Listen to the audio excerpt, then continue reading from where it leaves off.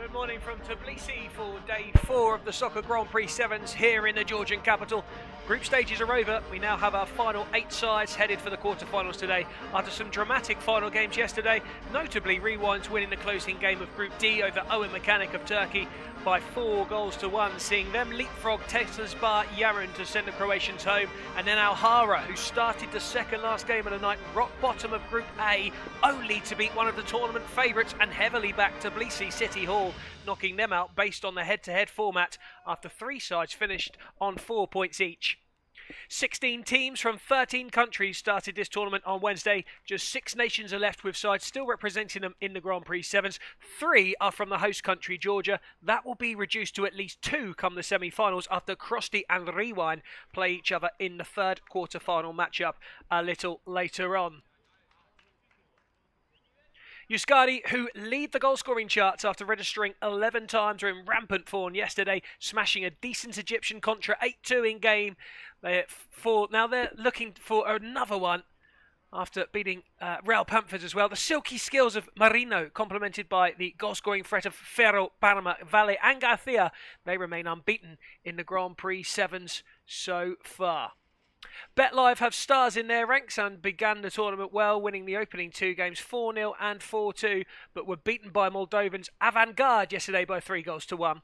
The question is, did they really express themselves in a final game where qualification was already assured, or were the Moldovans just too good?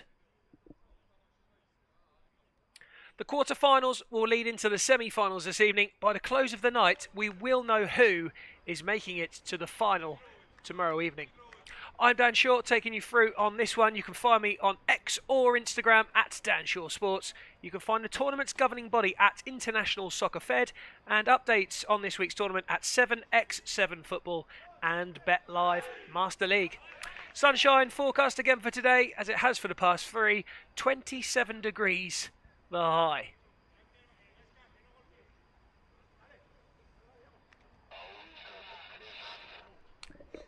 And it's going to be BetLive in the black who get us underway. Yus Scatti, the Basque side from Spain, will be in prime confidence after dispatching their opposition yesterday. They were scintillating, fast, fluid, skillful, quick. They moved the ball on themselves really well, but it's BetLive who have retained the ball in the opening 20 seconds or so and get the ball moving around the pitch. Early shot coming in from the number 13, Nadaradze, who has got a couple of goals in this tournament. One of them, a really cheeky long-range toe poke that flew into the back of the net. And there's a bit of a scream at the other end of the pitch. And that's not unusual for Garcia, who every time he does hit the ground, there is usually a yelp from his mouth. And hopefully he will be okay to continue.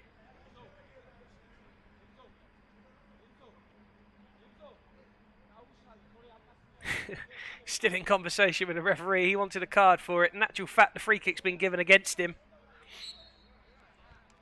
And BetLive get us back off and underway. The first quarter-final of the day. 11 o'clock will just go on here in Georgia.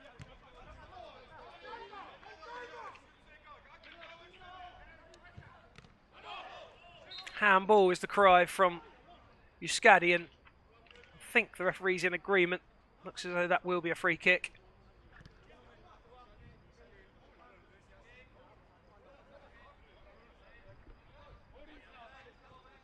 And there you see it, just off the arm of Klemiashvili, who tried to get out the way of it. And that's the ever-present Ketuni in the pink in goal. Goes long after his ball back from Marino. Lovely little touchdown. Garcia trying to get on the end of it. And out it goes. Yus Scatti kicking. And an early shot from Marino, who possesses a lot of skill. He was classy yesterday. He's got that low centre of gravity. Quick feet. Drops the shoulder and moves away really well.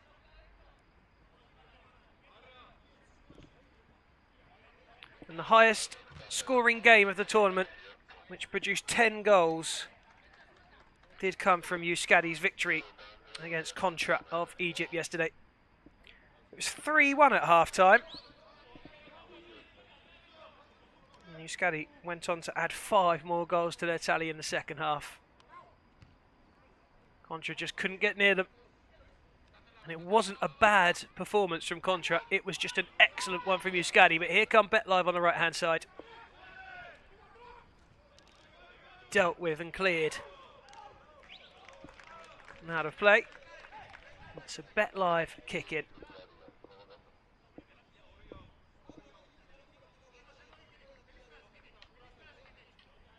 Lovely football on the right-hand side there.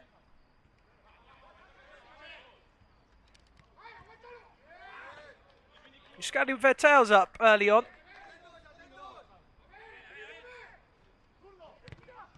There's a good shot at the near post. It's saved and cleared. This is where they're dangerous. Marino's touch over the top, looking for Garcia. But across came Nadaradzi.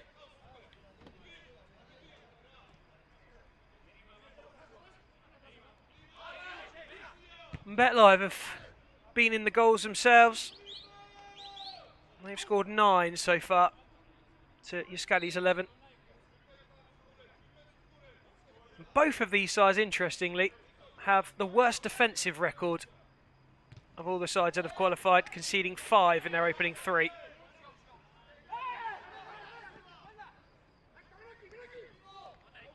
Cue the 0-0 draw at full time.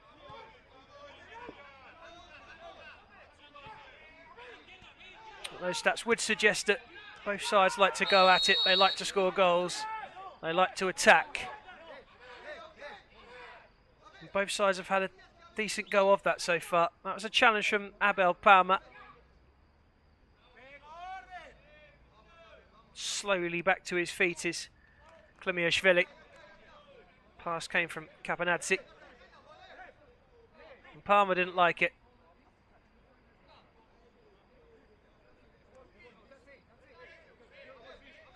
Abogisi still having a little word as well. Marino standing over it. Just trying to keep BetLive from taking the early one, although they'd have to wait for the whistle anyway. They won't let you get away with that in soccer. And that goes wide. Smashed by Elizbarashvili, rather. Easy for me to say.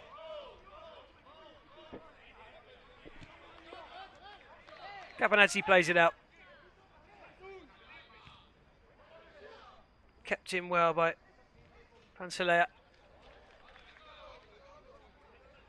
And that is Pansilea there, the number 7.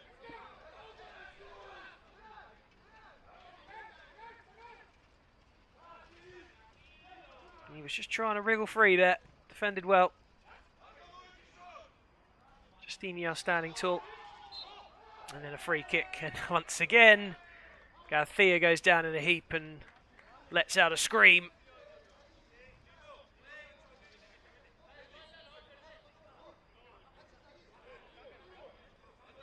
One day, Garcia is going to go down and not scream. Well, I don't think it's any day soon.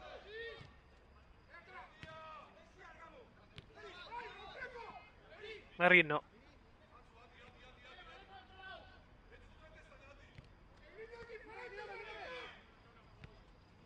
Albarkisi's ball forward.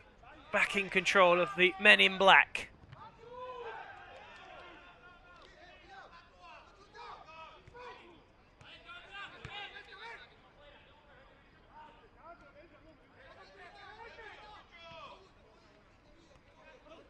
Cabanazzi.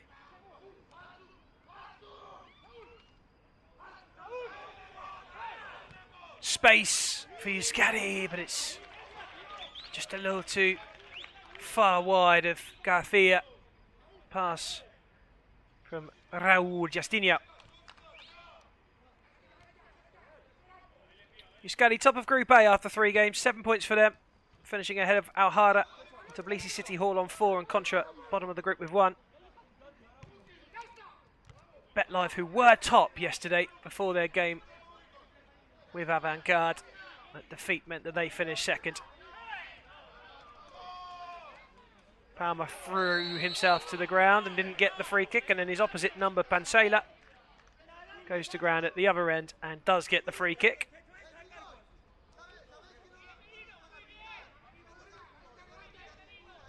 And I think that's the fair decision. Marino just body checking. Can't really call that one a shoulder to shoulder. Doing what he had to do for the team there though, Marino. Gets beaten to it by Elis Barashvili on that occasion.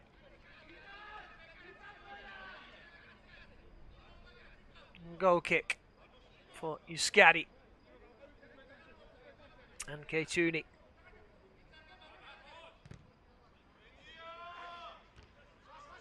They're not afraid of the long ball, Yus Scatti, despite the fact they're a very good footballing side. They like to get it up there quickly. When you've got Garcia up top, it's not a bad option because he's a big, strong guy. And he's getting involved there to help him win the ball back. Really well done by Garcia. Unfortunate that he couldn't come away with it. That's a lovely touchdown. Chance for them for BetLive. It's a heavy touch. And just a little too heavy for Pansela to keep it in. Looked really threatening just for a moment.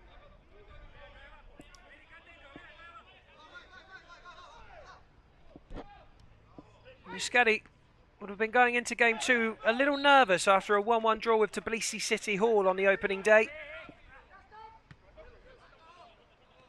He edged past Alhara in a very close contest, 2-0. As I say, blew their opposition away yesterday. That's nice football. Here they go. This is what they're all about, Yus Scatti. Good, quick, fast movement. 1 and 2 touch football.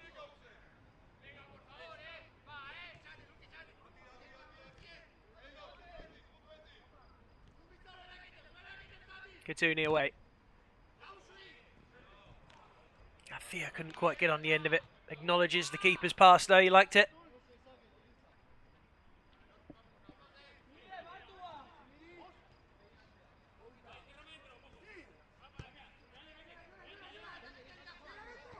Oh, that was nearly stolen off the toes of Pansela.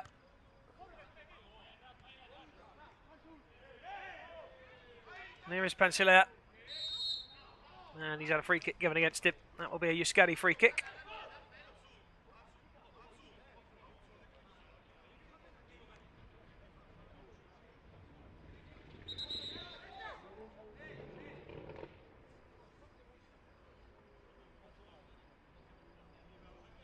That was a bet low free kick. Oh, that's nice. And this is where they're dangerous. Forward comes Alhara, just trying to find Garcia at the back post. Marino wanted it cut back.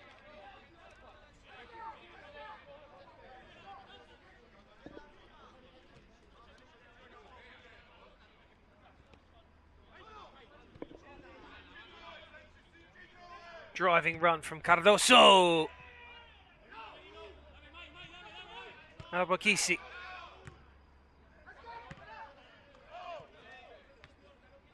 Hooked away. Back in possession of the number 7, Pancelea. 2 green shirts defending. Well, there was the run and the shot of Cardoso on target. Struck it well enough. Just got a little shove in the back as well before he went to take it.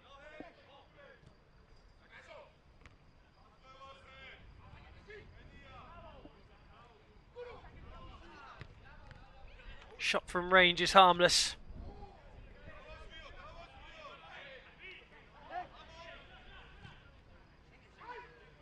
Oh, nicely worked. Beautiful football from Yus Scatti. Alhara arriving at the back post. And Yus Scatti just beginning to take hold of this game now.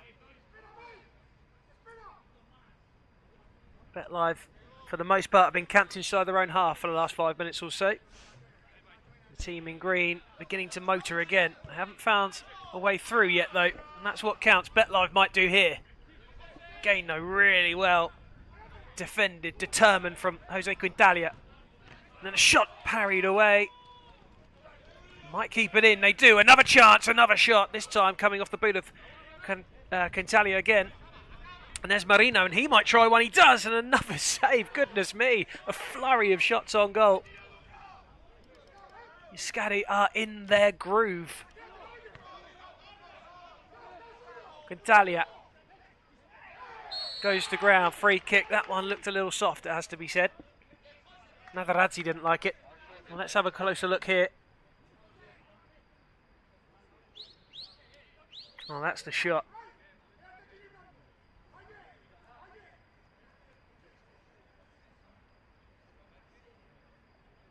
A little wipe of the lens.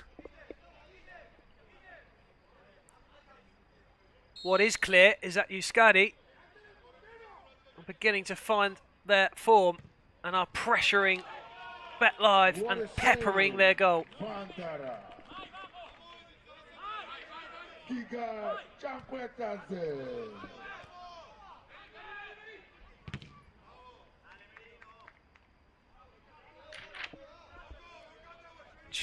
Vedazzi getting a little mention from the man on the tannoy. He's enjoying the keeper's performance. He's got a wonderful voice, our tannoy guy. I've nicknamed him the Georgian Shaggy. Brings a smile to my face every time he speaks on that microphone, and again he just speaks up to allow us to know that there is a timeout called. And with just a bit over 5 minutes to go, they're going to take a break for 1 minute.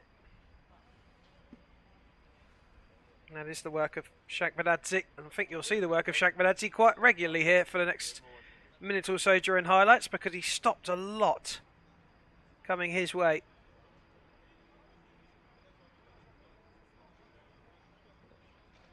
And into the green for the assistants or officials today. They've gone from yellow to pink, now to green.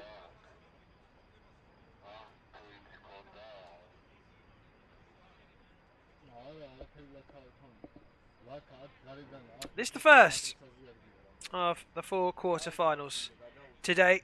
Next up will be Avant-Garde of Moldova, who face Alhara of Oman, who did so well to get through last night into the quarterfinals. Lots of pressure heaped upon them before the game. And it's an all-Georgian affair between Crosty and Riwain later on. Samat of Ukraine will finish us off in the quarterfinals against Belgium Sporting Carpathians. Samat lost Alexander Kaleshnikov yesterday with an ankle injury, and he's a huge player for them. And we're still waiting to see whether he will appear or not in the quarterfinals later. I need him. He's integral. He's an excellent defender, a very good footballer, and he also is someone capable of shooting and scoring from anywhere on the pitch. It's an absolutely lethal boot. He went off early in the first half yesterday.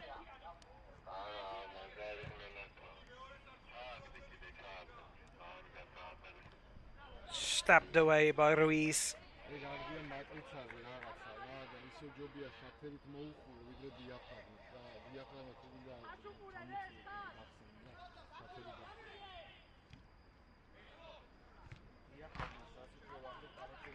Prevented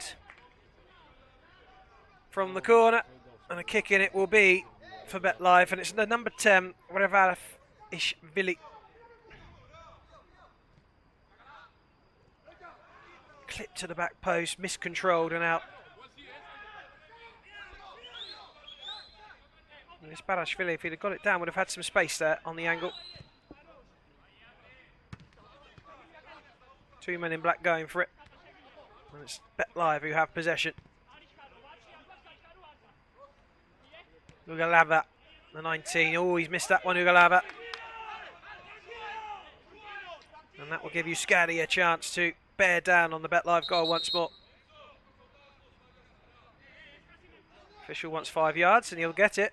No question about that. They won't mess around. And out it goes once again. All right, green kicking.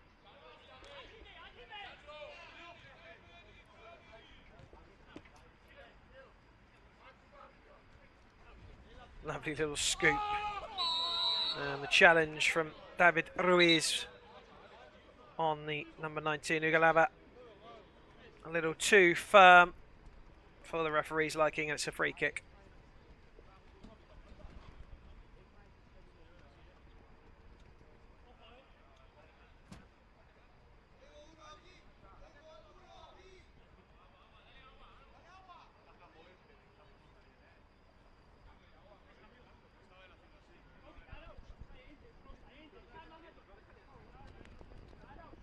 He's going to receive a little bit of treatment down there. That's Yonsan Ramon.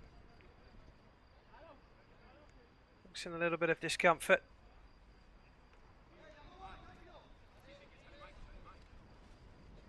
Oh, I just wonder if he got something in the eye there. Now these turfs of course are artificial, and so it does carry a few bits and pieces which do fly around at times, and there was a boot that went up, there was a ball in the air, there were men jumping.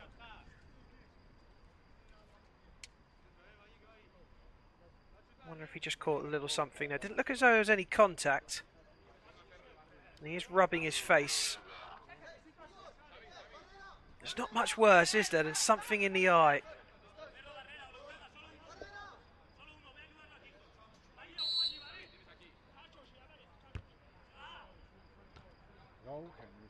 The eye of Revashvili, not quite on there.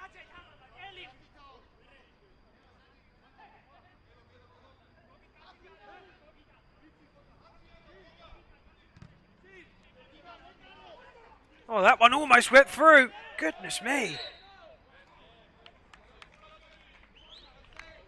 Well, that was out of nowhere.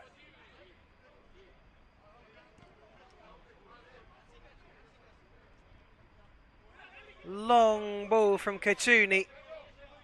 And it almost caught out Shakbadadze in the Georgian goal. We have seen it already. The Samat keeper was caught out yesterday.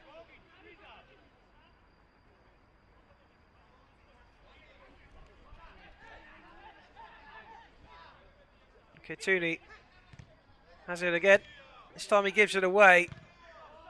Fortunately, David Ruiz was there to pick up the pieces.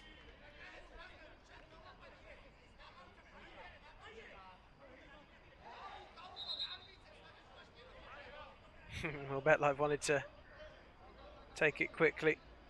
Well, they won't get to take it at all. Yus Scatti will have the kick in.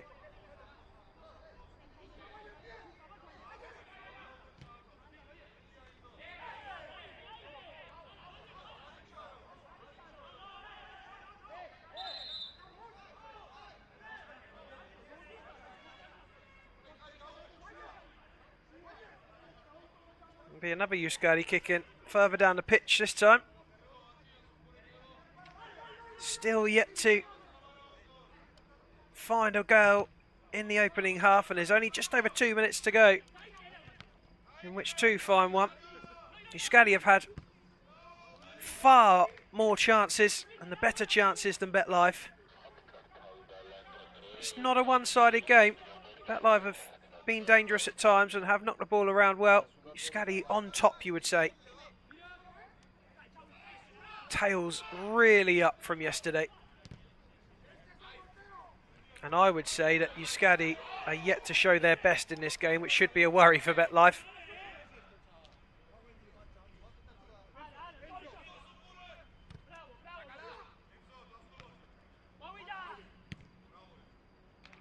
There's a nice chest down from Caponazzi in the centre. Shot was wayward.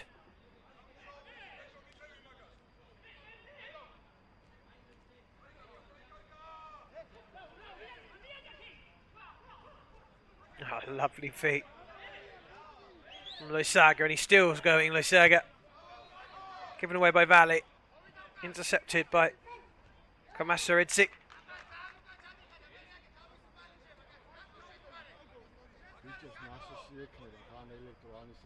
That is Kamasaridze.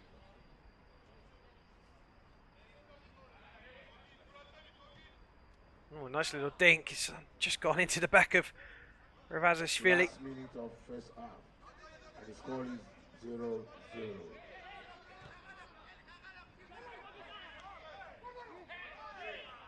Down to the ground goes Valle, but gets back to his feet and continues.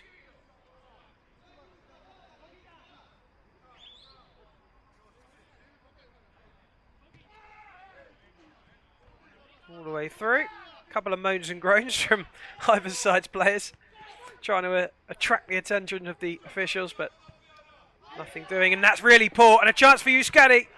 Out comes the keeper to save outside of his area. Bandera.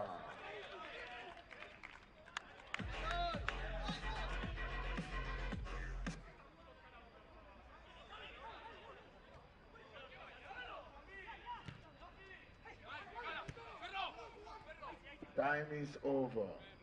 Last moment. Ferro going backwards. Ruiz. Oh, bad touch from Ruiz. End of first half, and the score is Oh, that almost gave Jabio Loisaga a chance to steal in and take the lead. But he couldn't do it. Keeper coming to the rescue once again, and he's been BetLife's most important player so far. Deadlock still not broken at the break. It's BetLife 0, Yus Scatti 0. We'll be back very soon for the second half. Don't go anywhere.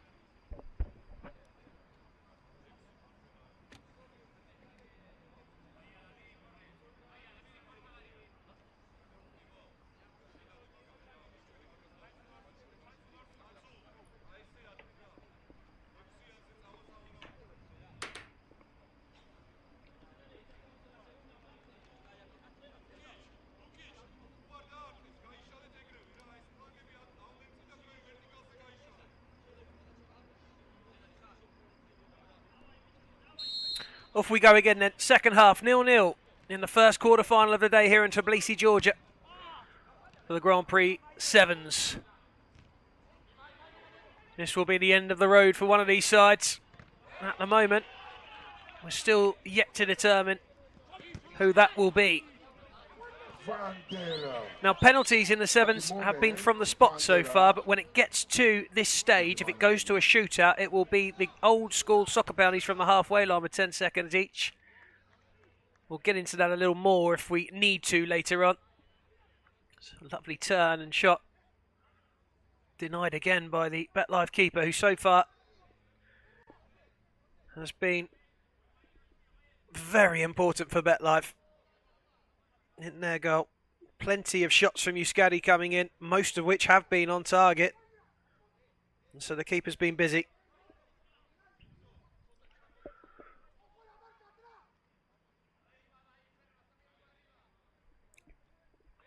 Clipped to the near post, cleared away. Off the head of the number 6, Yulen Ferrero.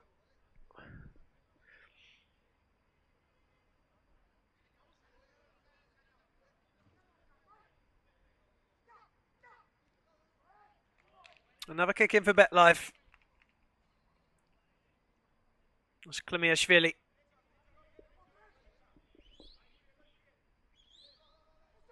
Just rolls it in. Shot comes in first time over the bar. Wasn't a bad effort from Otarashvili. In fact, no, it's Elizbarashvili. Apologies.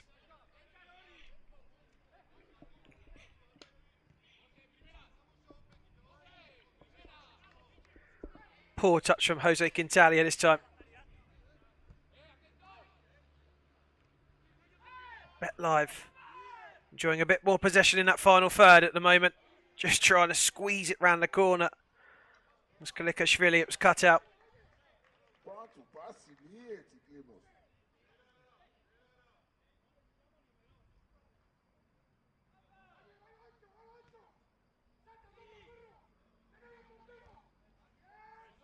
The Basque side applying the pressure and forcing BetLife into the long ball, which falls into the arms of Ketuni. Turn from Ferro, touch from Ruiz. Ferro. Ball out wide to Ruiz, was then found at the feet of Alborkisi, who took the challenge and was fouled. Lovely feet on the right-hand side. Pancelea, who's got lots of skill. Just edging his way up towards the penalty area before paying it out wide to the left and putting it out of play.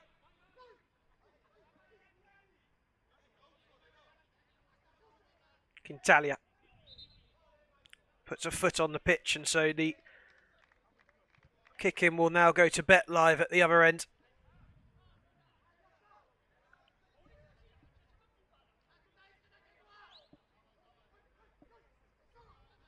Natarazzi will have a chance to do something.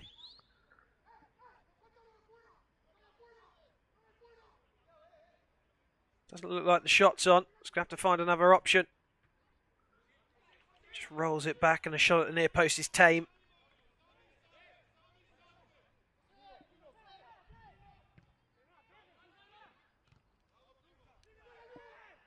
Gatuni holding well. Didn't look in too much trouble.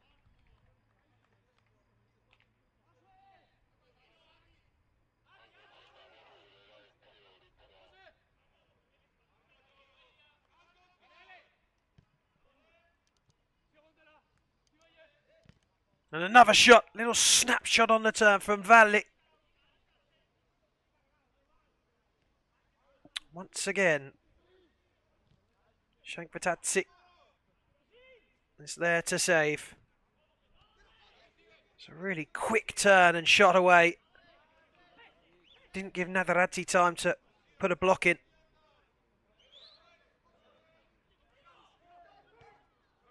Here's another chance perhaps, and again another quick shot, and this time it pays dividends, does it? No.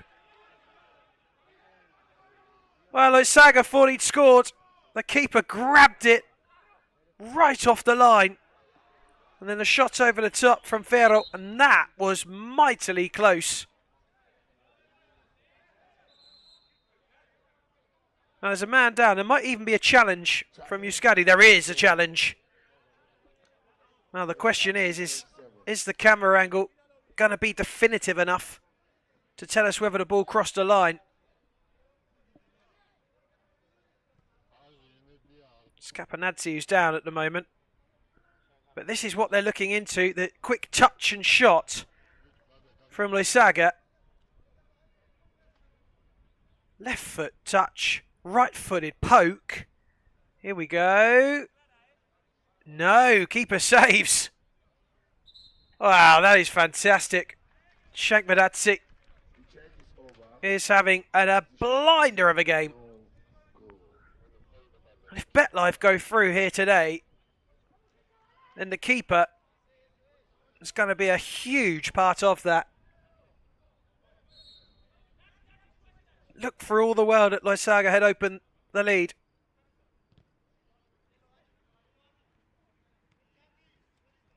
BetLive have a chance at the other end now. Gatuni putting his name on that ball and just stopping Quintalia from touching. He's able to clutch it. And another quick shot from Loisaga, who's going to keep going with that touch and shot. He's going to keep plugging away up top. And he's come the closest so far.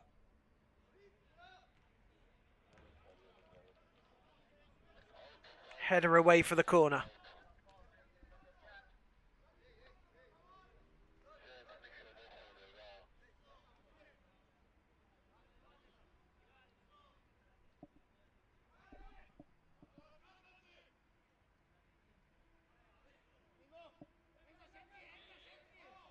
Klamiashvili scoops it. Two green heads go for it. And then a volley! What a goal! And not for the first time. Natarazzi scores for BetLive. And Yus Scatti, who have had shot after shot denied by the keeper, are behind. And BetLive lead. Lovely technique. And it was too hot to handle for Gatuni. And a beauty from Natarazzi once again. And it's the Georgians who lead.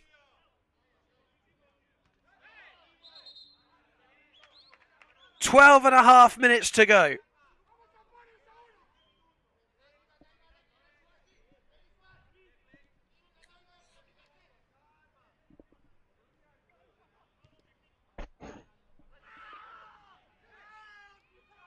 Screams outside the area from Elizbarashvili, but they're denied, and there might be an opportunity to score, and once again it's kept out. This time it's a man in black who keeps it out, and it was the number 7, Pansilea, who usually is at the other end working his magic. This time he's back doing his defensive work. And there's a sin bin.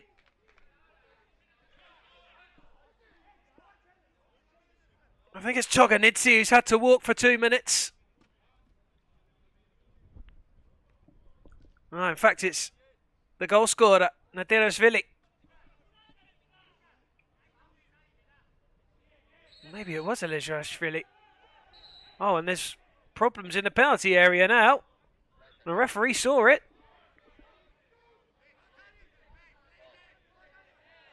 And the tensions of a quarter-final are now beginning to boil over. Heated discussion. David Ruiz is not particularly pleased.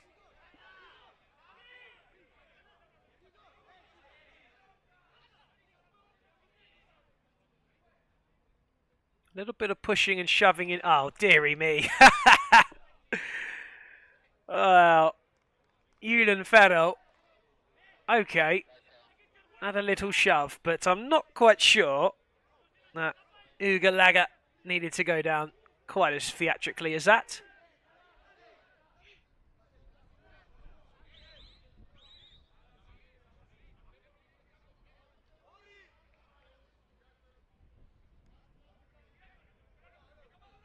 Two men in green interested in this. One of them is Jose Quintalia, and the other is Cardoso. Just to the right-hand side there is David Ruiz, who's in a really good position. And there is confirmation, Ugalava, yellow-carded. Free kick taken, saved, might be another opportunity, and again it's held.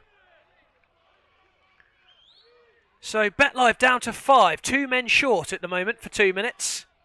That is huge. It's the first time in the tournament so far that a side have had 2 men missing at once, with the opposition having a full quota. So BetLive are going to have to negotiate their way around that for a couple of minutes, and Yus Scatti might make them pay because they're very quick and they move that ball well. That's a nice bit of defending. Challenge comes in, it's still alive, and here's the chance for Yus Scatti. They must do it, they do it! And going down by 2 has been disastrous for BetLive. And Alexis Yamasas at the back post says thank you very much. And it's 1-1.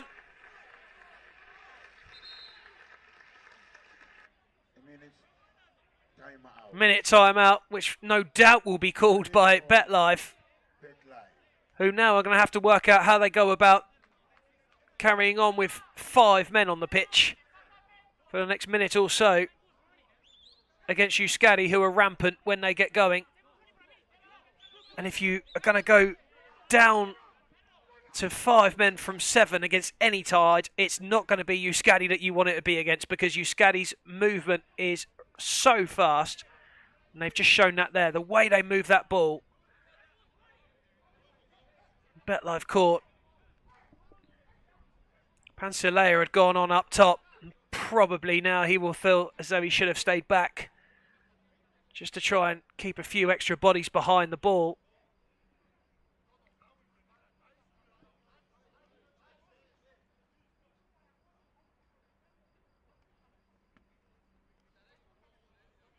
Well, we're rewinding this for something. Now, is it just purely for a replay? Or is it because there's been a challenge of some description? It's a challenge from Cardoso, and then later on from David Ruiz. Now, are they looking into a review of the goal standing on being disallowed? I think that's what they were looking for. BetLive were challenging for a foul before the build-up for the goal, and it's been denied, and Yus Scatti have got their goal.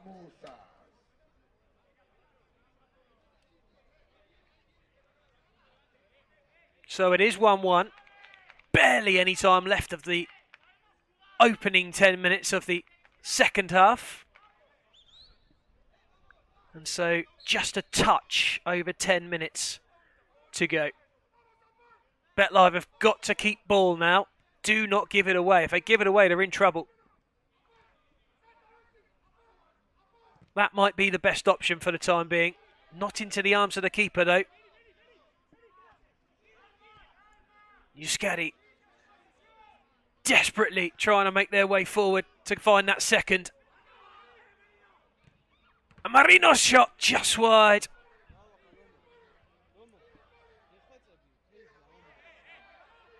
That's Yus Scatti just making a case to the officials that time is being wasted a little. And they want it added to the sin bin time being spent by two men in black and the keeper down. And again, Yus Scatti will ask that the clock is paused, but it certainly will be by the referees, who are very fast to do so. So, a surprise lead perhaps for BetLive after Nadaradze volleyed from outside of the area after a corner was headed away. And Alexis Yamasas at the back post for Yus Scatti, tapping home in virtually an empty net to make it 1-1 against the 5 men of BetLive through a sin bin. Now that looks poor, but actually it might just eat a few seconds up. The ball's at the other end. That might suit BetLive.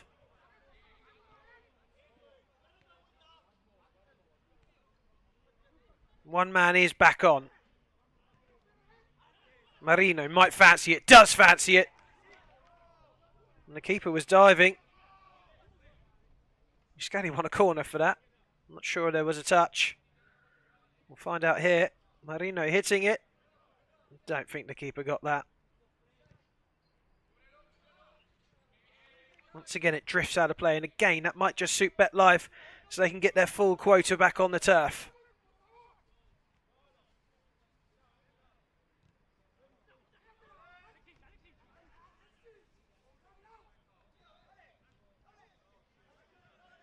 Looks as though numbers have been restored. And there is the goal scorer.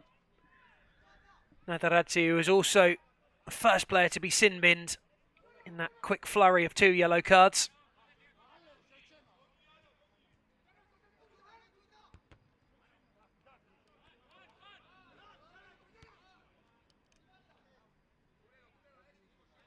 Strongly done by Yamasas.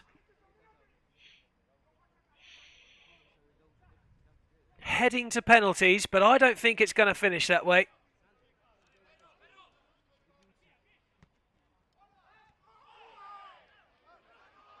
Well, dramatics again. This time from Yamasas.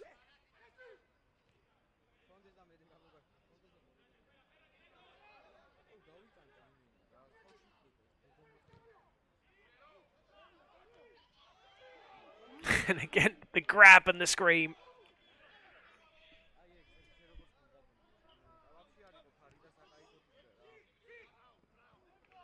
Look at that for a cheeky dink off the knee. Almost paid off, didn't it? Quintalia. Back to Ferro, but Quintalia's put his foot on the ground. Puts his head in his hands and shakes his head. Puts his hands on his hips. And I think that should just about surmise how he feels about that. Disappointed.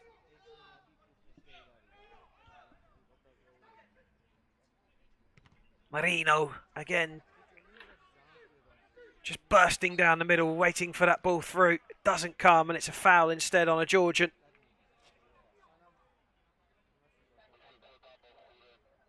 Just saw Marino at the bottom of the screen, absolutely bombing from right to left, trying to get up. And he felt that if he had that ball, he was through. But BetLive defending really well.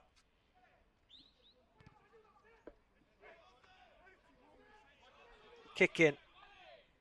Pansilea. Scoop to the back post, headed away by Cardoso. There's Marino.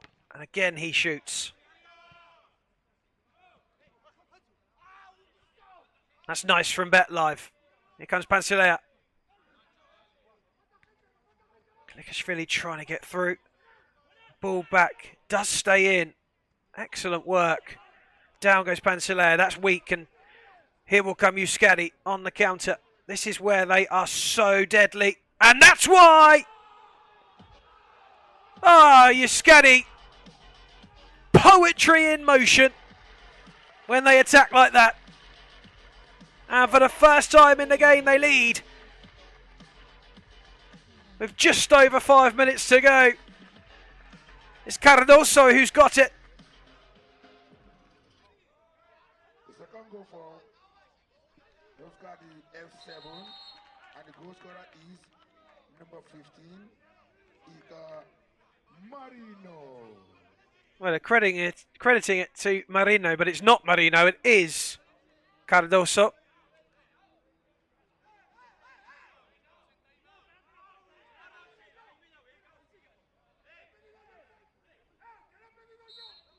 Marino was in and around, but only a spectator as that went in. Keeper should get there and does. Nadaradzi, bet live behind for the first time now, have got to find an equalizer or they will be out in the quarterfinals in their home nation. Timeout called. Minute timeout. Well, Nadaradzi gave BetLive a lead, but let's be honest, BetLive really have caused their own problems because they lost 2 men, which then allowed Yus Scatti rather to find some space and time to find themselves the equaliser. And then Yus Scatti doing what Yus Scatti do, and that is rip you apart on a counter-attack. Lightning fast attack.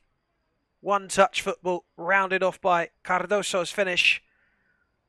Across the face of goal into the bottom corner. And Yus Scatti now in control. BetLive have had to call upon Shankmadadzi quite a few times in the BetLive goal. Curiously, not so much in the second half, despite that where all the goals are coming from for Yus Scatti. But the Basque side now are in pole position for a semi-final.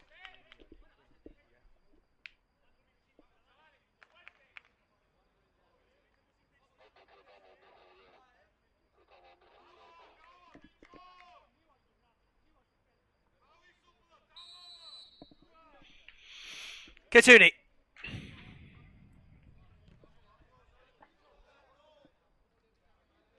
Held by the keeper well.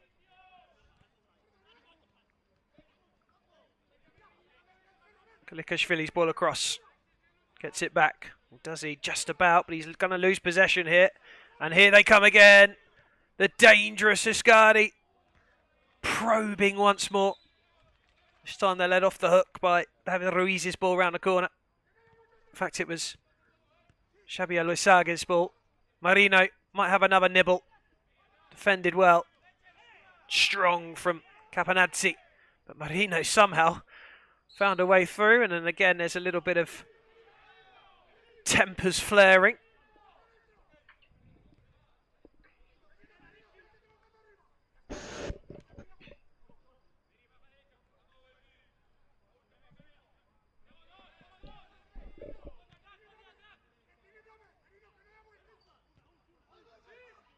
Keeper catches that one. Katuni will gobble up a few seconds as he goes to ground. He knows his side are pretty close to that full-time whistle. But the beauty of soccer, you can still see 2 or 3 goals with this amount of time to come. I'm not sure you will. But you might get one. Depending on who that is for. Will have monstrous effects on how this game finishes. Particularly if it goes in favour of Yus Scatti. And that well could be it. Wow, the keeper makes amends brilliantly. And again, there's some annoyance and anger and petulance between the two. Adirashvili's touch was heavy. Marino stepped across and is a foul given against him. Nadaradzi. The number 13. Gets it back underway. Chance then for BetLife. Good save. To the back post. It's still not over. Defended well.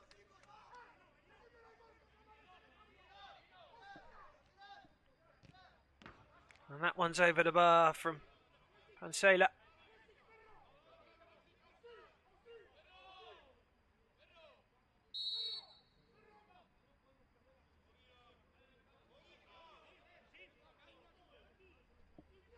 Kotuni.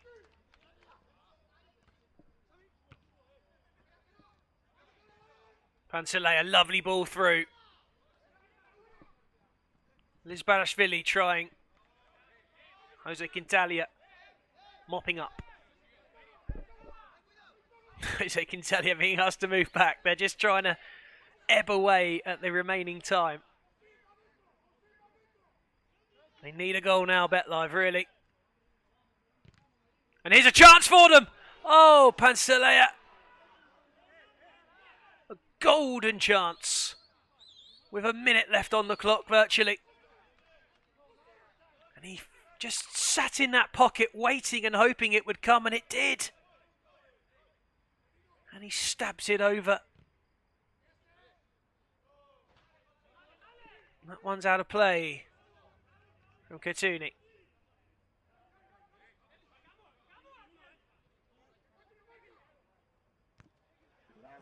Of the game, and the score is 2-1 in the favor of Yus Scatti F7.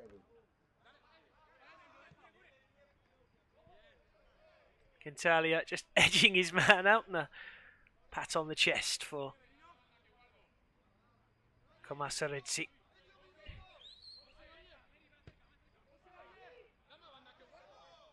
One last chance then maybe for BetLife to rescue it. Scatti heading to the semi-final, unless something dramatically changes now. Cleared away into the stands. The Georgians desperately trying to get the ball back to throw it back into play. Official time is up.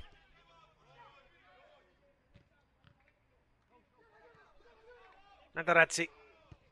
Into the area. Oh, what a stop and then a shot! Oh, goodness me! Last touch of normal time! And it's the man Pantelea, who missed one a minute ago, who arrives at the back stick and equalises. Nothing left on the clock. And the Georgians are still there in the quarterfinals. Yus Scatti sucker punched with nothing to go.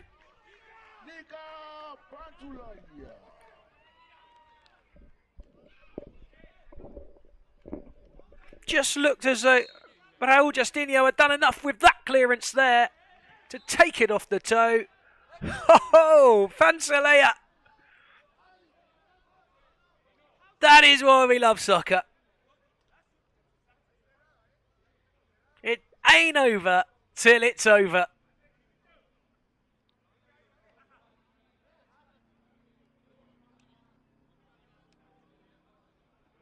Oh, Yus Scatti. Look at that. Shirt over the head from Cardoso, who thought he'd won it.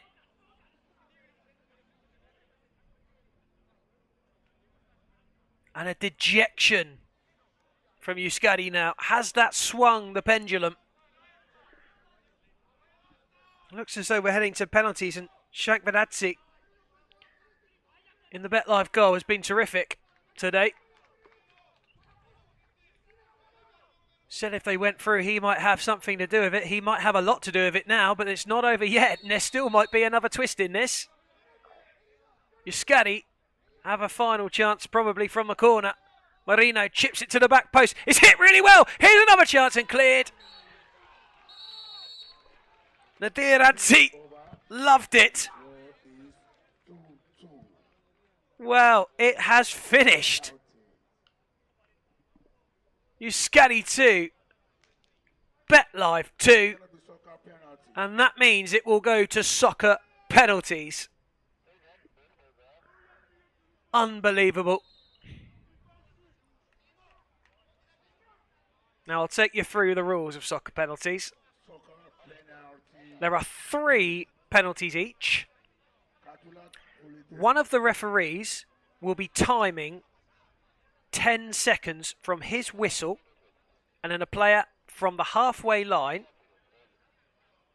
will approach the goal in the ultimate objective of trying to score. But the ball is not dead if the keeper saves it. It's only dead if the keeper holds it, or the ball goes out of play or over the halfway line. So all the time that ball is moving around inside the half, in those 10 seconds, the ball is live. If at the end of those 3 penalties, the scores are level, it goes to sudden death. Got that?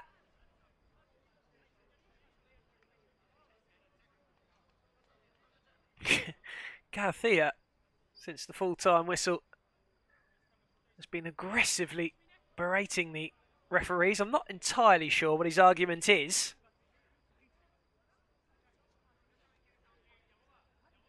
There's still some conversation going on now. Now, it's not going to matter which end it's taken at because there's no fans behind either of the goals. They're all to the side. And they're now going to have to be informed, the referees that is, as to who it is going to be taking the penalties. And this is the first qualifier from the knockout stages, the quarter-final. And our very first qualifier gives us our very first penalty shootout. And it was seconds away from not being the case. Nadaradzi opening the scoring for Bet Live with a volley after a header away from a corner. The equalizer came from Alexis Yamasas. And then Cardoso gave Yus Scatti the lead. And it looked as though that was the way it was going to finish. Pancelea had a golden opportunity right at the end to equalise, and he missed. But he got a second chance, even closer to the full-time whistle. And he made no mistake on that occasion. And the game finished 2-2. Nadaradzi's performance has been a good one. And he blocked a shot right at the end as Yus Scatti looked to maybe steal it with even less time to go. But he cleared away. Goalkeeper Shankvaradze, particularly in the first half, pulled off a number of crucial saves. And this one could go either way. You just can't call it. You never can in soccer penalties anyway, but this game has had so much going on and there's so many factors to consider that you just would not hedge your bets on either at the moment. Marino is showing off his trickery there on your screen to the right-hand side. Got all the tricks in the book.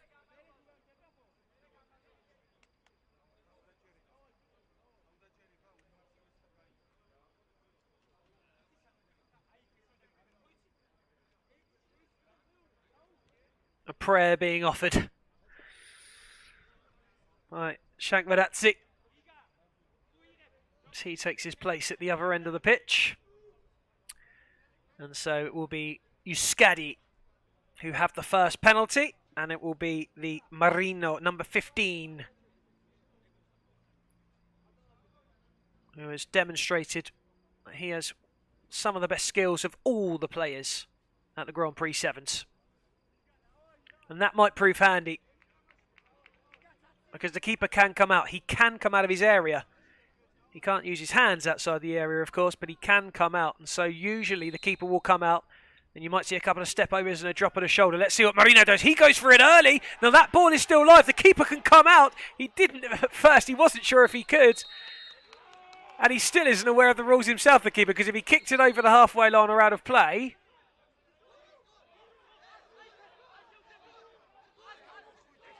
Well, hold on a minute. Now, usually the keeper can come out.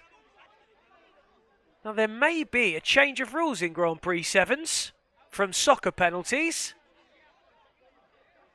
But usually the keeper can come. And in fairness, the keeper almost asked the officials whether he could or not, although it's not their job to tell him yes or no, in fairness. And I think the rule book's going to be consulted here. Now, in my mind, the keeper can come out and clear and it's dead.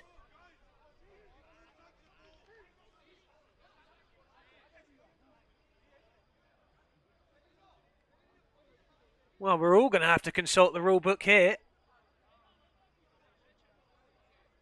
And they might even take a break just to quickly check, although the referee seemed pretty convinced.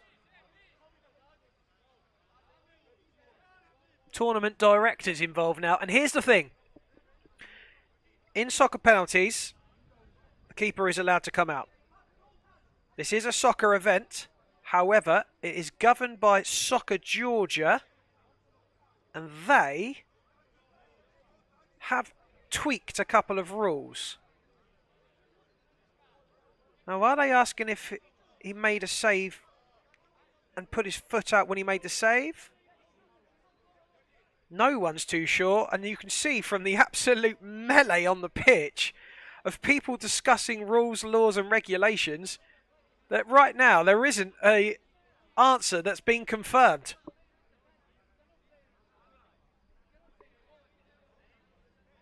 Well, they need to go and grab the handbook. So do I.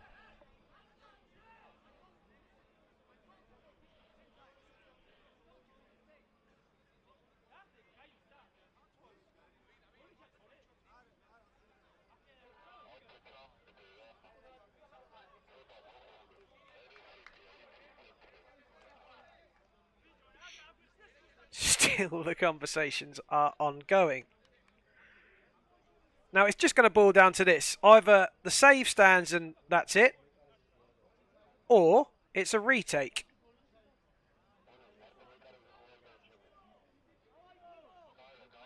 And it looks as though, well, here's the thing as well, is that they could have just given the goal if the keeper's not come out of his area. So we need a graphic on screen to tell us, and I'm not sure yet the graphic guys know either. So that's going to be interesting. BetLive have scored. And that was Klemiashvili.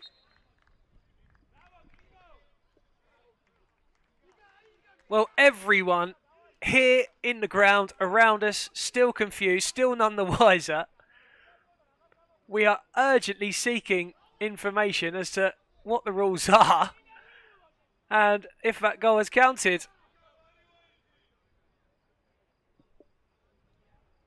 Let's just focus on Jose Quintalia for now, shall we? The number 2 gets round him and tucks it home.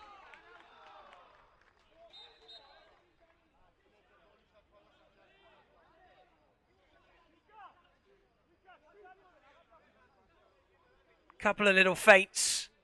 Moves off to the right-hand side. Rolls it home.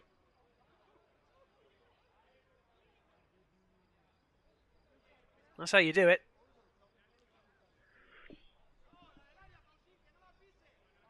Okay, so next up is Elizbarashvili.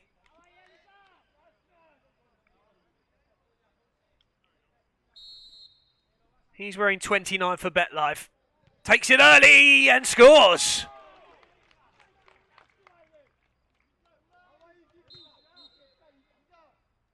Okay, well now the score, the ticker at the top, Sternis, it's 4-4, which would mean it's 2-2 on penalties. So that would mean that Yus Scatti were awarded the first goal. I can only imagine that's because the keeper has come out of his area when he's not allowed, which is not usually the case. So if they score this, they're in prime position. And they do, and it's John Valley. Now that should mean now that BetLive have to score, and if they don't score, Yus Scatti qualify.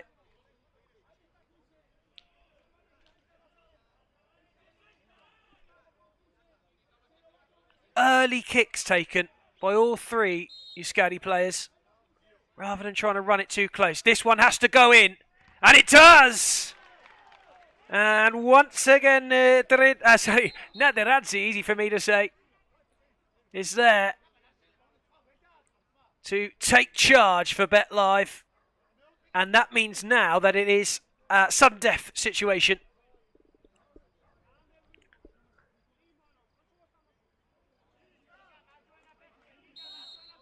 So here we go. Cardoso misses! Now the timer is still running. And he scores from the rebound. Well, you have to say it feels very harsh that the keepers can't leave their areas. And that appears to be the ruling in this tournament. Cardoso scores on the second attempt. So BetLive now must score.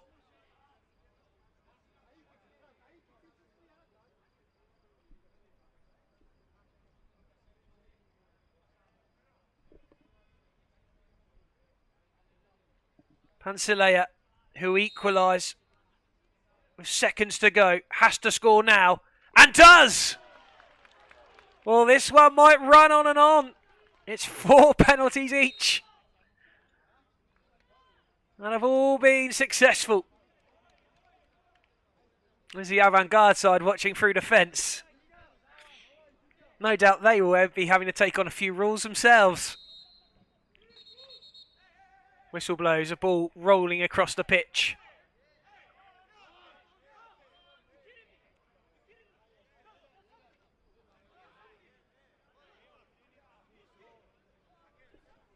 Garcia, the most unhappy of the lot, unsurprisingly. Xabi Loizaga.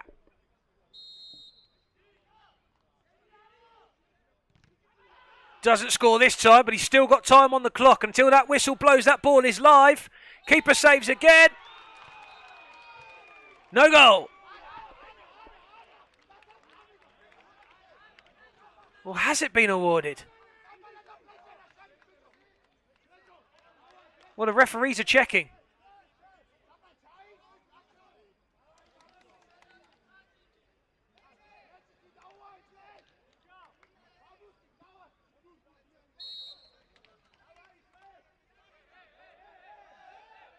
Oh, ball on the pitch, but the Georgians score anyway. And it is BetLive who qualify for the semi-finals. They were seconds away from going out of the tournament. A Pansilea equaliser at the death. And then a dramatic penalty shootout, which had everyone guessing how on earth the rules work. And it's led to us eventually seeing BetLive the winners, and probably deserved after the confusion of the first. And look at that, that ball rolling across. Now, who on earth has done that? That's a Spaniard. And that's really poor from the Yus Scatti player to play that ball across like that. BetLive are through to the semi-final. Next question then. Who were BetLive playing in that semi-final? The answer will be determined by the winner of Qualifier 2. The next game, Avant-Garde of Moldova and Alhara of Oman. Wow. There is no drama like soccer drama. Back soon.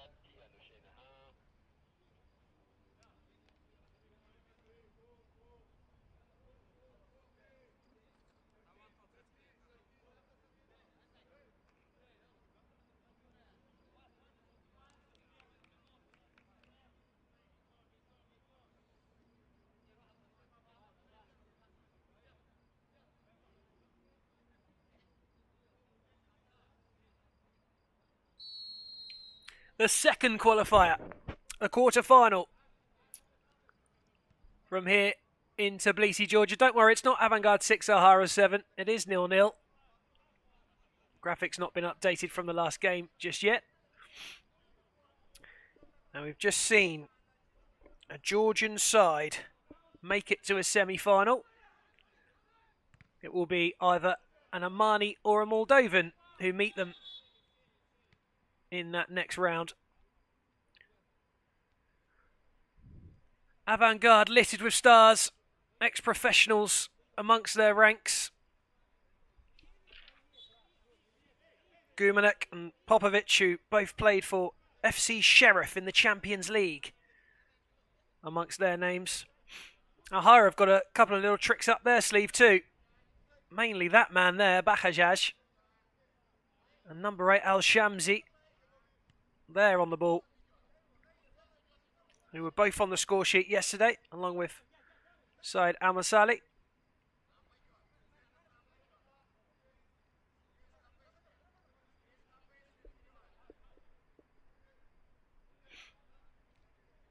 Avangard have looked decent.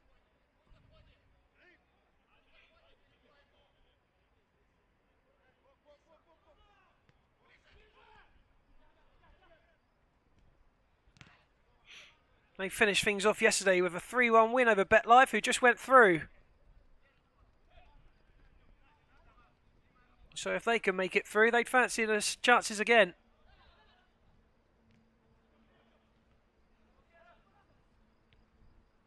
There's Bahajaj.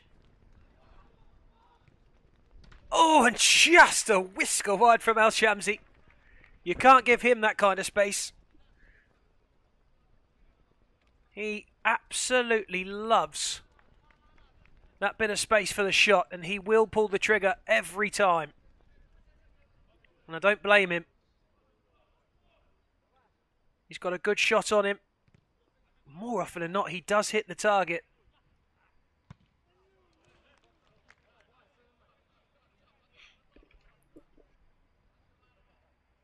Avangard started with a 3-1 win over Rail Panthers.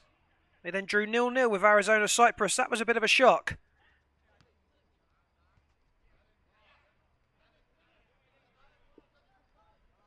Tidied themselves back up again yesterday for the victory.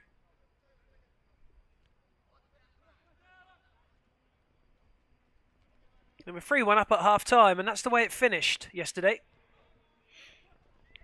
Here come Alhara on the attack, and Alhara score! Saeed Al-Shari, another one who knows exactly where the back of the net is. A really useful player. First time, shot, bang, wallop, goal. And Alhara of Oman lead. And they've looked a really decent outfit as well all the way through. It was a very hard-fought draw in a 2-2 with Contra. That was Contra's only point of the group. Since then, they've gone from strength to strength. They actually lost against Yus Scatti, who just went out.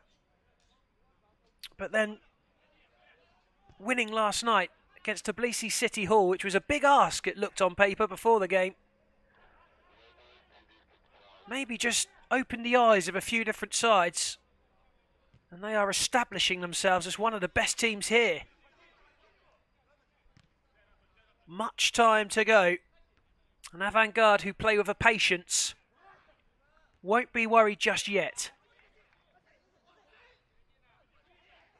Al-Shari. Al-Shamsi. That was a clever touch from Al-Shari. It's just about defended.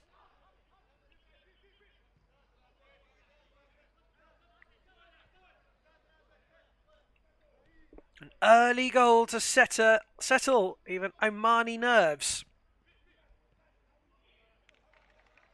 And out for the kick-in for Avangard and Victor Nasenko.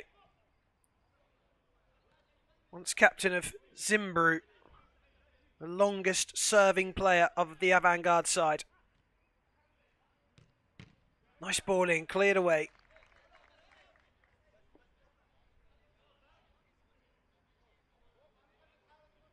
What a start for Alhara. Aside from Oman, the host nation of the World Cup at the end of November. And that tournament is coming around thick and fast. Soccer World Cup. And that's a nice little slide to poke it away from Al-Yafi. Nosenko trotting over again to take the kick in. Bobu offering up short. And he is another one with plenty of talent, Bobu. Just works himself into those little pockets of space and looks to play the ball quickly. And that there, the number 7, is Bobu now.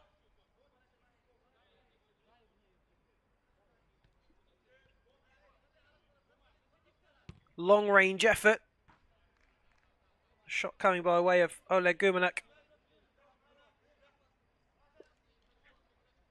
But didn't take a touch on the way through. Just bounces out for the goal kick.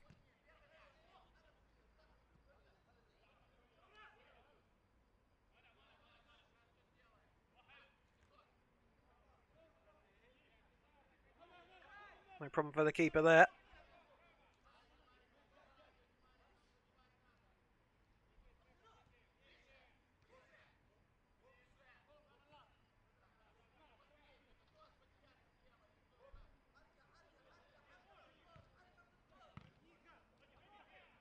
There could be a shot. Oh, that's a brilliant shot and wonderfully saved. Little turn and spin and snapshot from Tashev. Clipped away by Al-Shamsi and out for a kick in. Bobu will take. Look at that, bit of space, wonderful technique from Tashev. Oh, Wahaba making a lovely save.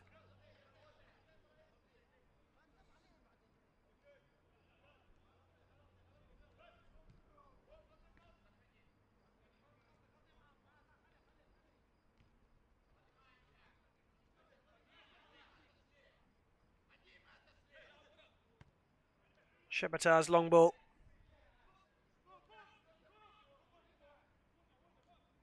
Played in Moldova's top division, the keeper. And was also part of the national youth team.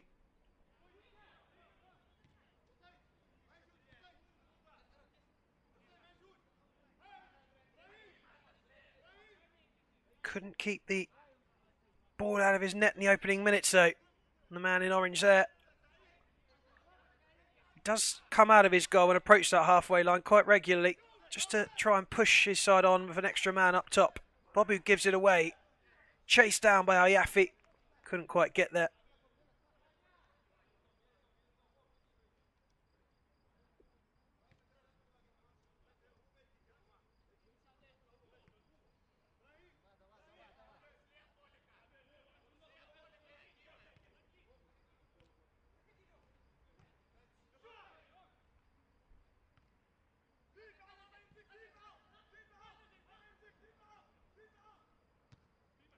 Keeper a little rush, but he keeps it in play. But Alhara back in possession. Bahajaj. Al-Shamsi. Bahajaj again.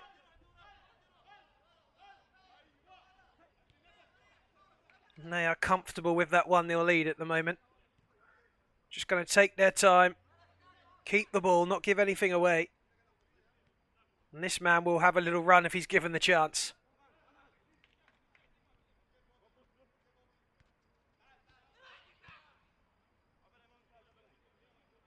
Established himself. Bahajaj is one of the best players here.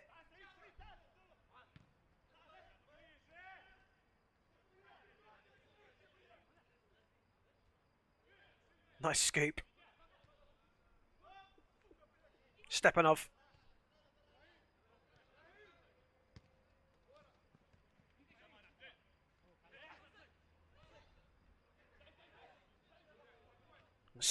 right at the end from Alhara means that he isn't able to pull the trigger. Stepanov again. This game played at a slightly calmer pace than the first game.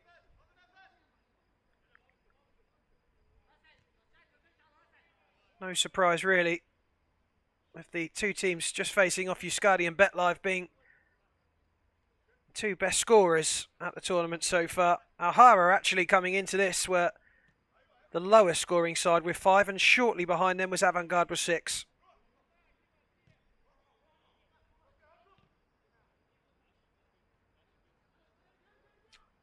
Interestingly enough, both sides have the best defensive records.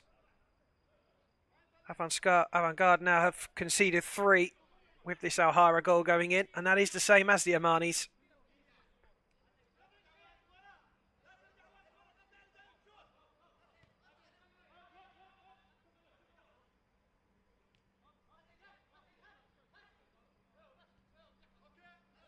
Shebatat might hit one.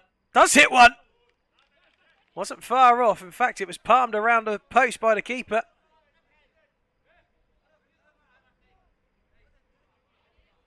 Well, it opened up for him.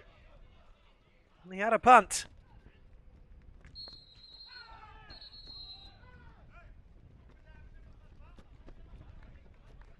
Free kick.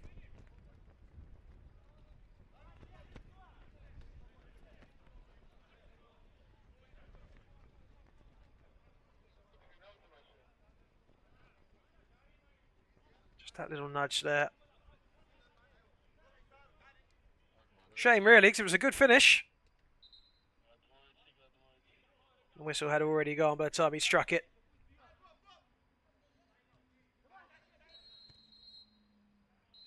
Timeout called. Alhara then with the early lead. The Omanis, who were heading out before kickoff last night, got an impressive win against Tbilisi City Hall, one of the favourites to win the whole thing. Sent them through. And they finished level on points with Tbilisi City Hall, but because they'd beaten them, it was the head-to-head rule that came into play. And that meant that Alhara went through with Yus Scatti.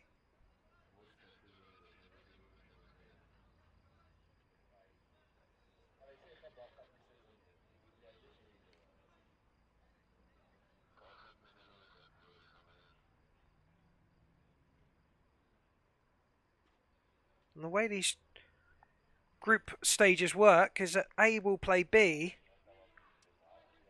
and then the winner of the quarter-final, they'll then go and play again.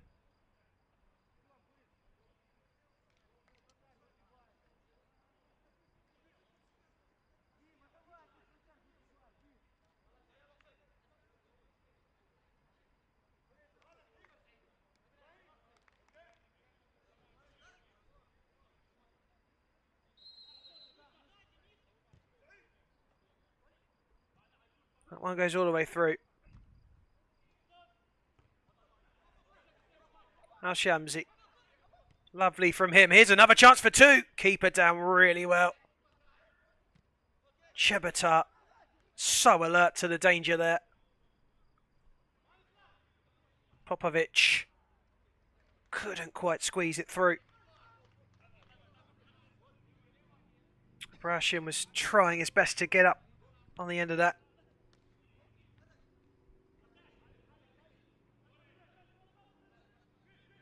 Bobu going backwards. Stepanov gives it away. Chance for Alhara for 2. Real danger. Real good save. Bahajaj over and wide. Well, if you wanted it to fall to anyone, it would be him in that situation. He wasn't able to convert, and Avantgarde moving it quickly. Losing out again, though. Alhara just stomping some dominance in the last minute or so. He will have a chance, given an opportunity. Now Shamsi, and that's a corner, and Shebatat not happy.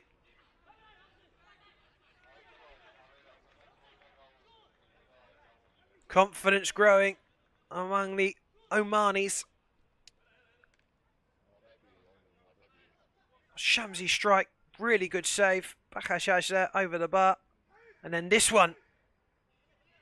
Look at that for a save. That's why he played the level he did.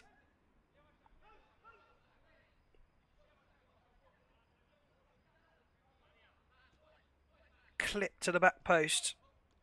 Shamsi just needs to keep it in. He gets himself the kick in.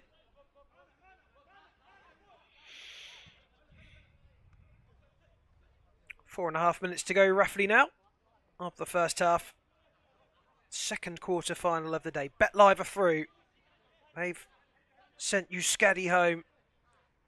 That's for it. Looked like the Basque side were in the semi-final with just seconds left on the clock. That going to a penalty shootout, then sudden death. The first penalty brought a long delay as they checked the rule book as to whether the first goal would stand.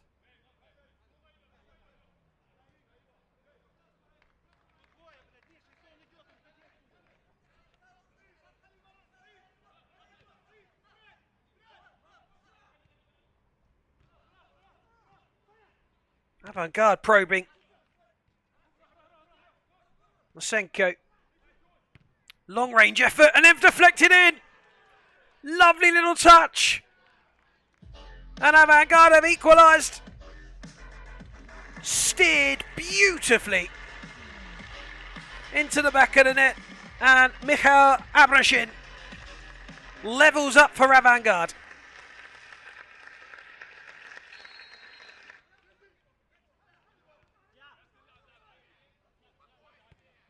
Equalizer for Avant-garde.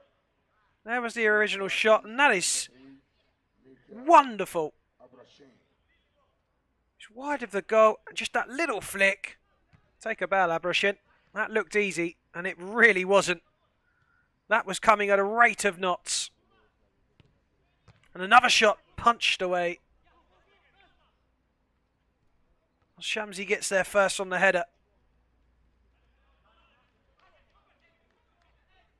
Now Brahmi just doing enough to put his man off and send it up for a kick into Alhara.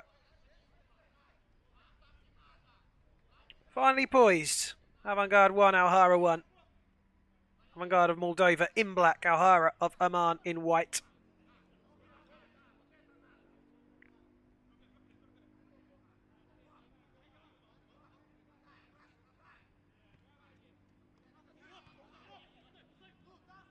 Bakashaj.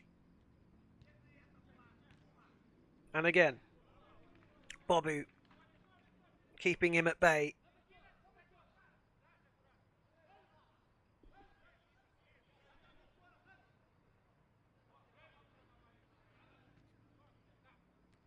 Ball sent to the back post, nodded down into the centre.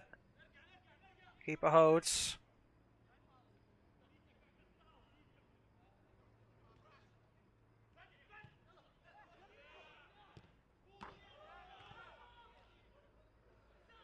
Well, an acknowledgement from Al Shamsi. And a smile.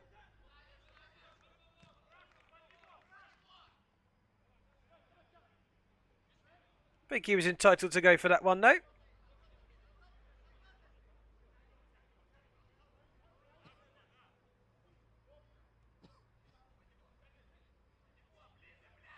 Here's another chance. Bakashaj rolls it out to the right-hand side for Alhara. He did well to keep it in. Alhara restart again.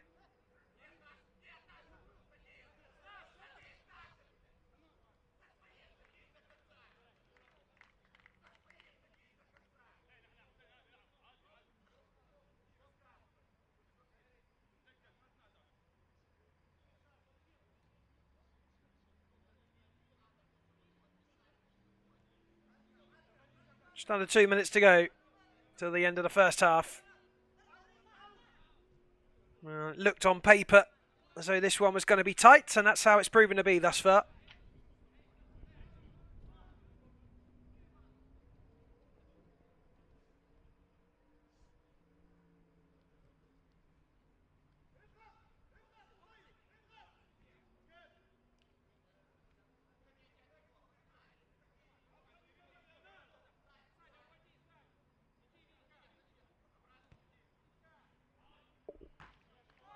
Out of play. Goal kick Alhara.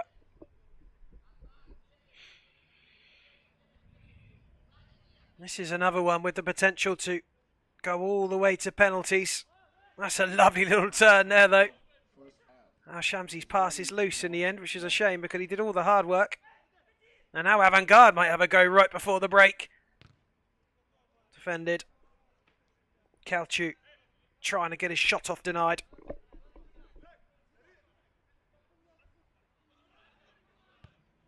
And there's a chance. Oh, goodness me. Somehow that one stays out. Fired to the near post. I think Tashev might have been the one to get the touch on it. It was Tashev.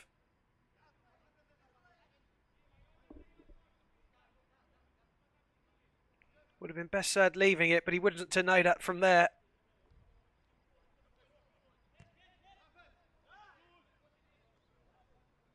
Comfortable for Shebatat. The time is over. Oh, that one's poor from the keeper. And he's got away with that there. Very lucky indeed. Well, that's a foul.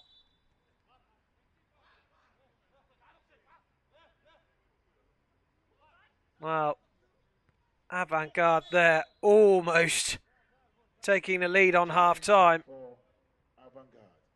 Surprised there wasn't a challenge. In fact, is there a challenge? Is there a challenge for this here, a foul?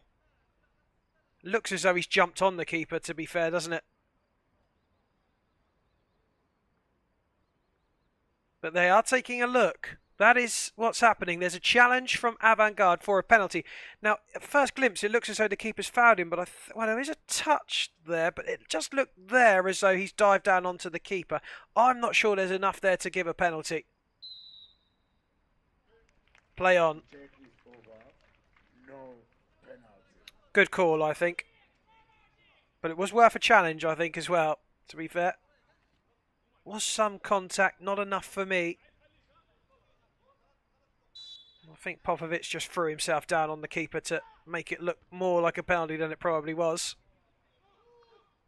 Al-Shamsi wriggling away as usual. Nice touchdown, Bakajaj. Away from Popovic. Shot in early out for the corner. And this will probably be the last attempt of the half. Bobu off his chest and half volleyed into the area. Chance for two. Now that one might be a penalty. They're not asked for it. Well, Avant-Garde getting closer and closer. But Alhara have a chance. What a top save. Effort from Al-Shamsi. Save from Shebatat. Shebatat stands in disbelief that he's had to save it. Some will be in disbelief that he did. Woof. Half time. Alhara, who took the lead early on in the game, had their goal chalked off of an equalizer from Avant-Garde. And that's how it stays at half time. 1-1. Back soon for the second half in this second qualifier here in Tbilisi, Georgia.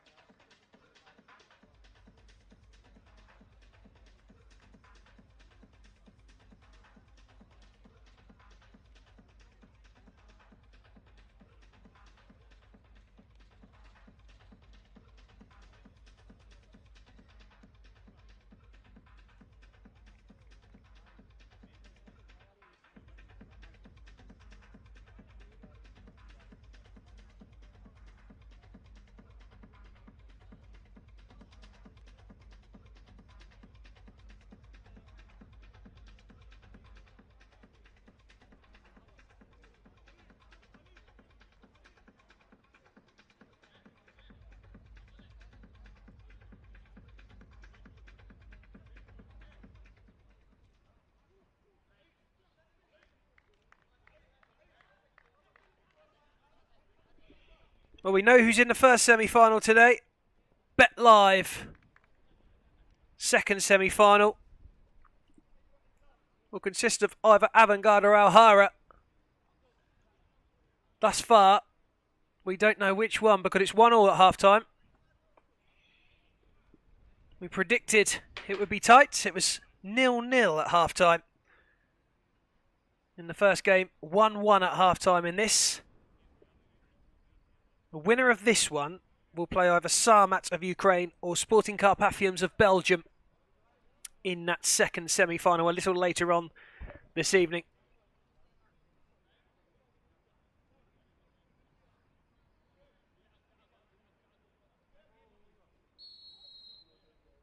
Frankie Rudland will be with you a little later for those semi-finals.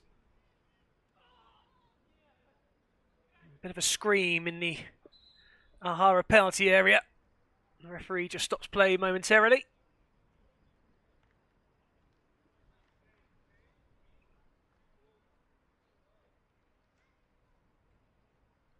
Slight bang to the face for the Omani man, but he's back to his feet.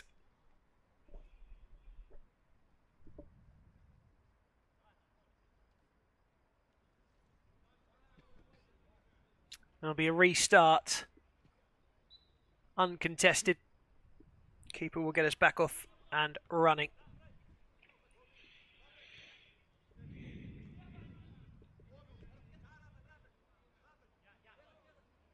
We don't predict too many goals in the second half. Alhara and Avantgarde, the lowest scorers of the teams that qualified in the group phases, also have the best defensive record of all the teams that qualified. Which would suggest this one might finish either 1-1 or 2-1. But the beauty of soccer is that you just don't know. 20 minutes might not seem like a long time, but on a pitch this size, it offers plenty of opportunities for goals. And Bahajar's trying to find a way through.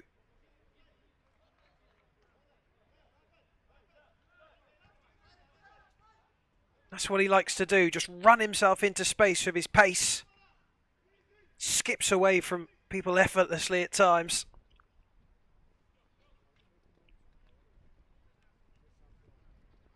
And he, Al-Shamsi and Al-Shari, main goal-scoring threats in the Alhara side.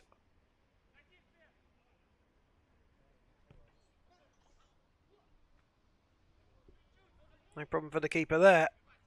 And there he goes again, skipping away. Chance for Alhara, into the area and into the goal.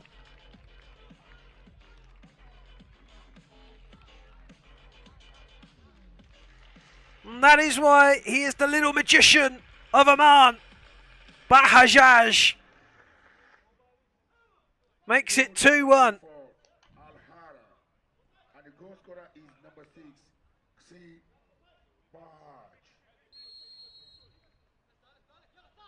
That's what he does.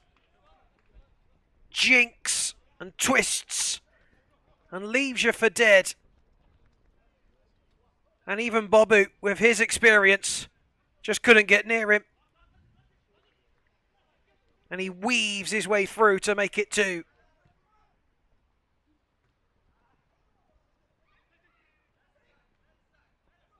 Al-Shamsi, Alhara looking to turn the screw on the Moldovans.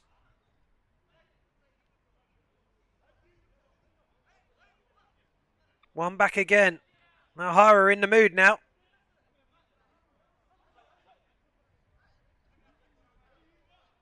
Al-Yafi.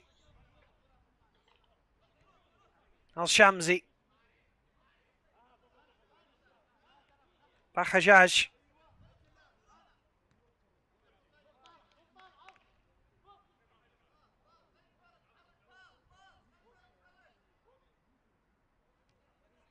Back to that calmness that Alhara seem to possess when they take a lead. Just take the sting out of things. One back by the Moldovans. Gumanek giving it to Abrashan, who goes back to Shebata. Now Bobu.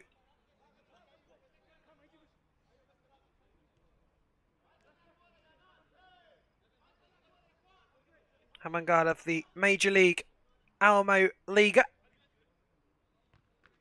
And there's a shot at the near post saved. Fired in by Ola Gumanuk.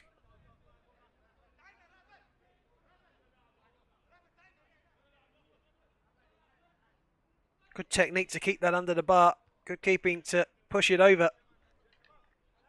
Corner for avant-garde.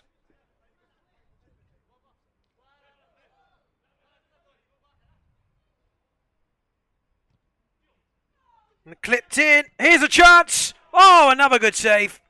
Lovely save from Isma.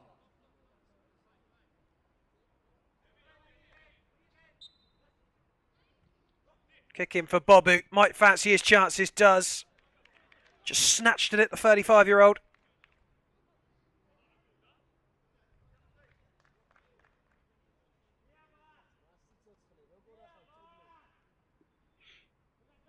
His recent birthday establishing him now as a vet.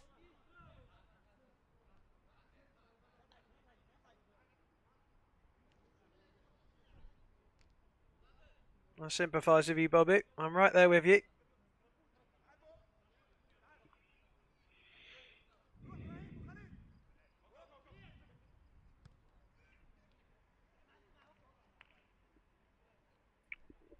Kick long from the keeper. Misdirected, but he's made a couple of real crucial saves, hasn't he? That's one of them.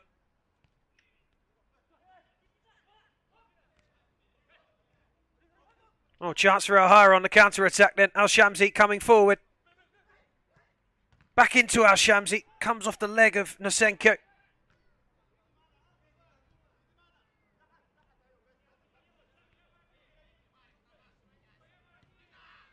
Lovely ball through from Bakhiaj. Chance here. Oh, Yaffe just couldn't quite get it out from underneath his feet.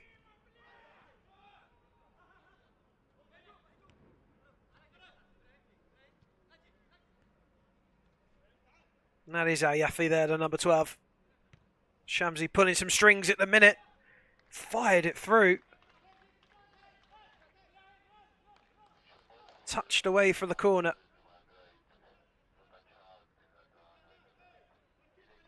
Just seeking Al Katiri in front of goal was Al Shamsi.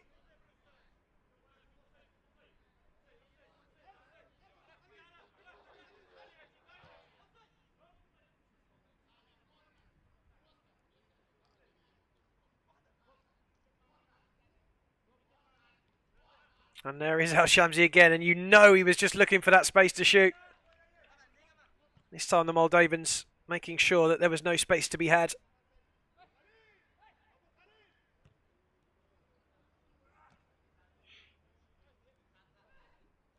Kalchu just trying to get the flick on there in front of goal.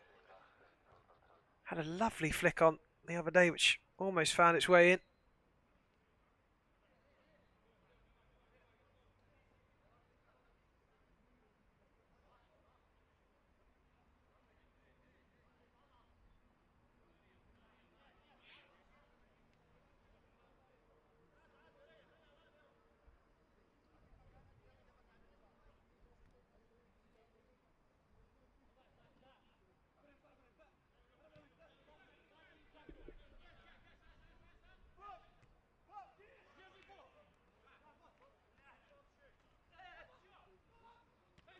Nicely done, given away. Avant-garde have a chance to attack then. Cleared away though as Bobby tried to feed it through.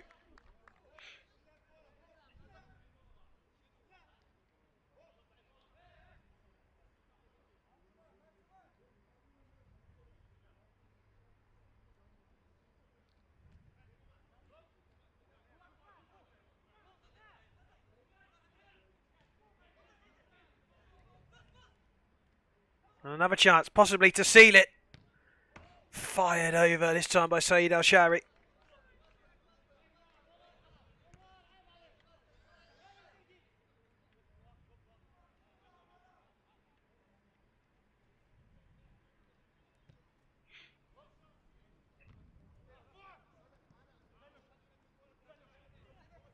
That's a good turn. And here's a good chance. He was dancing away, trying to get past that black wall of avant-garde shirts.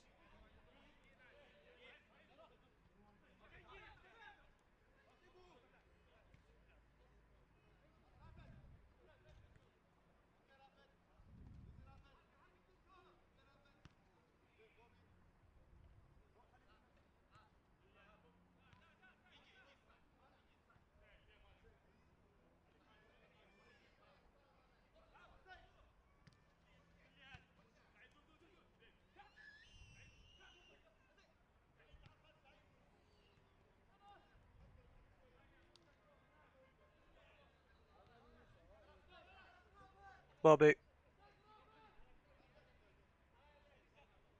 Abrashin. Into the second half of the second half now, the last 10 minutes. And avant-garde are behind. If you're just joining us, there in black. A little loose and the keeper won't get there. Alhara desperately trying to get on with it while the keeper's out of his area.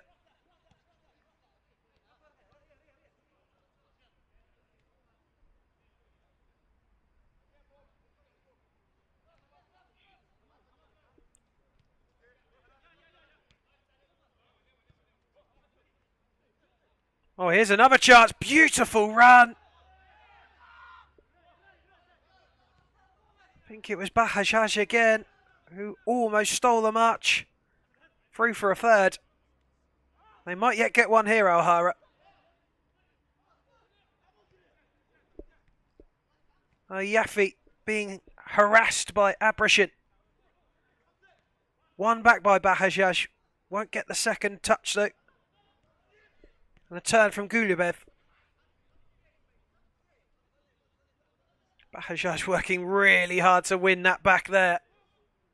Now Shamsi, he might steal the march now, and he does. This is a good opportunity for Alhara, surely to make it free, and it could be game over. It's the number 12, Yaffe.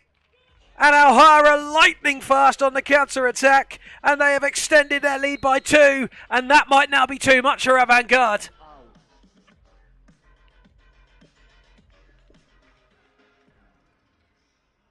Wonderful, quick, incisive play. And Moldovans, avant-garde, are behind to Oman's Alhara by 3 goals to 1. A timeout called. Looks more like it's a break for water than anything, the reason for the timeout, because there's not a great deal of discussion between either side. But Alhara have put themselves in a commanding position now. Shamsi playing the initial ball through the centre. Dinked across for Al Yaffe. And the men in white are doing things right. They lead. And as things stand, are going to be in the second semi-final later on this evening.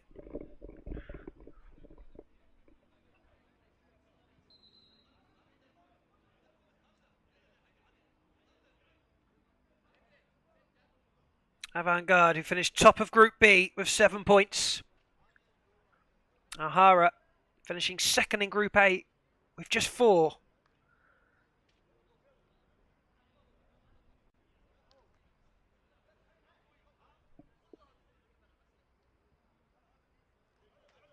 But it's Alhara who lead. 8 minutes to go. And they are right in the box seat. I wouldn't write off avant-garde just yet.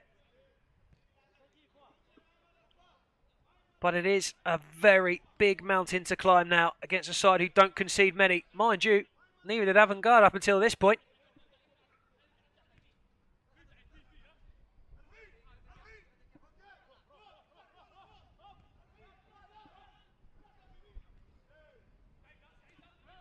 Avant-garde involved in the only 0-0 of the qualifiers. And that was against Arizona Cyprus.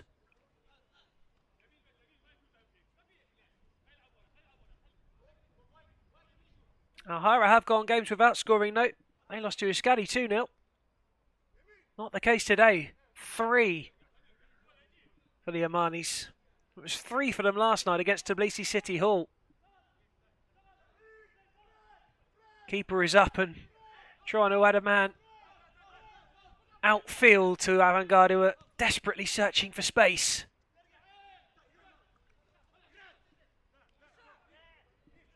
Good strong work there from Abrashin.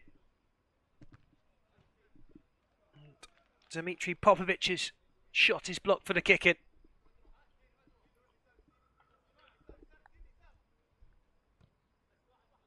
Volley at the back post, just couldn't quite get there in time. Oleg Gumanek will get the kick in though. Keeper can only palm. Just inside his area as he touched it away with his hands. There were a few appeals from Avantgarde for a penalty, but they were half-hearted appeals.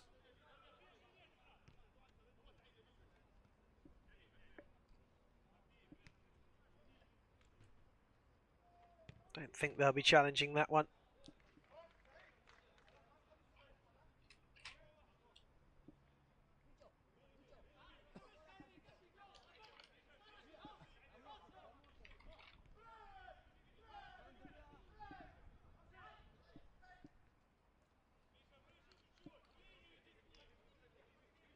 Keeper advancing again. So many white shirts back though, it's difficult to find any space.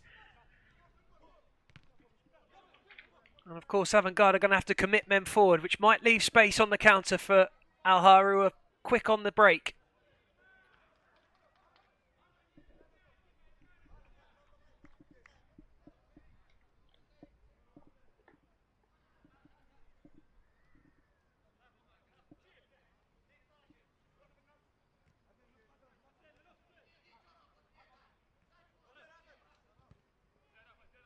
Defended by Abrashin. Alkatiri's ball in. Bahajaz trying to roll Gumanek, but was unable to do so. Little loose from Popovic. And we're into the last 5 minutes. Avantgarde are going to have to pull something special out of the bag now. 2 goals required to take it to penalties, as it did in the first quarter-final.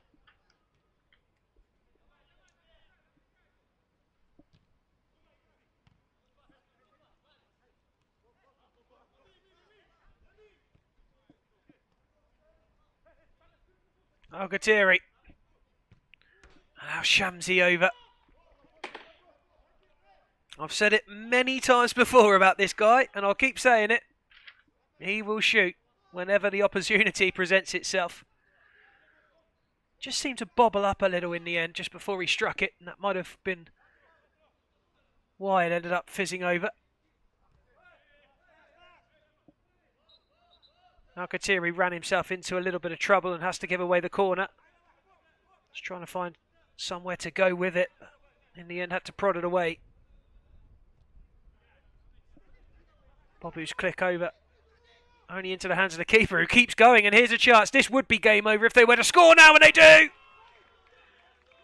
Al Shamsi surely sends his side into the semi-final.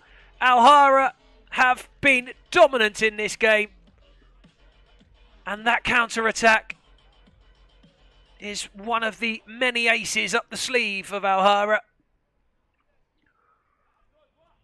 and they are very rapidly establishing themselves as a top side. Keeper with enough vision just to drop it down, run out and lay the ball in. Fantastic from him.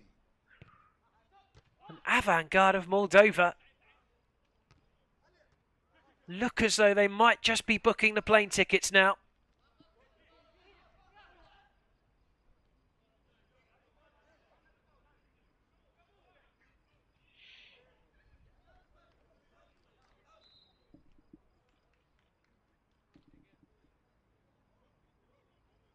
Little break in play for a little injury. Looks like he's in a little bit of trouble there.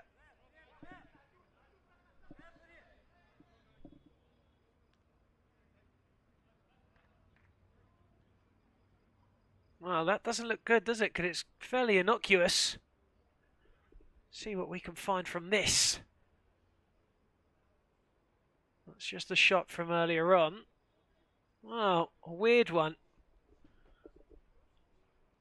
Shoulder, perhaps. He's getting sprayed on the bicep, which is an odd place to find a muscle injury while playing.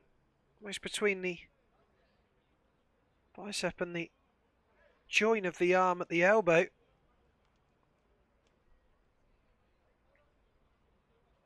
Well, he sat upright. He doesn't look comfortable.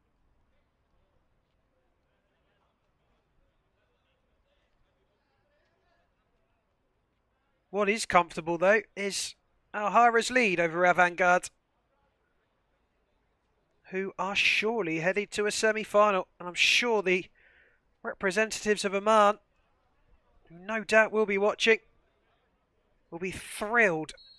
Oman, whose progression through soccer, both internationally and at club level it seems, is rocketing. Oman, the Golf Cup winners not so long ago in the international scene. They may feel as though, with the advantage of hosting the World Cup in November, December, they got a chance of winning that too.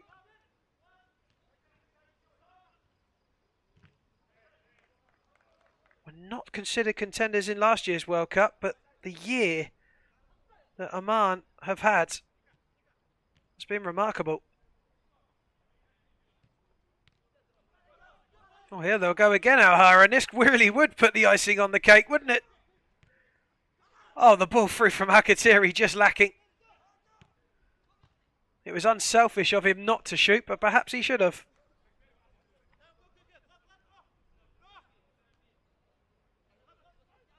Popovic. Tashev.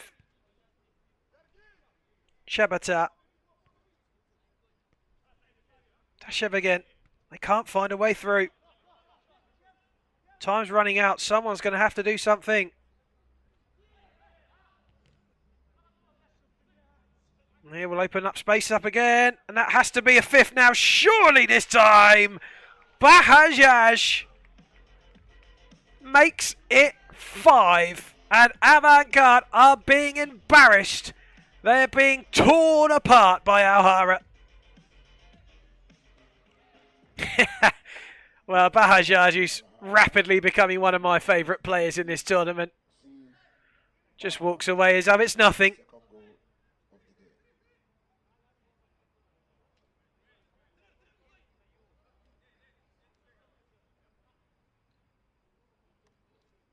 Lethal on the counter, Alhara. And for those sides left in the tournament, you need to be very, very aware of that fact. They are a threat. Very difficult to nullify.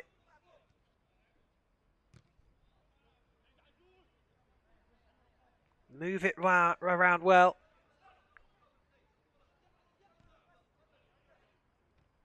And Avant-Garde really now are fully aware that their tournament's over. And they're just looking for consolations. And here they might find one. Shot from Tashev off the leg. And out for a corner. Well, you might not have predicted this at half-time. 1-1 was the score. Alhara have dominated in the second half. And Avant-Garde's misery is ended a couple of seconds before regulation. And Alhara, with a sprinkling of Middle Eastern fairy dust, have been wonderful in this quarter-final, and they have set the standard for the rest of the sides going into the semis. Who would bet against them now? They look like a real force to be reckoned with, and they will play in the second semi-final tonight. Avant-Garde of Moldova are going home. Up next, it's an all-Georgian affair. It's Crosty versus Rewind, and it's the third quarter-final of the afternoon. Stick around. We're back very, very soon indeed.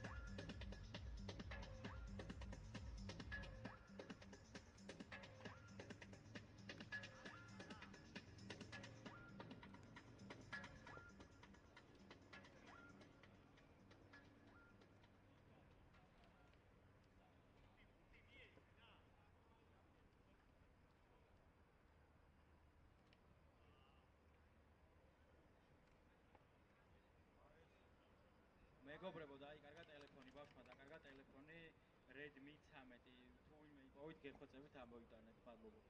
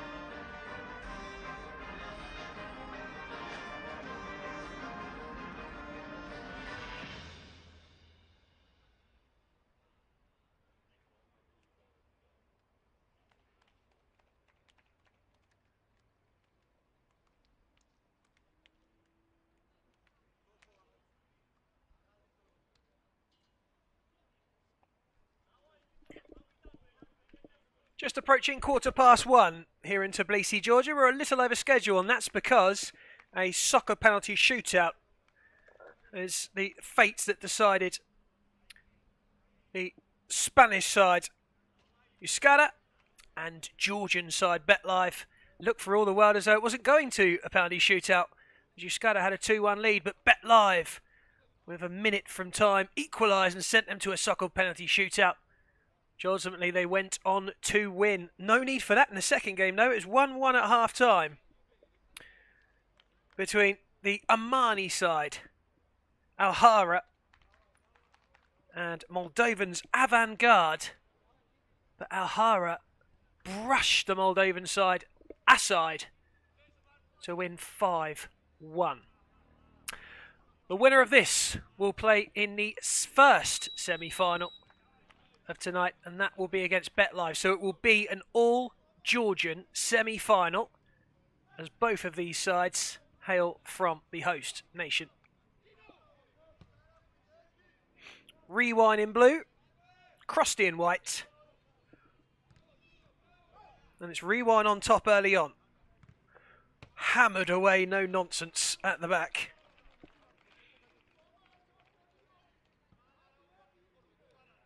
Rewind, a group of friends who formed out of Rewind, a natural wine bar, who are led by coach Shota Tapuria, futsal Georgian national player.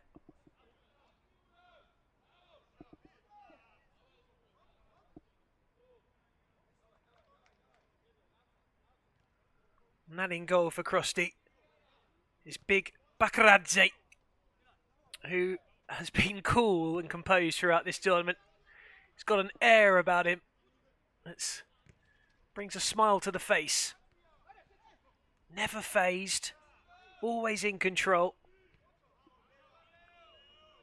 Doesn't let the pressure get to him. There's a little dive on the floor from Paradzi that was off the ball. He didn't like what happened. He feels as though Kachvani had come across him. But it's a corner. Shot over the bar from Rewinds to Tebashvili.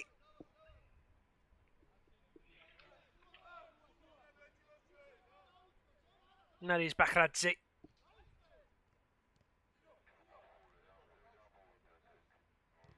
Goes long.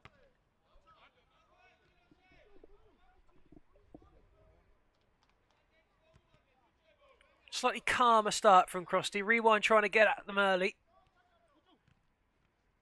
Putting them under pressure there, as you see, which forces the error. So Rewind wanting to put a squeeze on Crosty.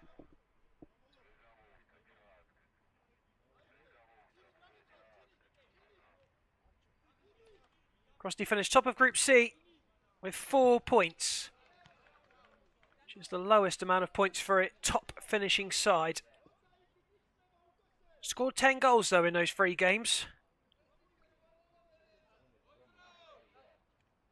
Only conceding before. And Rewind, who had to take it to last night's game to qualify, started the match last night in 3rd place. Got a valuable win to take them above Tesla of Croatia and qualify.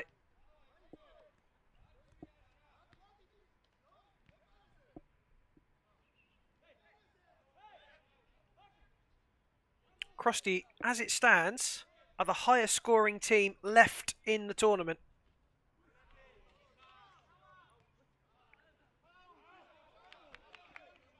They've scored 10 so far. Rewind have been averaging 2 a game at 6 goals. And both before today, in their opening 3 games, had conceded 4 apiece.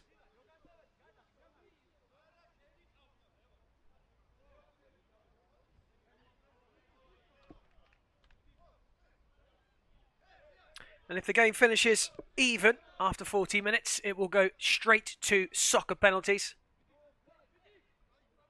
which are taken from the halfway line. And if we need to go further into detail on that, then we will later on.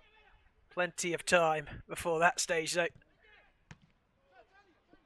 Keeper Anja Prix, the owner of Rewind, in between the sticks. It's Kukianishvili, number 10. He's shown moments of quality himself in the group phases.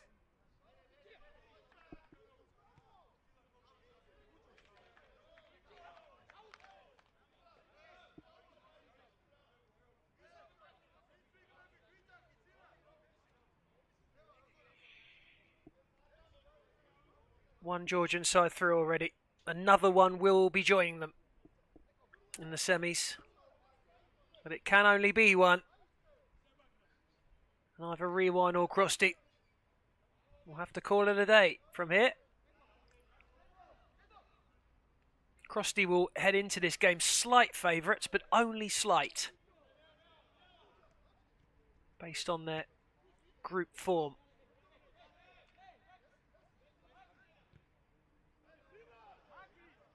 Akaradzi's ball through. Doesn't receive a touch and it goes out of play.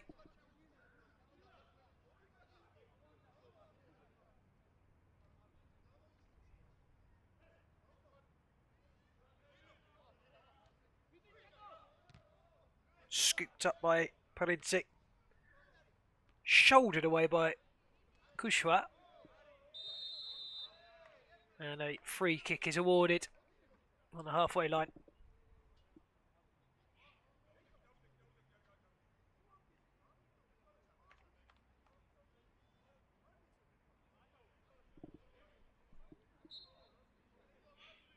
Rewind have had the better of it in the opening 6.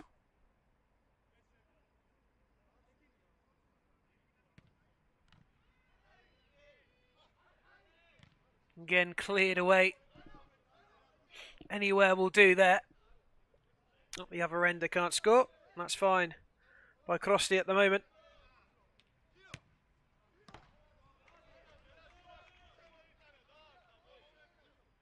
Yinikashvili letting fly there.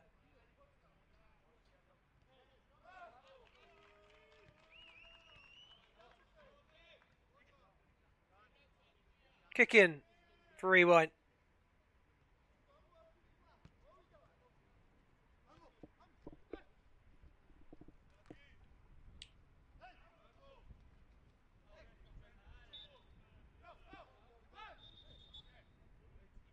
And again,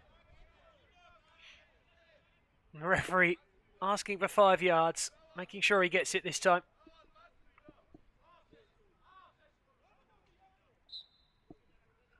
Kuchashvili runs away from it. And that is a foot on the pitch before he kicks it from Yinikashvili. And so the ball will be turned over to Crosty.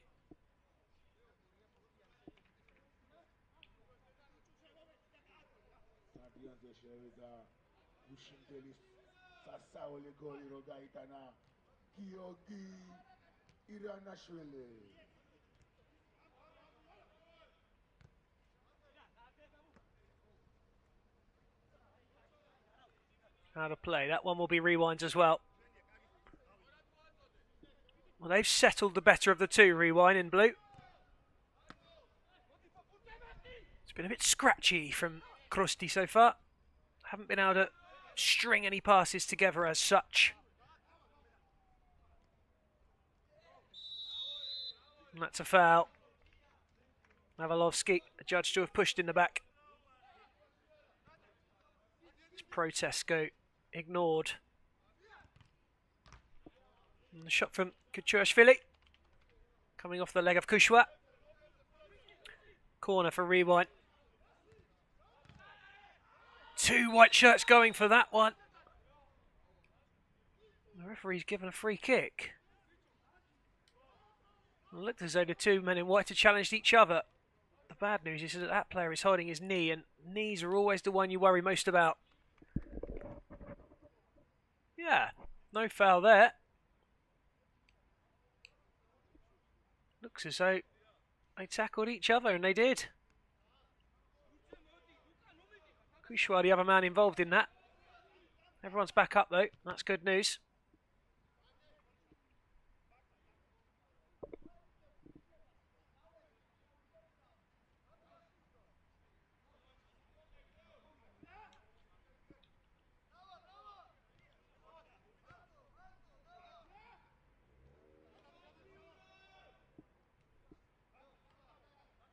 Crosty going long again. Perenashvili trying to get on the end of it. Wanted the kick in, won't get it.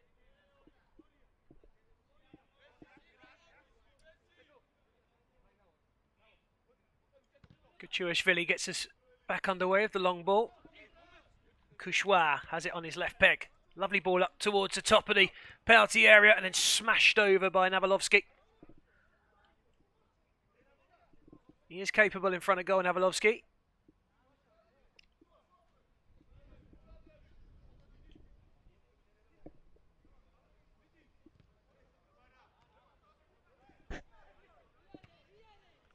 And that one never troubling the keeper.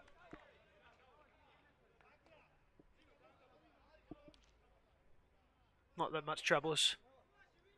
Bakradze anyway. He's the Iceman in the Crosty goal. Free kick. And that's in favour of Crosty. From Kuchurashvili, who just put a foot up and stretched out. A very clear indication of wait for the whistle from the official. Kushwa will do as he's told, I'm sure. Couple of white shirts around the back post, one at the front. Shot from range, just tried to keep over it, but it was bouncing everywhere now. Crosty have got the corner, Rewind are furious about it. The bench in particular was up in arms. Didn't look as though it touched anything other than boot on the way through. They've got the corner, and then there's a free kick for a rewind.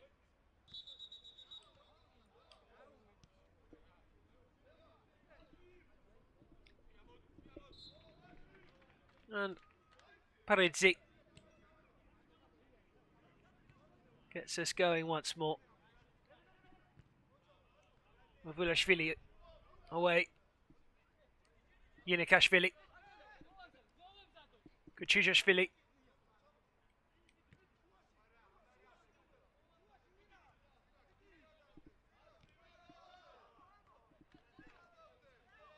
The Tebashvili playing it through.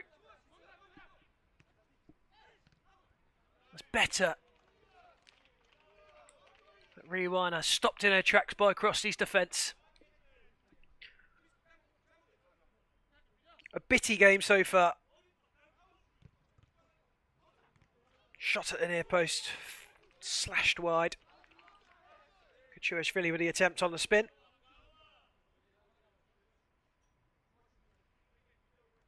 fact, it wasn't. It was the number 4, Rashmadze.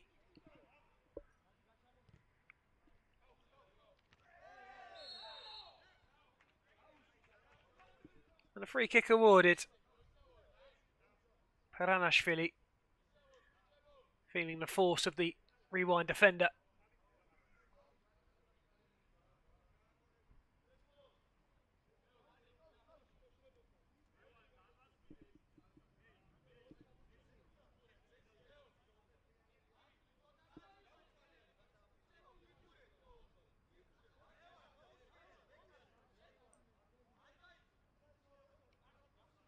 It's a long way out.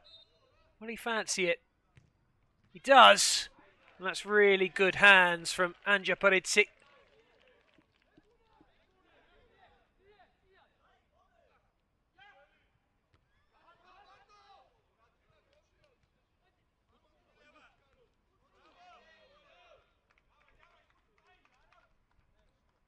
There's that shot again.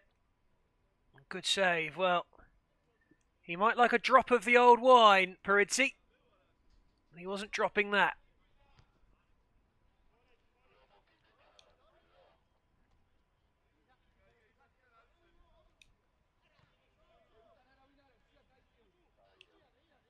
Dare I be so bold as to say a grape save? I wouldn't. Well, here's a chance! And he's done outside the area. Well, they might challenge that, you know. Bakaradze desperately reaching out. Now, the Tannoy has called it a timeout. I'm not sure. I think it might be a challenge.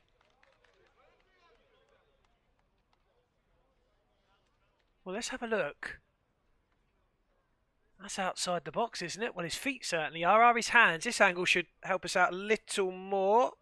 Or will it? Well, it's very tight. Well, the referees are stood on the centre of the pitch, which would indicate that they're not looking at the monitors. Stolen. Or he might just have his hand inside the area, you know.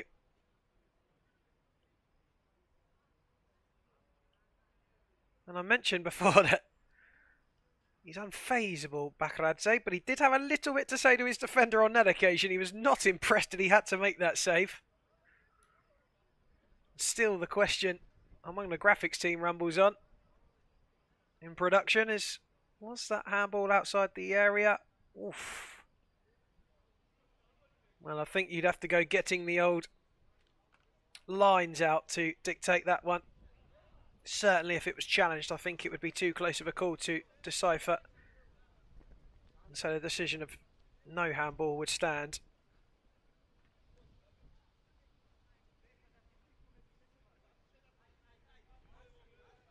So a corner for Rewind, who almost pounced on a mistake at the back from Crosty. Still, though, it remains 0-0.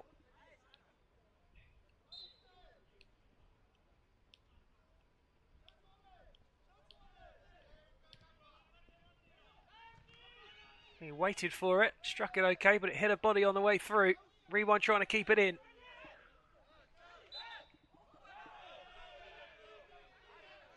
Well, quarter of an hour gone, 5 minutes left of the first half, and you would have to say that Rewind looking the better of the two. More chances. Crosty haven't got going yet.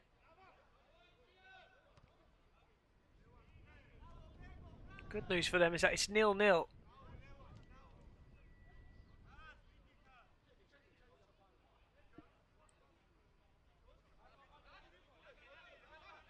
Might try the shot. Looked at it, forward about it, hits it, scores it! A little bit of magic. And Rewind have got the lead. They deserve it, really. Rashmadze.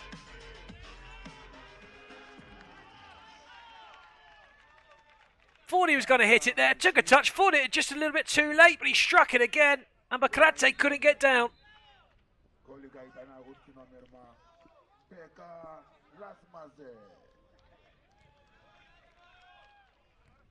Deadlock broken 4 minutes before half time, and Rewind have a deserved lead.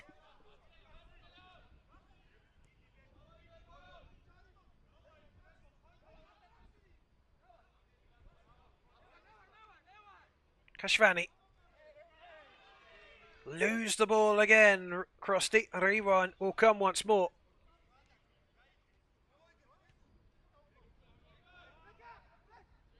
There's your goal scorer, popping it through the centre for Yincharadze.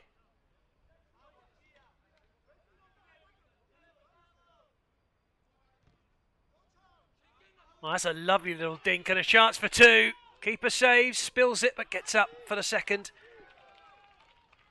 And that was good as Pishkadze was bearing down on a second bite of the cherry.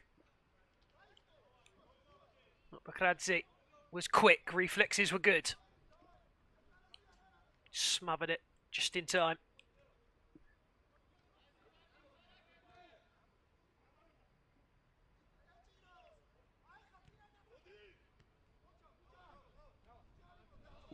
That's good from Navalovsky just to keep hold of it there.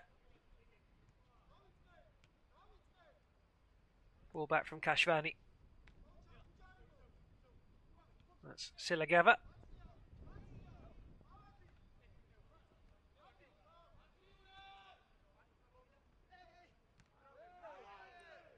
It didn't come to anything, but that's the first time you have to say in this game where Crosty just pieced a little bit together.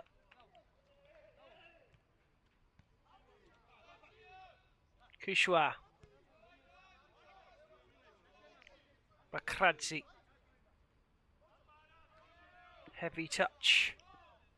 They managed to keep hold of it only for a second though, and Rewind are back on the attack, but it's 1 versus 3, and he's come out of it with a free kick, and that's fantastic play. Really good work down the left-hand side.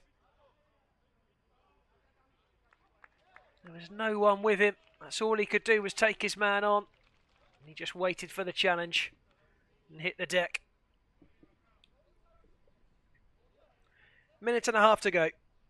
Crosty of Georgia 0, Rewind of Georgia 1. A goal from Navalovsky. Sorry, apologies. A goal not from Navalovsky. He plays for Crosty. Rashmadze, as I was looking at Navalovsky.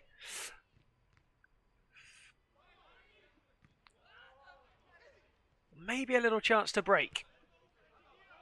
Crosty's struggling to get it out and to feet again, though. Rewind doing a really good job all over the pitch at the moment.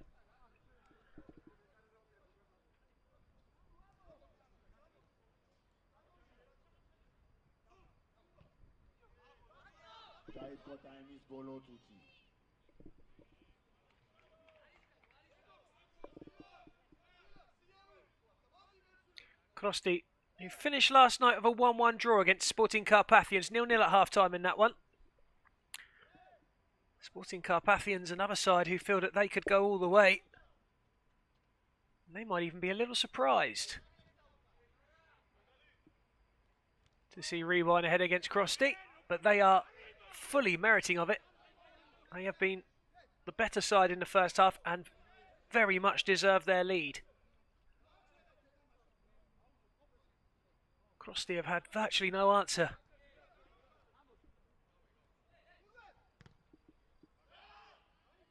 Long ball caught by Bakradze.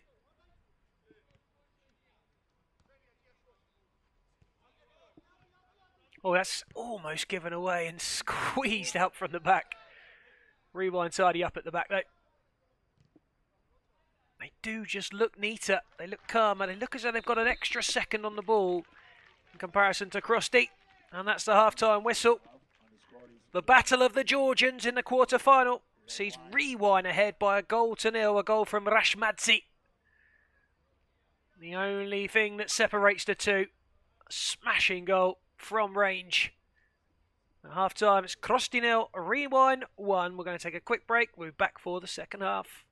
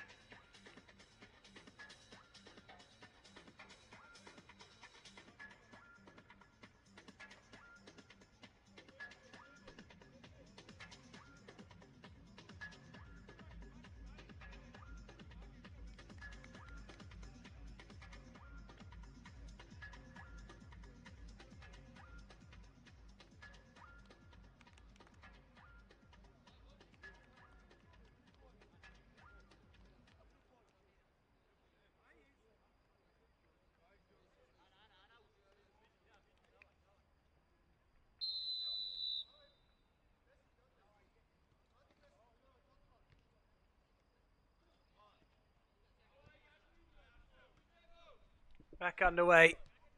In the semi-final will be bet live. But will it be against Crosty or Rewind? At the moment, it's the side in blue, Rewind, who are a goal ahead. One thing we do know is that there will be a Georgian side in the final, which I'm sure will please Soccer Georgia, who host this tournament, the Grand Prix Sevens. Brought to you by the International Soccer Federation and Soccer Georgia, of course. You can find updates on this tournament on Instagram. That's 7x7 Football.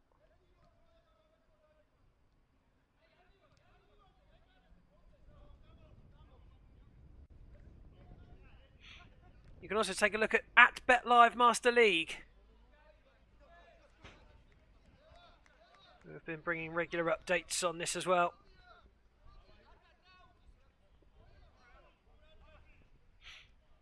Crosty on the ball. Well, that's lovely feet. A chance for Rewind to stretch their legs once again. Good save. Might not be over yet though. Chance at the back post into the centre. And finished. And what a save that is by Bakradze. He's a big man, but he's agile. And that is a wonderful save from Big Bakradze.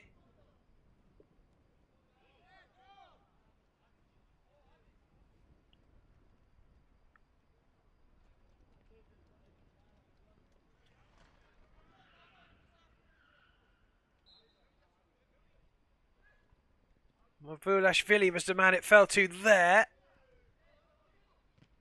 Back to him. And the shot was saved really well. Bakradze has a goal kick.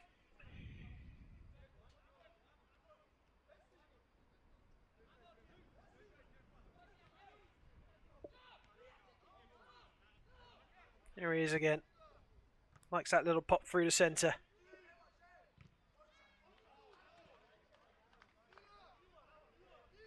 That's not doing too much from Makalidze.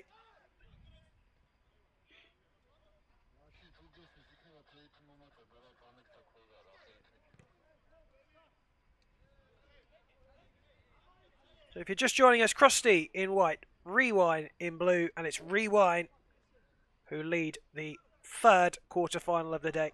One more to come next, and the semi-finals will be brought to you later on this evening. First kick-off at 9 o'clock local time tonight. And as we've established, BetLive will be part of that. Into the second semi-final are Alhara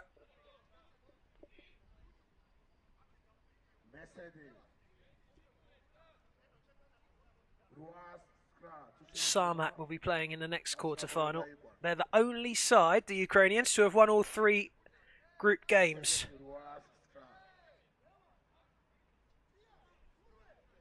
Free kick for Crosty.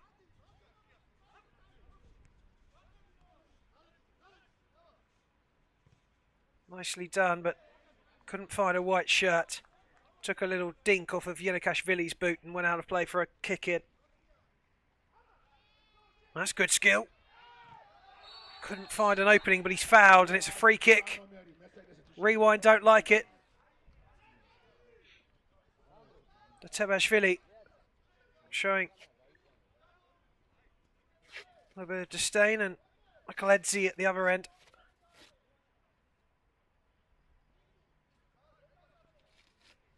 Showing his skill there. And that was the free kick actually, I think was before that. That one there. Just before that challenge.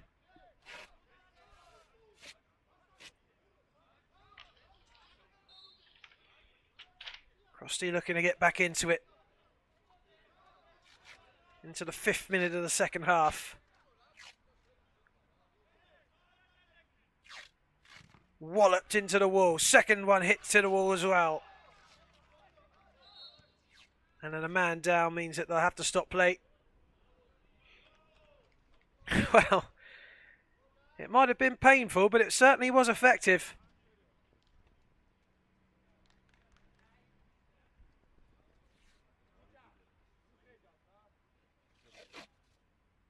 I think Kachuashvili may have blocked that in a region that he'd prefer not to. And he might feel that for a while. And I absolutely sympathise, as every man, I'm sure, on the planet would. Oh, it's not nice, is it? It's the funniest thing in the world, isn't it, when it doesn't happen to you? And when it does, there's not one thing you can find funny about that situation. Just going to have to take a few deep breaths.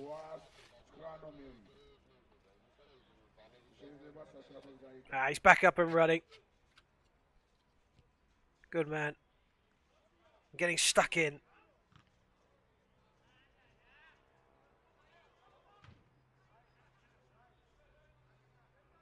Kick in for Crosty. We're asking for a couple of extra yards from this kick in.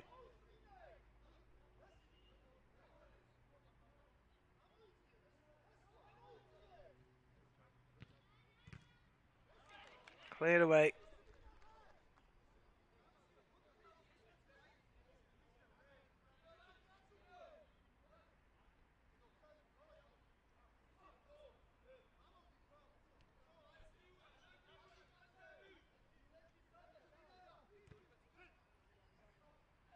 And there's a header off the bar. Whistle blown now.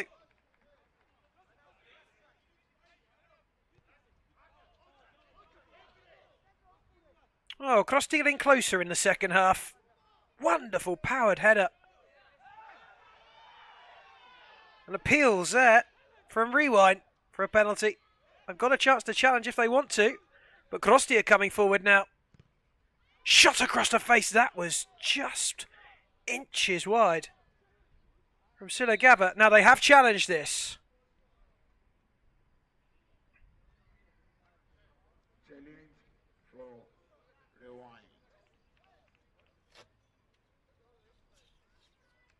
So the challenge being made. Let's have a look. That was the shot earlier.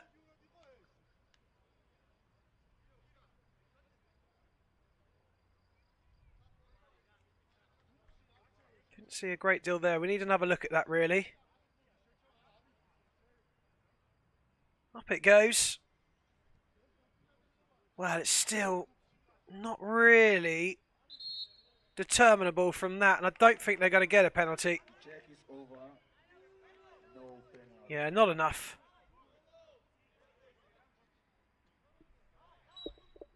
So we're back underway.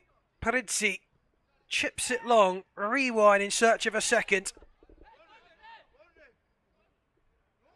Still don't think 2 would put the game beyond doubt, though. Crosty are capable.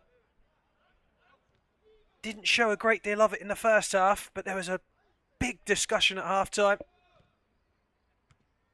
Taken into the shade for a real good talking down. They have been much better in the second half, just 6 minutes of it. And Rewan will come forward. That's a lovely ball and a lovely finish. Well, that is 2. Prix creeping around at the back post. Slots it home. And Crosty of Georgia 2 behind against Rewind, their fellow countrymen. Challenge for Well, there's a challenge. Crosty. Perhaps looking for a foul in the build-up, are they? Well, we'll take a look at the replay in a moment, and that will give us a clearer indication. It might have been for that one a little further back.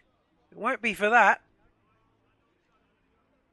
It's going to be this challenge just coming up here, which we still haven't got to. The referees will have a better view of it on the VAR. This one might take a while.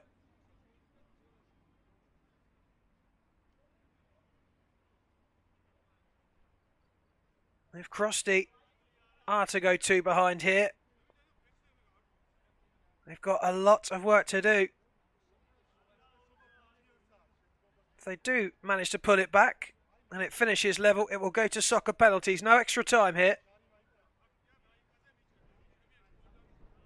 That's what they're asking for, is it? There might even be another one here. Yeah, there's 2 challenges to be looked at there, isn't there?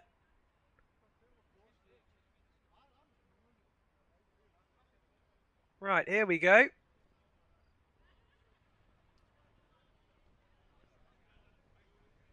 This one coming up.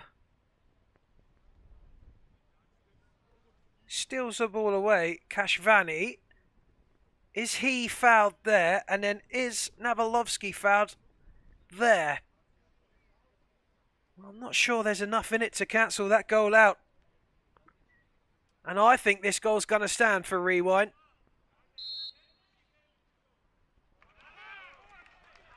Well, a free kick given, it appears. So, Crosty 0, Rewind 1, and it's still just the goal in it.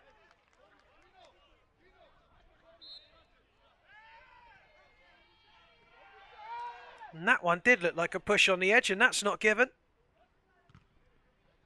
And it's booted away. That might just spice things up a little bit. Those last couple of decisions. Crosty need a little bit more.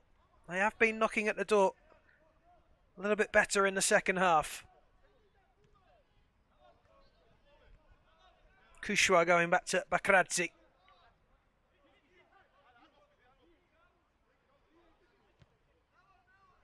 Long ball is poor this time, and that is much to the frustrations of the men in white, and in particular Piranashvili, who's fuming with Bakradze.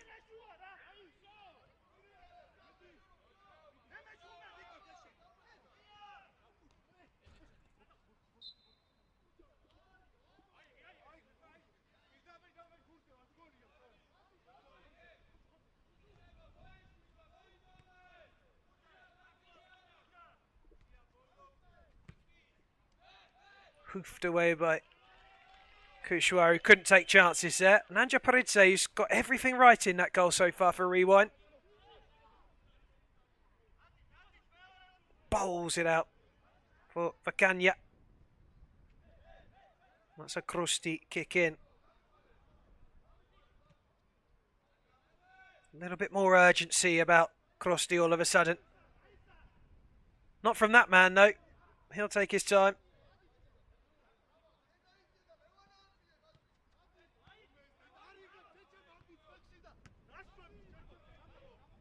Bit slicker from Crosty. Might not be in the right direction, but they're just stringing those passes together now.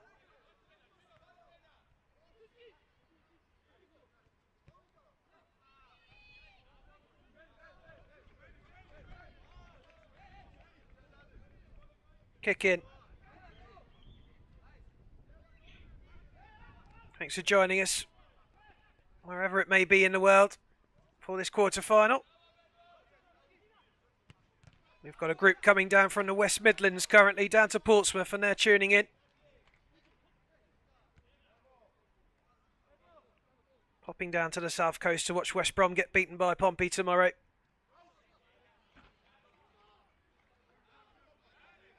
Goal kick to Rewind.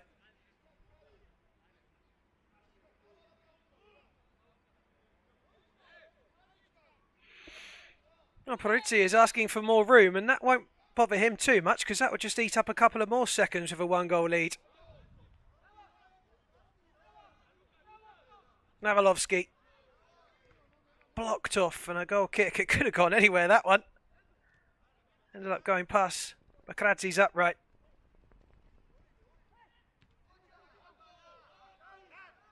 Soledava.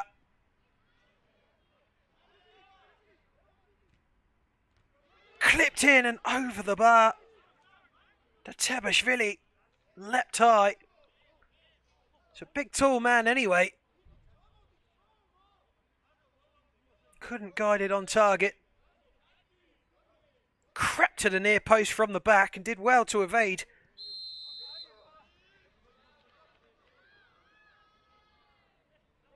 But couldn't find minute timeout. the goal. Now 10 minutes into the second half brings us to the halfway point. And a timeout has been called, and it's very tight still. Crosty 0, Rewind 1, both sides of Georgia. And Rewind fought for a moment that they'd taken a 2-goal lead, but it was cancelled out after it was brought back for a free kick earlier on in the move. Crosty have not been themselves so far this afternoon. And although they have been better in the second half, they're yet to show us the side that they have proven to be in the group stages. And Rewind, well, they've looked pretty good. Comfortable. And there's a quiet belief amongst this Rewind side that they could go all the way. And it was only late last night that they had their fate decided. They had to win last night to qualify. And they had to do it by a couple of goals advantage, and they did. They beat Owen Mechanic of Turkey 4-1. They were 2-1 at half-time. Made their way through. Tesla's by Yaron having to go home. Level on points, but goal difference is what determined Rewind's qualification.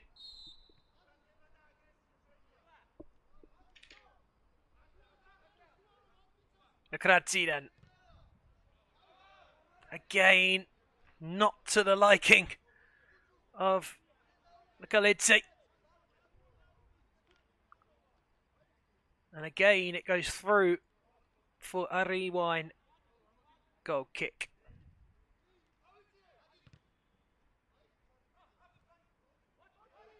Well, that's an odd touch. And it lands at the feet of Mikalidze, who gets back to retrieve. And again, that final ball up towards the edge just isn't paying off at the moment.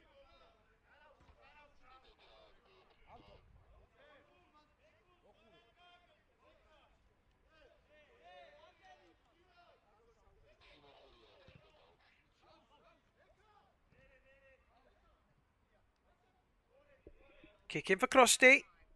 Navalovsky off to retrieve it.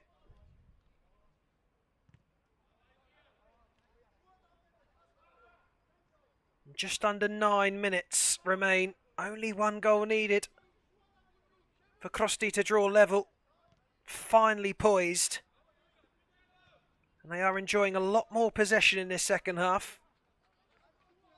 Rewind happy to soak it up, but they have restricted Crosty mainly to the long ball through the centre from the keeper here, and that is what's going to happen again. And making a nuisance of himself again is Mikalidze, and he's so big that it's incredibly difficult to get the ball off him, but he's committed the foul there, and we'll give Rewind the free kick. Kuku Yanashvili will take that gladly, and he's actually going to take a breather now. Kuchidashvili is the man over it, the number 77.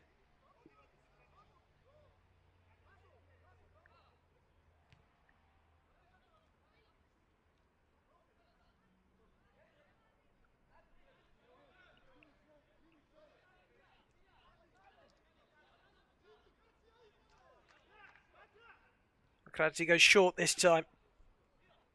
Slightly heavy touch from Selagaba, but he gets away with it. And this looks more promising for Crosty, but there's plenty of blue shirts back and they smother them out again. That's better. That's lovely. Here come Rewind then. Chance to make it 2. To the back post and in! Rewind do get their second. Rashmadze is there. Crosty caught on the counter-attack. Rewind were deadly. And with 8 minutes to go, in fact 7 now, Rewind have doubled their lead. And Crosty have a hell of a job to do. Oh, their second goal earlier was scrubbed off for a foul. There's not going to be a challenge this time. That one's going to stand. And that one's 2-0. Injury in the middle after Mikalidze hung out a leg. And the medics will be required again. Physio's going to walk off. He's been beaten to the job by the paramedic. Did look like he had a slight nibble there, didn't it, Galedzi? Particularly with that back leg at the end. He's been a frustrated figure up there. He's been on the pitch really with the ultimate job of trying to get that ball down and feed in the players around him, but he's had a hard job of it. Rewind have worked so hard defensively.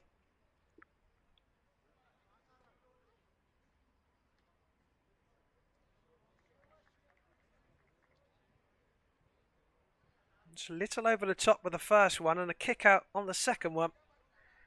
I think Kledze can consider himself fortunate. And he's not had any action taken against him. There is talk around Rewind that there was a stamp there, and they do have a challenge should they want it to ask the referee to look at it.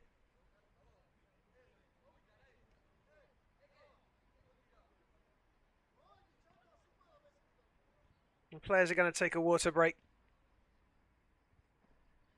This one might take a little while.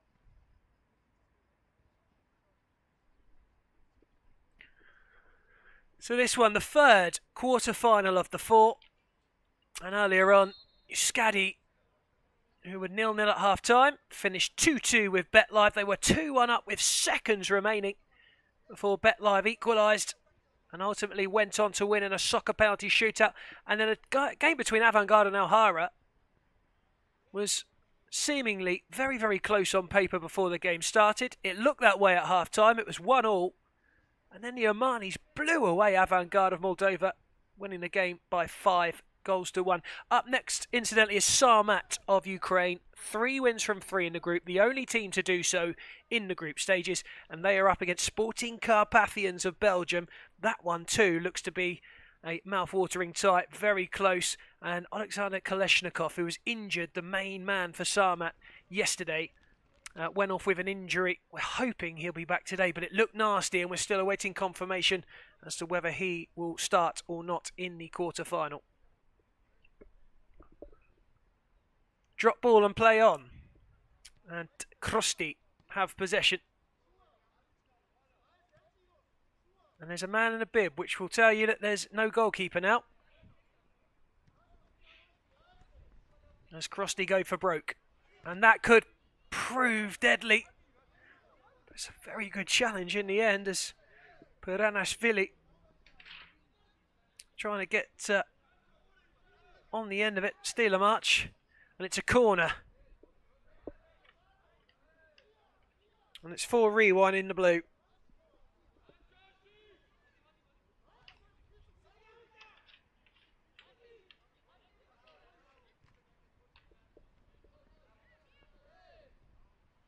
Just don't see a way through at the moment for Crosty. But of course in football, and indeed in soccer, a goal changes everything. Would leave the nerves jangling of Rewind if they ever concede in the next minute or so.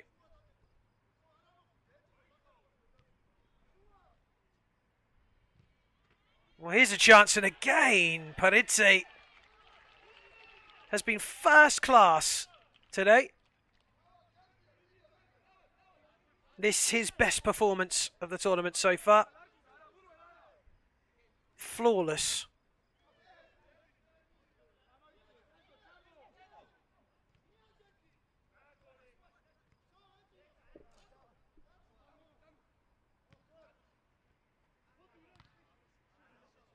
Cleared away by Rewind, who won't care where it goes at this stage. Into the final 5 minutes. And it is they who are setting themselves up for a tie with BetLive in the semi-finals.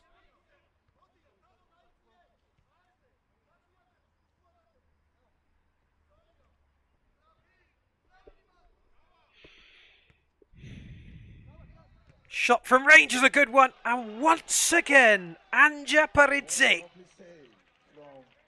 Makes the save. He's had to do it again, but he won't keep the second attempt out.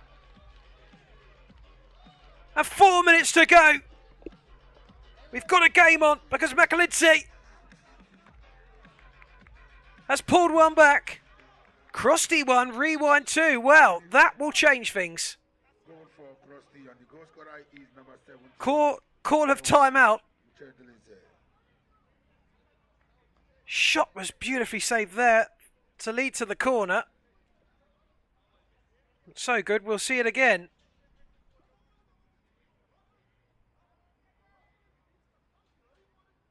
Wonderful save there, but followed up by Macalidze.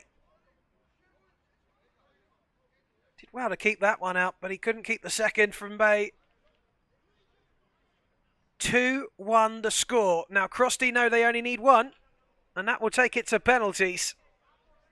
Rewind, who have been the better side, although Crosty have come into it far better in the second half, looked as though they were cruising, and now are going to have to hang on.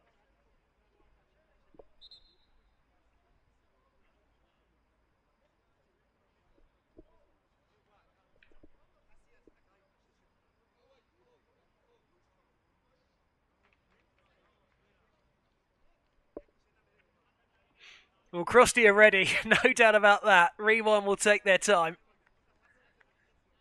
A new belief sparked in Crosty. You couldn't see it coming. And I said before, that is the beauty of soccer. Rewind are going to try and pile drive one. Goes through to the keeper, who is a makeshift keeper at the moment. As Crosty continue to play without a keeper and play the rush.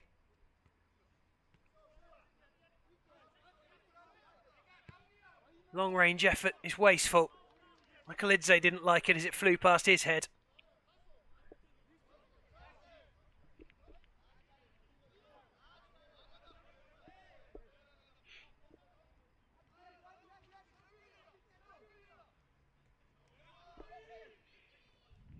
Well, that's nice.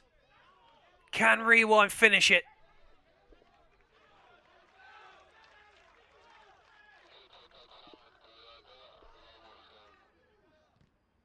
Can Crosty pull a miracle out the bag? Well, it didn't look as though there was a lot in that. But if someone goes down to ground holding their face, you've got to stop play. Paramedic straight back out again. He's keen today.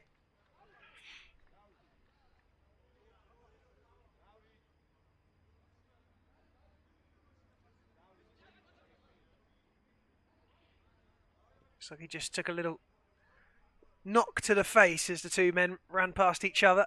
Both big guys. There, just a little tap. Although a little tap can feel horrendous from the head.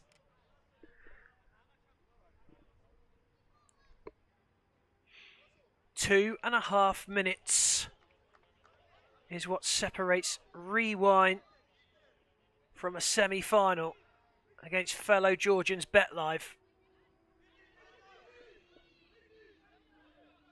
And if they can score now, they will surely be there. Well, that's nice. Just trying to find room at the near post to let fly. And they'll get themselves a corner, and that will do them too.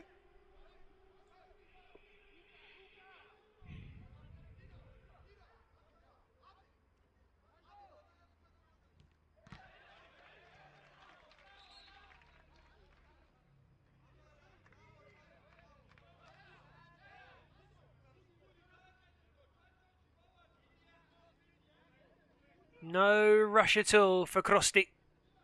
Or for Rewind, rather. There's plenty of rush for Crosty.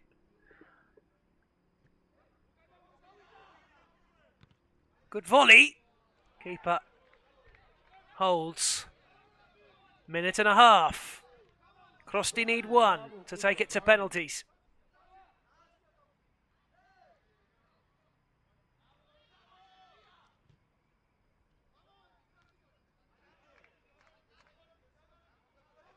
Is there to be drama? As there so often is at soccer tournaments. Shot from range away.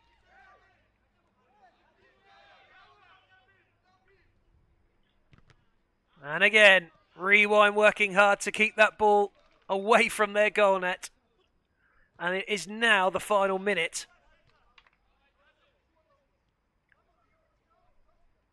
Crosty need a hero. Last minute of the game. Navalowski did well to keep that in. Silagava coming backwards. Toledava. He fancies it. Keeper saves once again. Paridzi's hands are perfect. One fumble there. It could have been 2-2.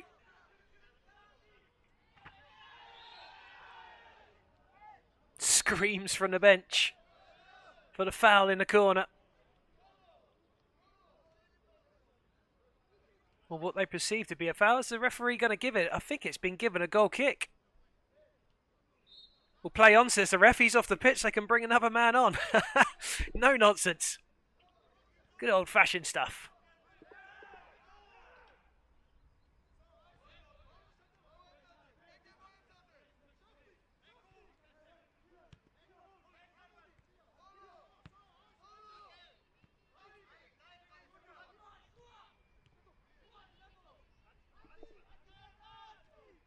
The time is over.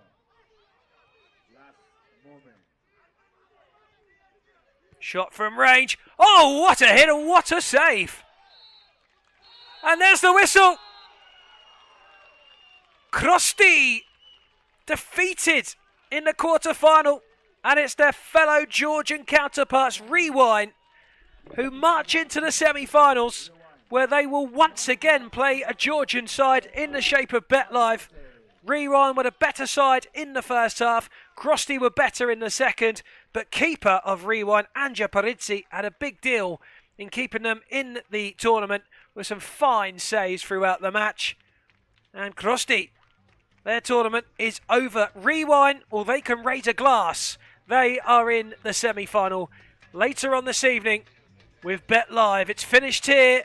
Crosty 1, Rewind 2. There is one quarter-final left to go, and that will be brought to you shortly by Frankie Rudland. Thanks for joining us. Stick around for the final game of the quarters.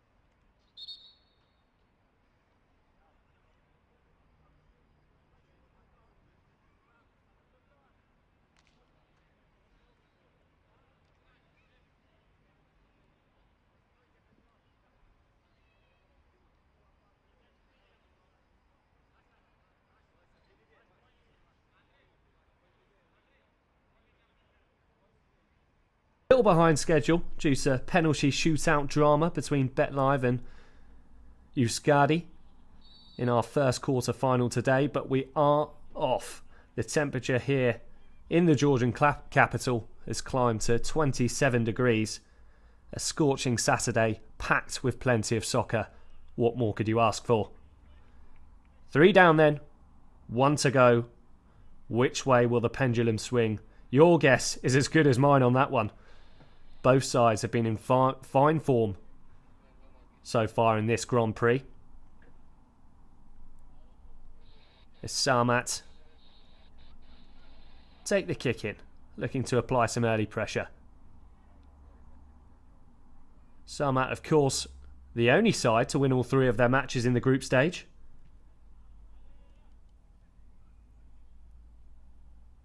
They beat Georgian side Rewind 1-0 on opening day, who, as we know, have just progressed to the semi-final, beating fellow Georgians Crosty in the game before this one.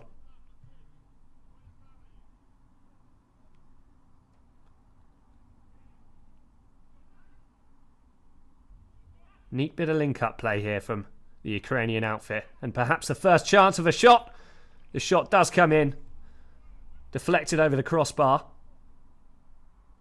And they have themselves a corner kick for their troubles.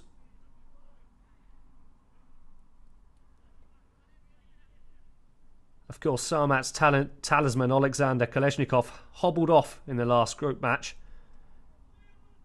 against Teslas Barjarum with what looked like a nasty ankle injury. Doesn't appear to be out on the pitch today as the corner kick comes in. Be interesting to see if he takes part in any of the action.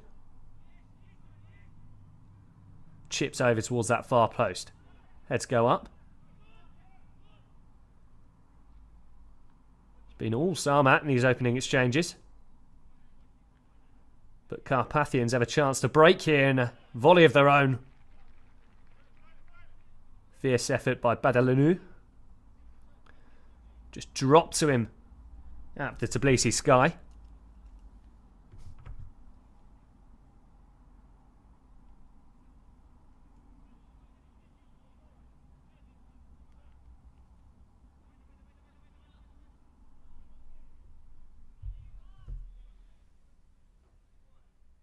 As I say, not much between these two sides at all. Sporting Carpathians also gave a very good account of themselves in Group C. The Belgians started with swagger as they thumped Greek side San Antonio 5-1 on the opening day. A 3-1 win over USA's Diamond Dogs followed on day 2 before they rounded off the group stages with a 1-1 draw against Georgian side Crosty, who topped the group on goals scored. No shame, of course, in playing second fiddle to Crosty, and that's risky living there from Carpathians keeper. Opted to dribble it back inside his own area before claiming it.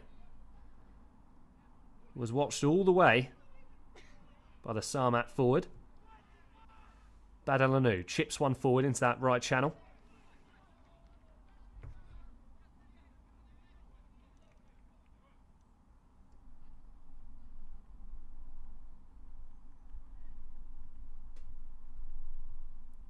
Kick in for Samat.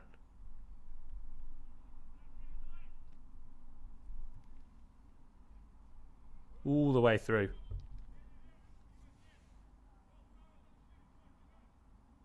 And past McKenna Andre's goal. As I was saying, absolutely no shame in finishing runners up to Crosty. Plenty of pedigree in their side, including 2 former professionals and Georgian internationals. Georgi Navalovsky featured 41 times for his country, while Levan Makaledze turned out for Empoli and Palermo. Of course, he did find the back of the net in their quarter-final, but wasn't enough to see them go crashing out the tournament to their fellow countrymen. The Sporting Carpathians look to settle on the ball and enjoy a first few touches of their own. Alexandru Vanna on the ball, looking to sprinkle a little bit of magic and work it forward for the Belgium outfit. Chopped down as he attempts to do so. Fairly robust challenge there from Maxine Solonia.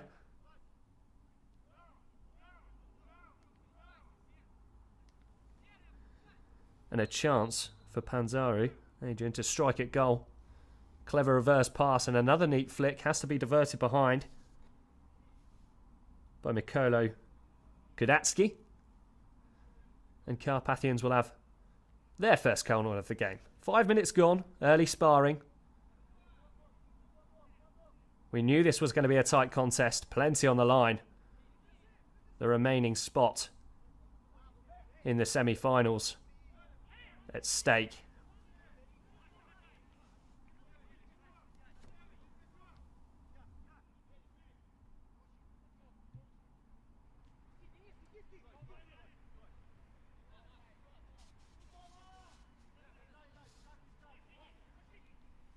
Andre rolls the ball out. Samat pressing high up the pitch, but that's clever play to unlock the back door and break the press. Shot comes in. Samat stands tall. Carpathians just starting to turn up the heat now.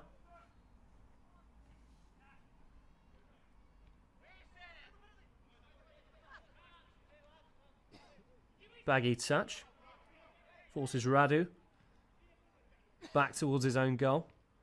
That's a risky pass across the face of his own goal. And one that Radu wasn't too happy to receive. Forced to just turn it out of play. So he had the tall, rangy figure of Sandetsky breathing down his neck. Such an athletic side, our Samat. Packed full of powerful players. Of course, as we mentioned, one key omission today, but no doubt they'll still have plenty in their ranks to get the job done.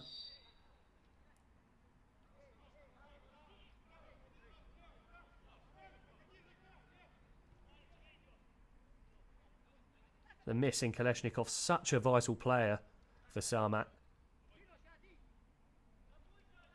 Scored in both their opening 2 matches. He's got a cannon for a right boot. And if they do progress, they'll undoubtedly be hoping to getting back into the action for the semi-final or potentially even the final.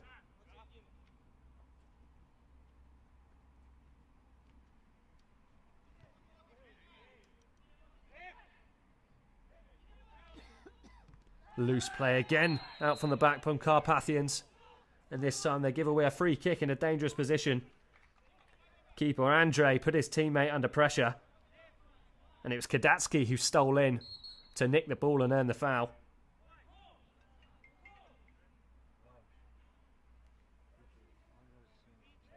Just another look at that one. Just panicked in possession there, Andre. Had Sandetsky breathing down his neck. He did not want that one. Mind you, you can't blame him. Sandetsky's a large figure of a man. I think most people would panic if they heard him thumping the ground behind them. Decisive goal for Samat. Tries to bend it round the wall, but they stand firm and do their job.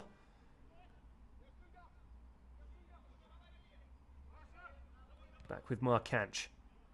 Floats one forward. Left by the Sporting Carpathians defender.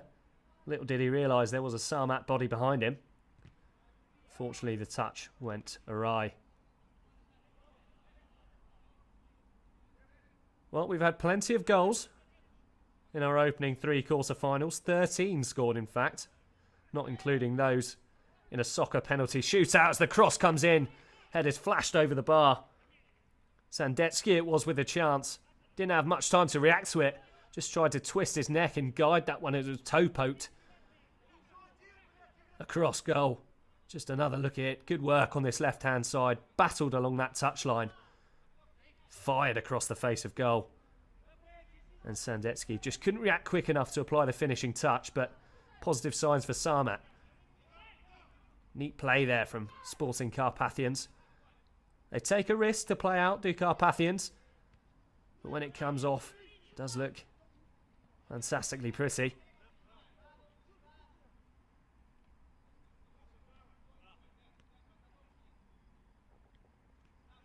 Vanna exchanging passes at the back. Hoofed long downfield. Almost finding the number 8, Andronik Razvan, who'd gone on a marauding run, but couldn't quite keep up with that one.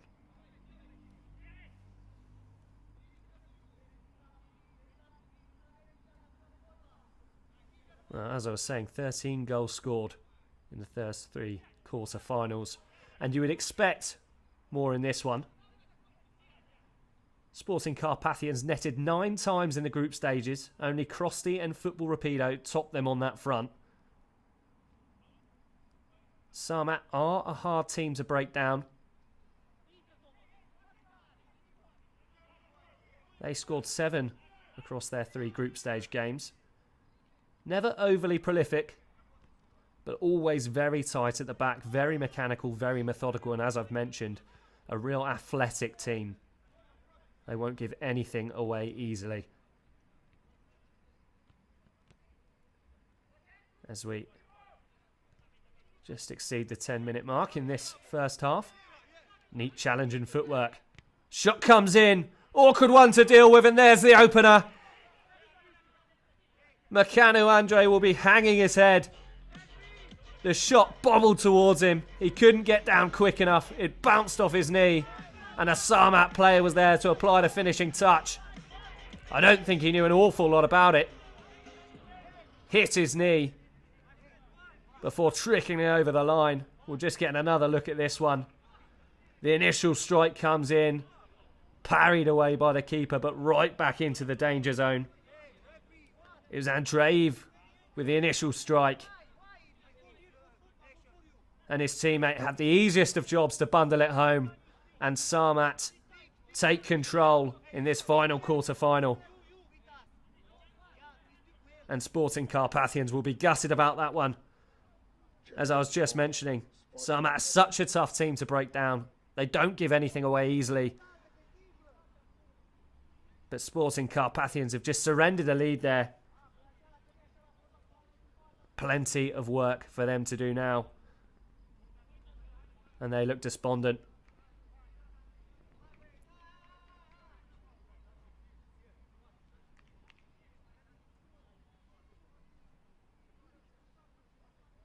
So we just get another replay.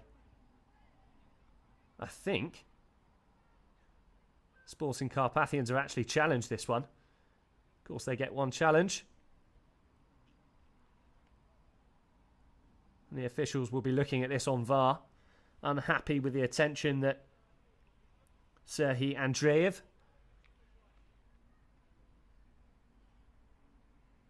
was paying the Carpathians player.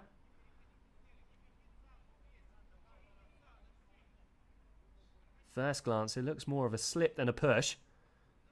There was an arm in the back, but it's the official's job to work out whether that warrants a free kick and whether it's enough to rule that goal out.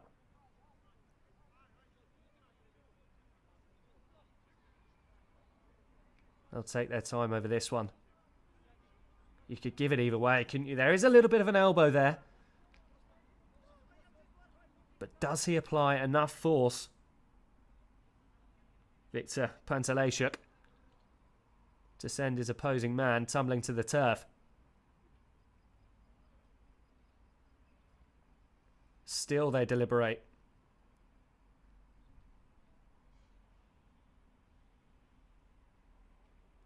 Well, they'll be hoping, Sporting Carpathians, that the officials take mercy on them here. Because from that point onwards, it was really poor from them. The check is over. The goal stay. Confirmation there from the stadium announcer that the goal stands. Number 8, Serhii Andreev. Andreev it was who applied the finish.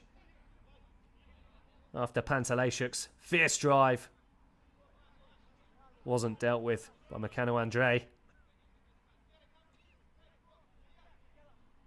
And after a brief hiatus, confirmation that Samat do take the lead.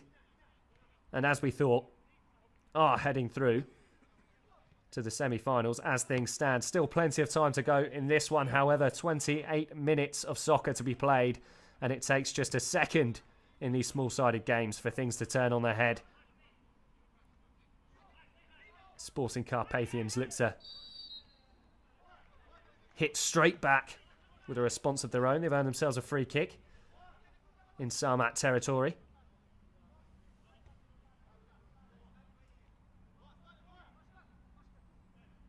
Well, they're not infallible, Samat. They did stutter at times in the group stages despite their perfect record.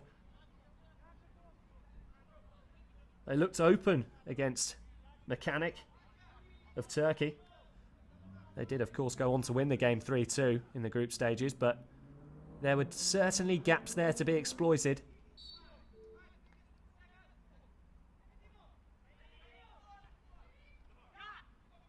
Training ground set piece there from Carpathians, but Samat stand tall.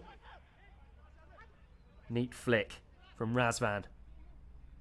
Bit of sparkle in those boots. And he's there again to mop things up and send it back to his keeper. Well, a reminder that the victor of this contest will go on to play Omani side Alhara, who smashed Avant-Garde 5-1 in their game earlier today. Nervy moments again at the back for Sporting Carpathians, who are taking risks. And there's a chance for Samat to find themselves a second off the crossbar. Still the protests go on from Sporting Carpathians, who thought it was a high boot there, as Samat robbed them of possession. Let's get another look at this one. Yeah. There's a fairly high challenge that from Pantelejchuk. The man who was also brought under question for the first goal. Fierce competitor. A minute's time out. As a minute's timeout is called. 14 minutes gone in this one. Samat 1, Sporting Carpathians 0. Serhii Andreev bundling the ball over the line for Samat. And giving them every hope of reaching the semi-finals. Of course, Samat were finalists at the International Soccer Federation Champions League last summer in Maribor, Slovenia. They narrowly lost out to Croatian side NK Victory, who lived up to their name. Of course, this year's Champions League is still to come, and we'll be heading to the sunny shores of Crete. It does take you to some gorgeous country, soccer.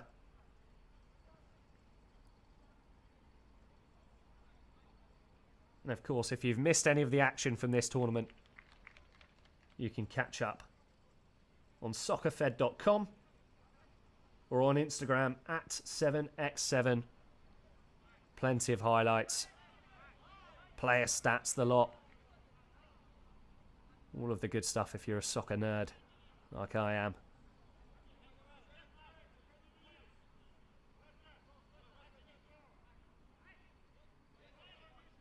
Timeout over, and we'll shortly be back underway. Free kick to be taken by Sporting Carpathians. Again, living dangerously at the back. They're sticking to their principles. The principles that have seen them get a goal adrift so far. Heads go up. Chance now at the far post. Andreev it was, the goal scorer. Just tried to poke an effort off. The angle was against him. And that won't cause Andrei too much trouble. Carpathians come forward. Razvan tries a swirling effort with the outside of his boot, but he's met by a lime green shirt. Just have to watch Samat and you can see those defined banks. Such an organised side, such a hard team to break down as Razvan again tries his luck. Protests for a corner. But he won't get one.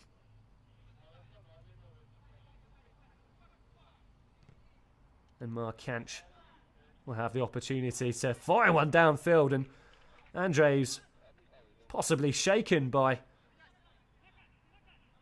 his part in the first goal. Almost spills that one. Clipped straight down the pitch. There was a challenge there, but it should be easy enough for him to claim. Just slips out of his gloves.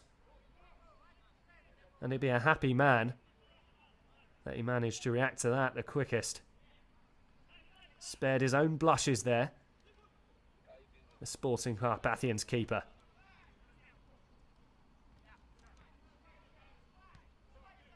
Four minutes to go until the interval.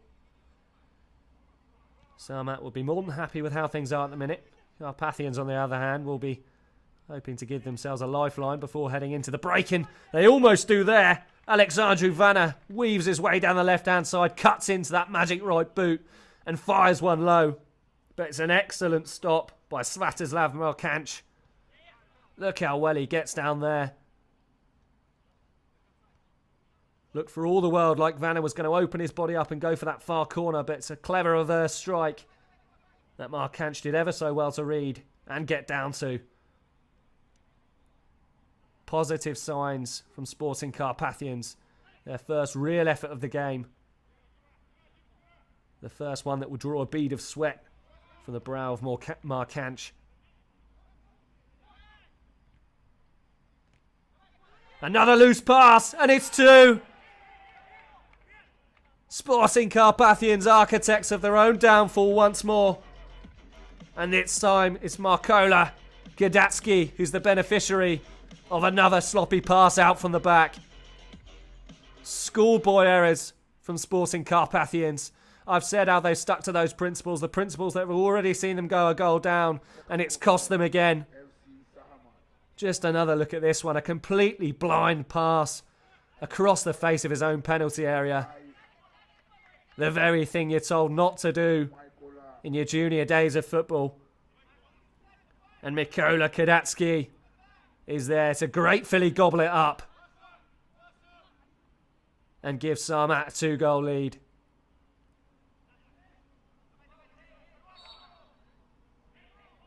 God's gift and Samat find themselves 2 to the good. Sporting Carpathians, well, they've got a lot of work to do now. Radu. Can they get one back before the break?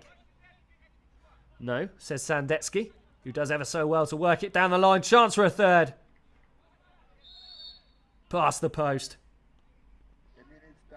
It was Pantelejchuk. Or rather, Sabroki. Who advanced down the touchline.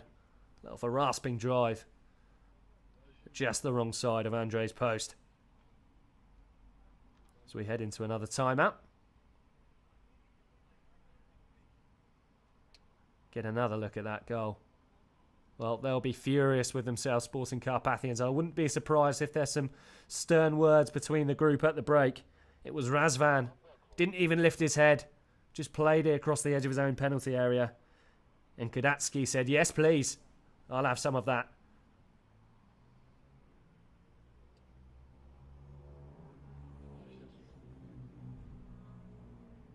Well, a switch of keeper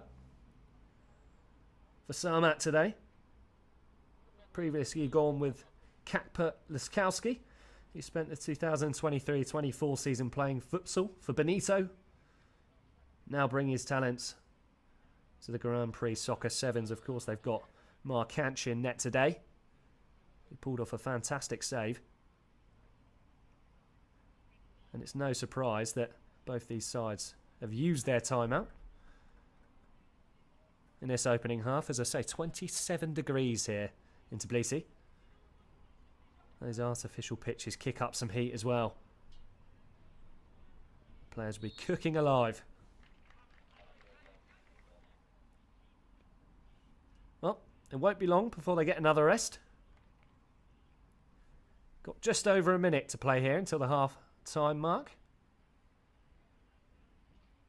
And Sporting Carpathians will have to defend a corner and try and ensure they don't head into the break 3 down. Strike all wrong. The volley doesn't go much better. And Carpathians look like they may have a chance to break, but a bit of miscontrol. Sees possession change hands not once but twice.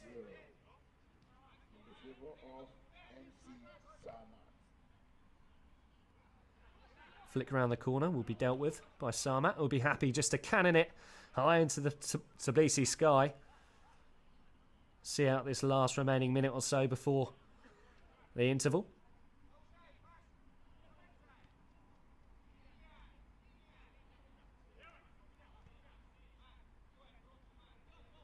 Once again looking to build from the back. Another loose pass puts Andre under pressure. This time keeps his cool, but again plays a slightly risky ball into his defender. Living dangerously are Sporting Carpathians, and Samat know it. They smell blood every single time the ball's at the feet of Makanu Andre. The time is over.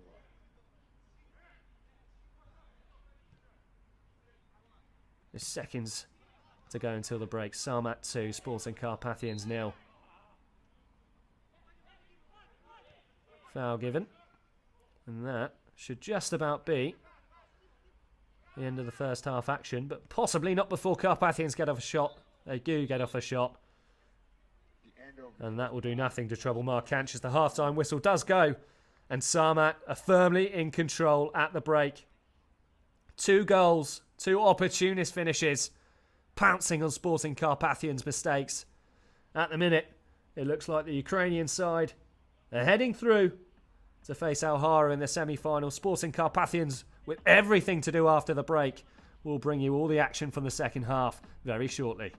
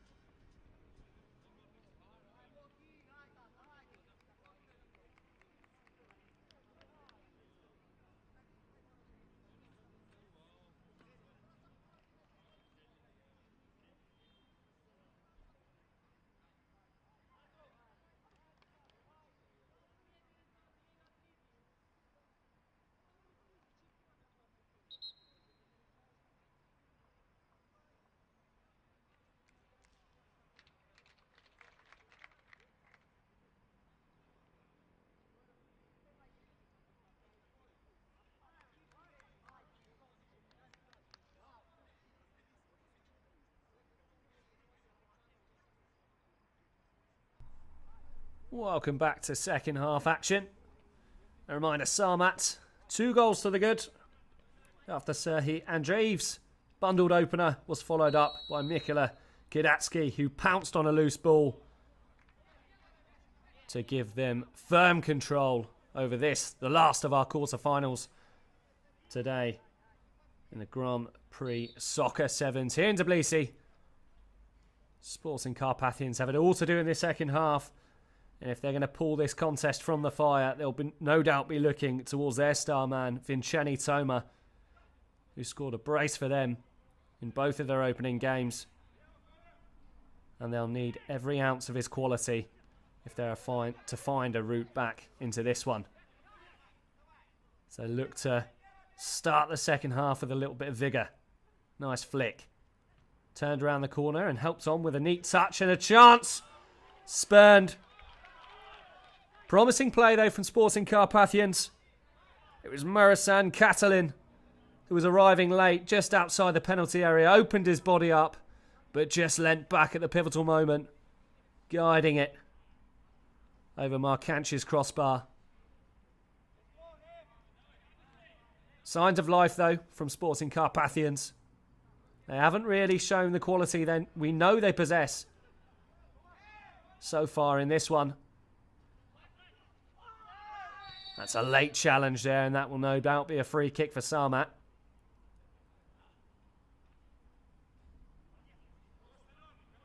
Does make his way over to apologise, Panzero Adrian.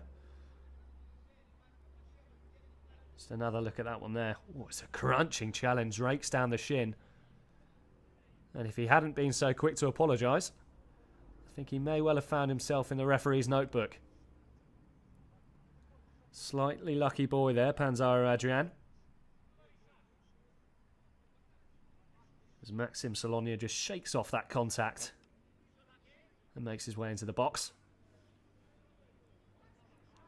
Now a goal here really would be crushing for Sporting Carpathians. Look to start off so brightly with that chance. The wall just creeps forward. It's a bending effort and a good one from Dan Zandetsky. And Andre had to be alert. He was well off his line with was Andre. And Zandetsky looked to bend it into the top corner. Didn't quite have the power, but the direction was all there.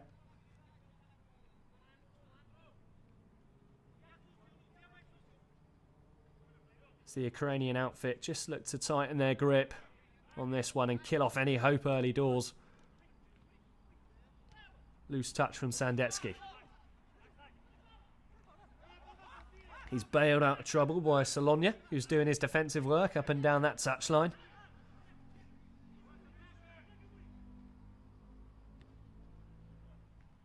Adrian, switch of play.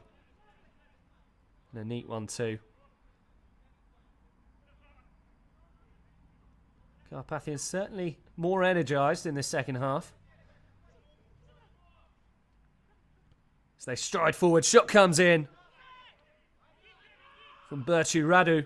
Left-footed effort, his weak foot. Didn't quite get the power on it he would have wanted. Neat footwork here though to drop the shoulder. Little ball roll, bang. Markanch was equal to it.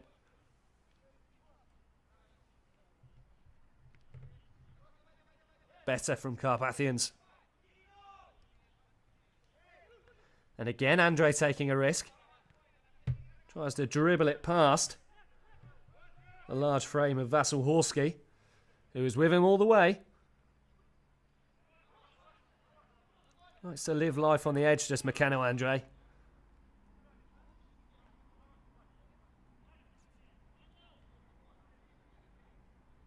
I'm not sure his defenders enjoy the adrenaline.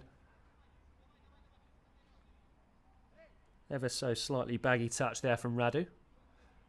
And a loose pass almost sees Andre drift over towards the wrong side of his goal, but they recover well enough to maintain possession and win themselves a kick in. That man, Vinceni Toma, as I said, the catalyst for this Sporting Carpathian side. Played beach football for his country, did Vinceni Toma. So he'll no doubt be more than comfortable with the ball at his feet on a more forgiving surface. As Samat take the opportunity to make a couple of substitutions. Still a long way to go in this one, 15 minutes.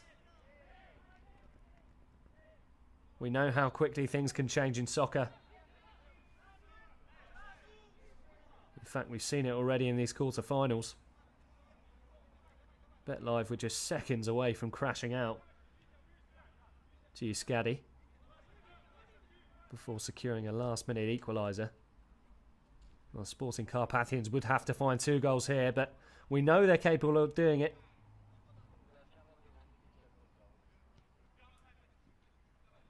They've got goals in them, as the group stage has proved. It's just a case of piecing together that move, finding that little pocket of space in this congested pitch. Samat do so well to guard Markanch's net. They patrol their own half like dogs.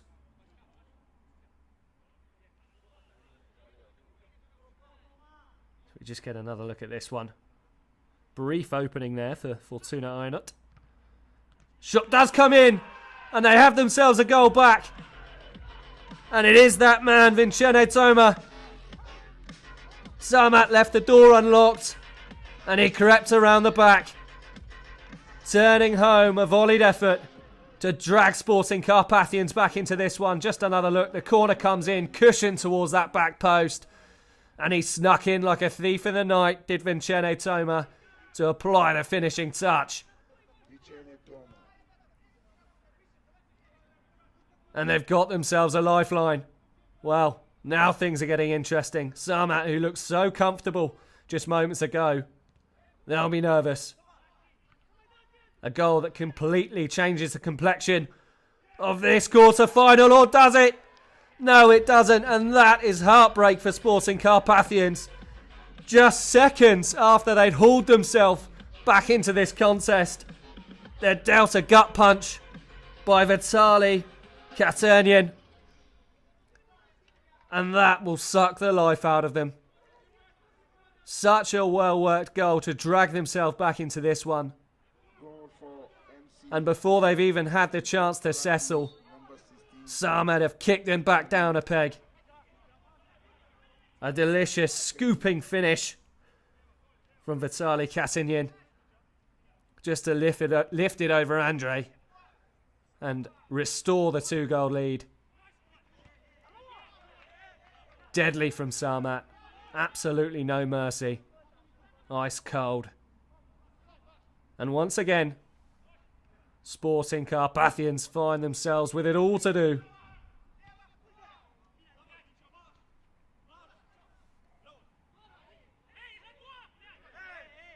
Things just hotting up now as challenges fly in over on that right-hand side. That quick-fire double has injected some real venom into this game, as Markanch does well to get down low and smother the effort before bowling it downfield.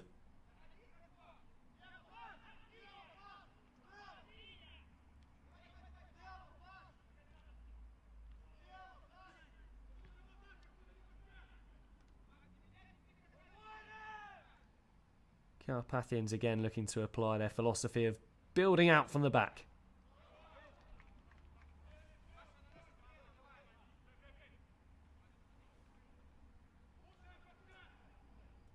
Well, that really was deadly from Samat.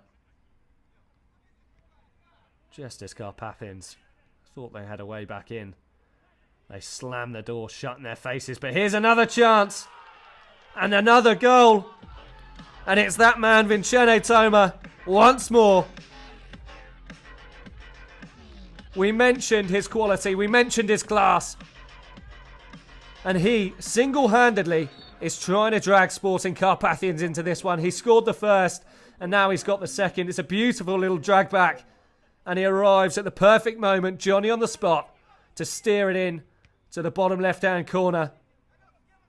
Well, for the second time, game on. Markanch just fell to his back after that one. Nothing he could do. And we'd highlighted Vincene Toma as a man to watch. And for good reason. He scored a brace in both the opening group stage games. And he's got another one here.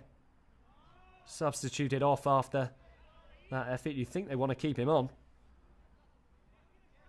Everything good Sporting Carpathians have done has come through that man. But now they can hope. Now they can start to believe. 10 minutes is a long time in the world of soccer. And that's how long they've got to find themselves an equalizer.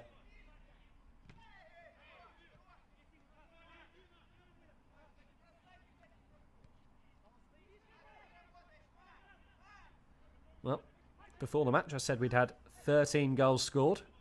You can add another 5 to that tally. And potentially more as the strike comes in. Sporting Carpathians not wanting to waste any time. They're placing the ball back down on the turf for Markanch themselves. It was Murasan Catalin with that effort. As Samat just asked for a little bit more room to take this goal kick.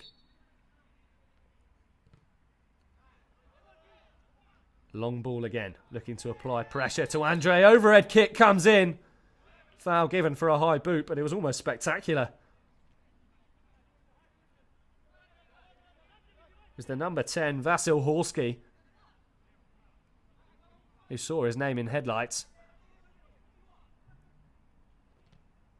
But he just clipped the defender's head while he attempted some acrobatics.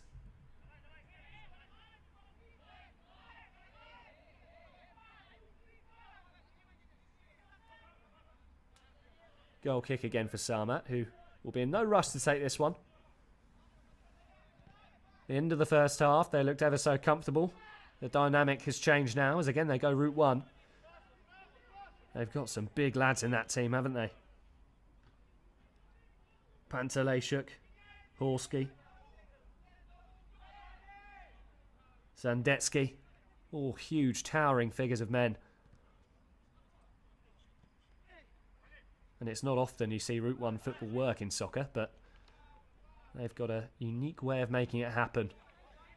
Stand on the keeper and fire it straight at him.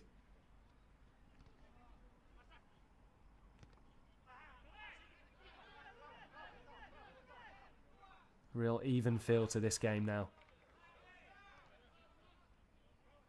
The Sporting Carpathians have themselves a goal kick. Neat touch, striding over the halfway line. Does well under pressure to keep the ball and shift it over to Timok Pal. Flick around the corner, really to no one. And Samat will use the opportunity to hook clear. And look to steal a few yards to advance up the pitch. Been penned back, really, ever since conceding that second.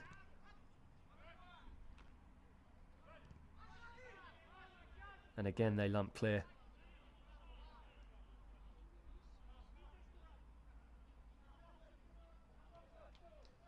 Just over 6 minutes remaining on the clock. A place in the semi-final at stake against Omani side Alhara, who, as I say, looked more than competent in their match against Avantgarde. 1-1 at half-time. They ended up 5-1 winners. An absolutely thumping victory for a knockout game. It's rare you see scorelines like that when you get to quarter-final stages.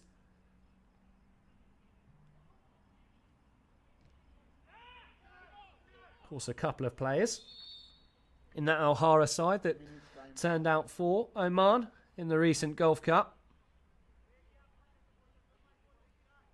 Of course, Oman, the hosts and the victors. And they'll be the hosts again as we look towards the World Cup later this year, starting in November. So we just get another glimpse at that Vincene Toma goal. The nose of a predator just sniffed out the chance. Then moments later, heartbreak for them. As Katernian snuck behind their defence and just chipped one over Andre's head. How do you like that? And then Vincenzo Toma did it all again. Collecting a neat back heel. Firing first time past Markanch. Some goals of real quality in this one.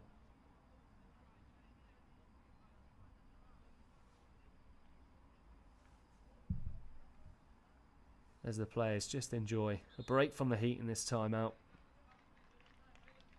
5 minutes to go. Samat 3-2 to the good. But they're holding on. The Ukrainian side looked ever so confident at half time. After Serhiy Andreev bundled their opener. And Mikhailo Kadatsky pounced on a loose ball to put them 2-0 up. But since then, they've been living dangerously, as is Andre, who again looks to dribble out of his own goal, and he has to make the tackle to prevent Pantelejchuk from tapping into his vacant net.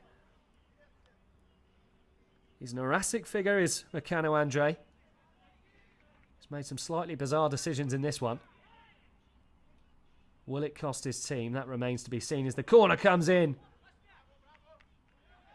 Well, many sides in soccer will look to play a short, neat, cute routine. Not Samat. They've got the height and they've got the men in the box to just lump it in. More than happy to do the physical side. That's great tracking back from Saloni, who pokes out that long leg of his to stop any potential counter. Adrian for Sporting Carpathians. Robbed of possession, and now there's a chance for Samat to break. Can they put this one to bed? Good stop from Andre. It was a rasping drive. Too hot to handle, had to beat it away. But again, Samat come 3-on-2 if they can work this well. Striked off the post. A vicious drive from Andreev on his weaker foot.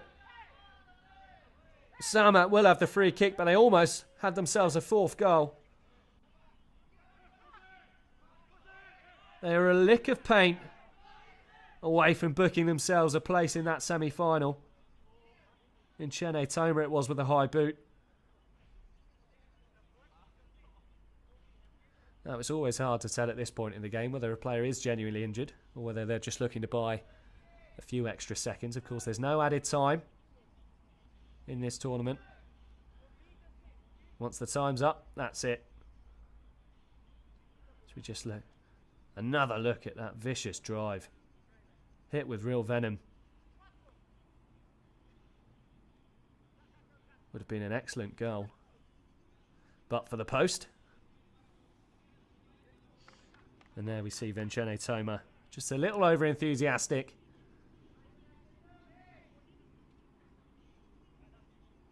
And Samat will have a free kick with Dmytro Klochko places on the turf. Zabrocki, it was, who clearly felt the full force of that challenge. Hobbling off. They'll be hoping he's not out for the tournament after losing their talisman, Alexander Kolesnikov. They've managed to do okay without him so far, and that's worked to the byline. It's clever, but it's not quite there. The idea was right from Denis Sandetsky. Just wanted to reverse it over to that far post. Perhaps find the corner from the angle, but just got it all wrong. That's a clever 1-2 down the touchline, and Sandetsky's in again. Penned back by plenty of blue shirts. No way out for him. But just look how quickly Samat snap back into formation, refine their ranks. They defend as one, don't they? Such a steal about this Ukrainian side.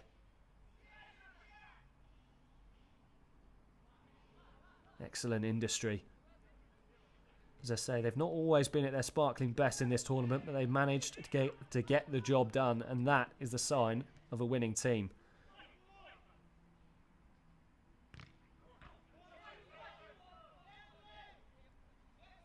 If you can secure victory when you're not your best, well, you're a force to be reckoned with.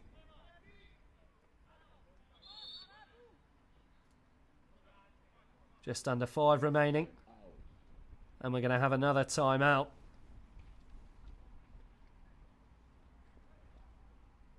Well, Sporting Carpathians will be looking to use this time to G themselves up. Try and give each other some inspiration. They need a goal here, otherwise they are crashing out of the Grand Prix Soccer Sevens at quarter-final stage. Well, the message to Samat, keep it tight. They're just 3 minutes away from a place in the semi-finals. Alhara await. They just need to hang on.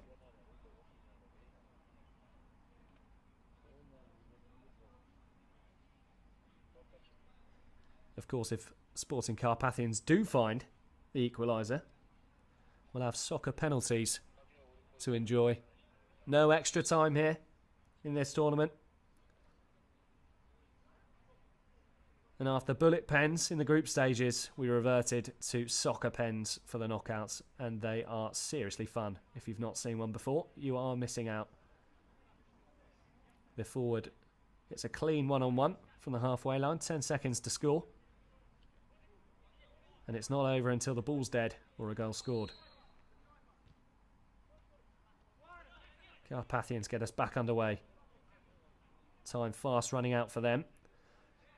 And the man in the black shirt would indicate that they've sacrificed their goalkeeper for another outfield player.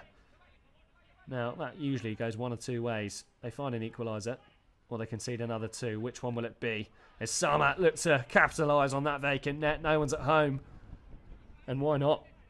Sandetsky it was with an effort from his own half. And that's what can happen. You're only a shot or a pass away from conceding another goal. But they have to go for broke here, Sporting Carpathians. Nothing to lose and everything to gain as it stands.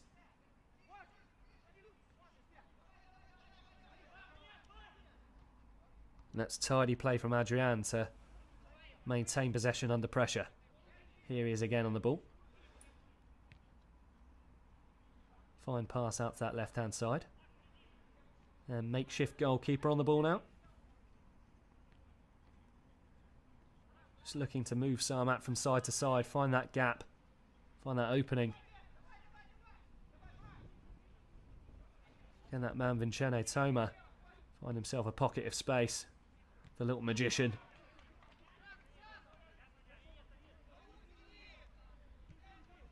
At the minute, Samat is saying a firm no. Adrian. Radu.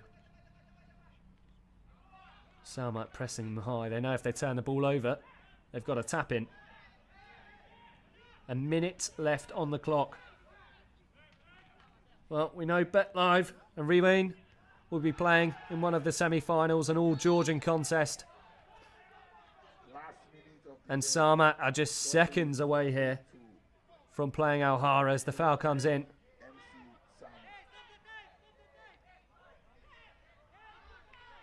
And as I said earlier, there'll be no rush to drag himself back to his feet. Eating up just a few more precious seconds as they look to get the job done.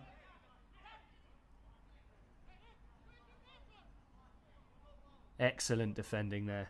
Just read the pass, did Maxim Solonia. And stuck that rangy leg out to win inside a free kick and hit the pressure release button. That'll be really frustrating for Sporting Carpathians. They've got less than a minute to find their way back into this one. If not, they're out. Such is the harsh nature of knockout football. Unforgiving. But my word, is it fun.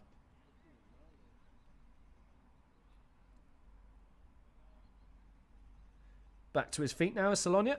Just gingerly brushing off that contact.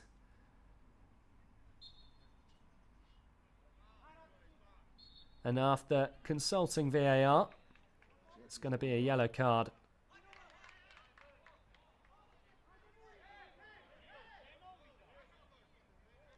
And that will be the end of Bertu Radu's day. Of course, receiving a sin bin. That will take him past the full-time whistle. Just confirmation there on your screens. Bertu Radu, the man shown the card. And if Sporting Carpathians are to do something in these closing seconds, they'll have to do so with a man down. Adrian plays one down the touchline. Gets a shot off. Markanch had to react quickly.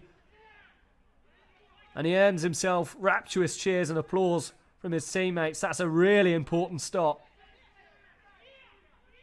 15 seconds left on the clock. Chip forward. Touch comes down. Can they work the shot? No. And Samat smuggle it away once more. Real dying moment stuff here. Time is over. Striding forward, is there one last chance?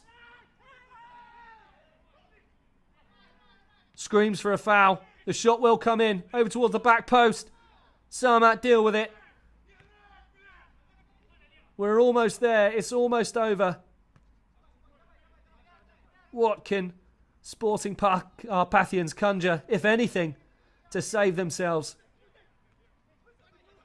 Well, they need to work the ball forward, and they won't do anything like that. And there it is. The fourth, and with it, confirmation that Samat will progress through to the semi-finals. Maxim Sologna hammering the final nail in the coffin of Sporting Carpathians tournament. A crushing blow that with it brings the full-time whistle. Just another look at that one. Robs Fortuna Iron out of possession and just caresses it into the back of an empty net. And there you have it. Samat are confirmed in the semi-finals of this Grand Prix Soccer Sevens. And Sporting Carpathians, well, they're out. Don't go anywhere, clear your calendar and cancel your weekend plans because we've got all the action for the semi-finals of this Grand Prix Soccer Sevens coming up for you. 9 PM, the kickoff time of our first game between Bet Live and Rewind. Join us there.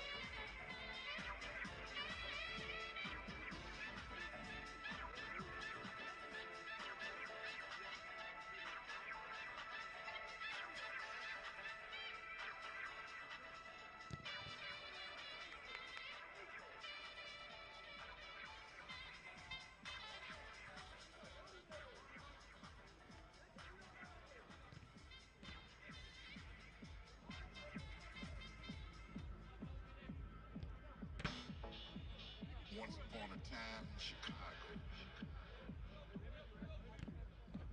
a sound arose. They called it acid. Everybody knows, on a bed of kicked hats and claps.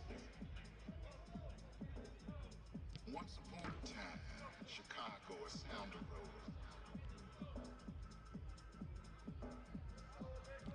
Everybody knows, on a bed of kicked hats and claps. They called it acid. They called it acid.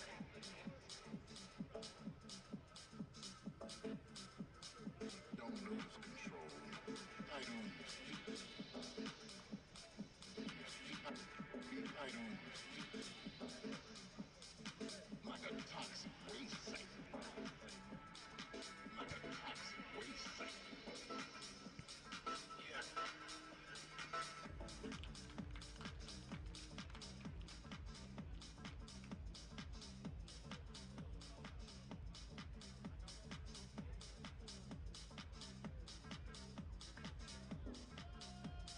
Let me spin.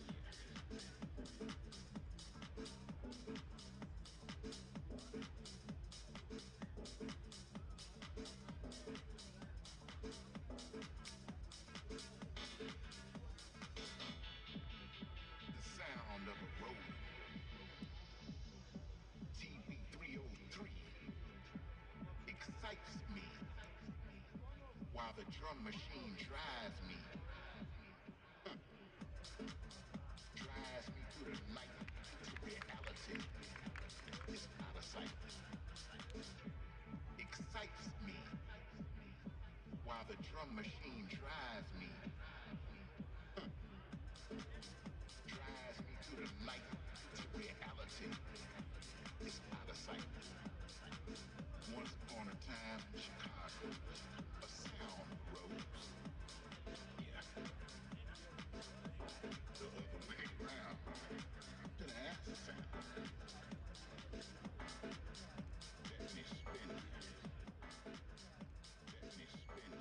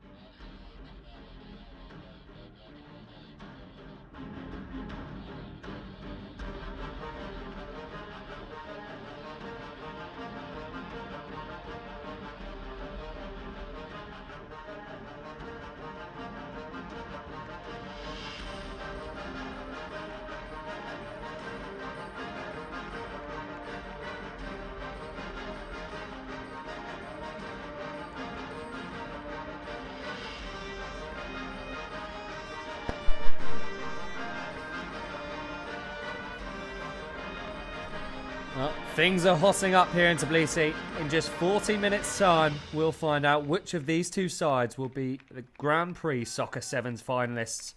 You join me, Frankie Rudland, live from the capital as we bring you every kick of the ball in this all-Georgian affair. Just 4 teams of 16 who started this competition remain, but there can only be one victor. We take a step closer to finding out who that champion will be today with our first of 2 semi-finals.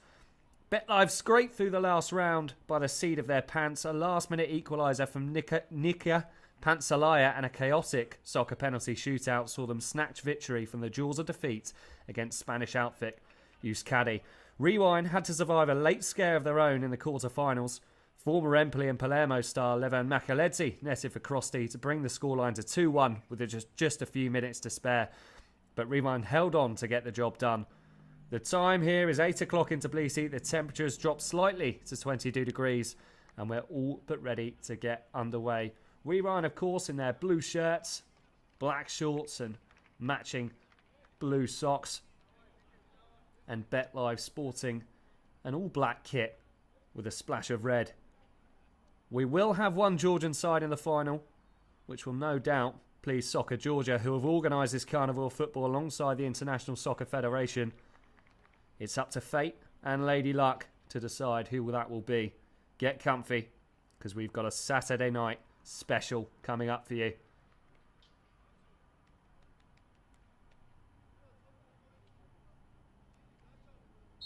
And it will be Rewind who get us underway in the first of 2 semi-finals.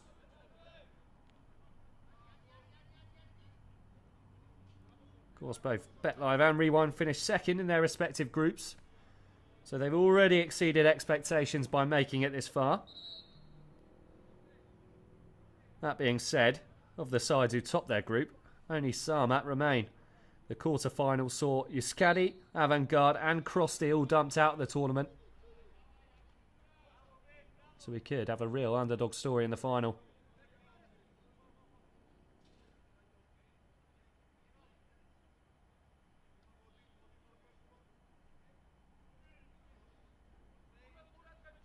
BetLive with their first chance to launch an attack. Out for a kick in almost exactly the same place it started.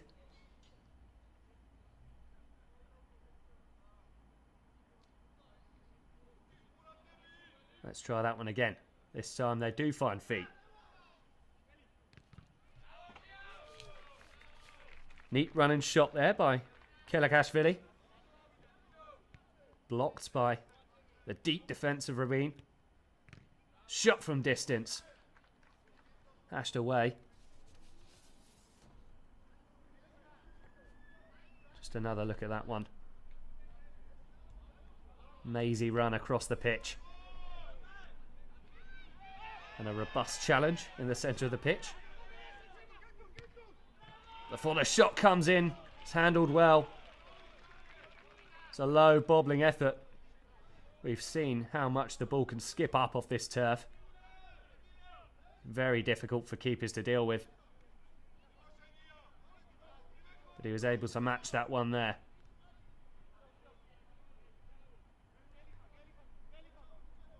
So look at the replay. It's a real dipping effort from Kinturashvili, the captain of Rewind, who they call the magician. A graceful player. Really low centre of balance. Just glides around that field. Pivotal for everything they do. So we get a little look at a Georgian legend. Number 8. Irakli Klimashvili played 5 times for the Georgian national side. 36-year-old is best known for his 5-year stint at Vit Georgia, one of the most decorated clubs in the country. Made his international debut in a friendly against Estonia in 2008, coming on as a substitute. Got some real pedigree at this Soccer Sevens tournament. Georgian side's absolutely rammed full of legends.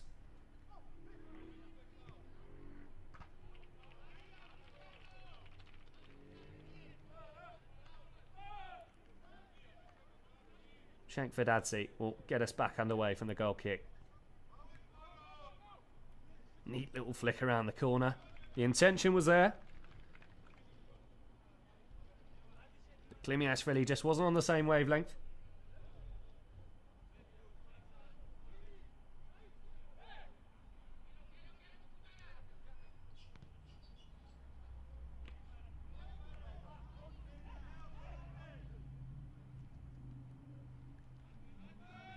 Bit of a cagey start to this one, and no surprise with what's on the line. On a home turf, you want to be the Georgian representative that makes it to the final.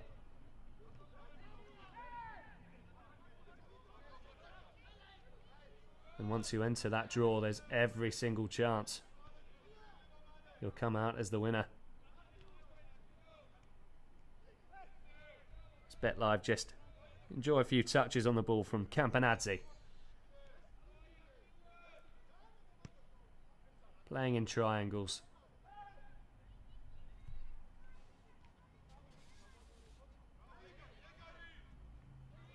Well, we know BetLive are a side that score a lot of goals, but they also concede a few as well. They had the joint worst defensive record of all the teams in the group stages, letting in 5. They did reply with 9 of their own over the course of those 3 matches, beating Arizona Cyprus and Real Panthers to progress. And they might have a sighter here, the free kick. Just shy of the halfway line, but this is soccer. It hasn't stopped anyone shooting before. But instead they play short to Kelikashvili.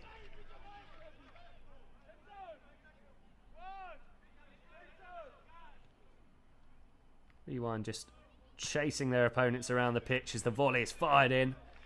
As I said just a moment ago, teams aren't shy of shooting from distance, and there was a speculative effort there, to say the least, from Pantzalaya. Of course, he was the hero for BetLive in their quarter-final. Scored a late equalizer against Yus Scatti to drag them back into the tie, and then converted a penalty as well in the shootout. Grabbed the game by the scruff of the neck. 5 minutes gone, and nothing of real note has happened so far in this one. Both teams just working each other out. Perazzi wasn't too happy with his teammates' ball down the touchline there, chasing a lost cause.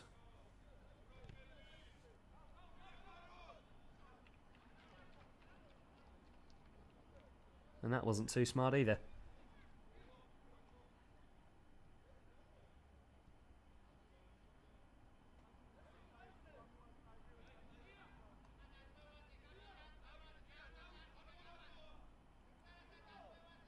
Shankford-Adzi.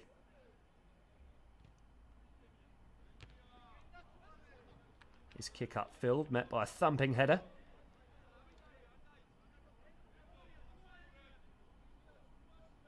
As we see Rewind revert to what you would call Route 1 football.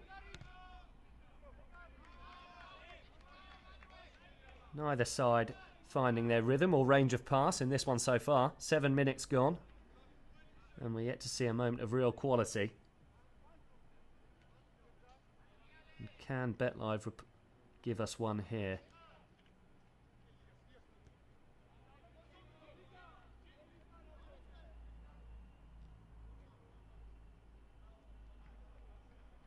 No, as yet another pass goes astray. Well, Rewind do have a couple more players of note in their ranks. Luka Kikabidze is a winger who spent time with SC Bastia in the second flight of French football in his youth before returning to his home country with Marani Tbilisi. There'll be another one to keep your eye on today. Cross comes into the area, that's low and dangerous, and there's a chance, and there will be the first goal, and Rewind draw first blood in this semi-final. Razmadze won't score an easier goal than that. It was their skipper, Kintrasvili, who caused the confusion. We'll just see a replay here. Neat bit of footwork in the middle. Worked out wide. Low driving ball across the area. BetLife just couldn't clear it. And it smuggled over to that far post. where Razmadze was waiting. He simply couldn't miss. And Rewind have their lead. Took 8 minutes for first blood here, but we've got ourselves a goal. And that is the 20th goal of the day. Don't you just love soccer? And now they've got their tails up. They're looking for a second. And they're not far away.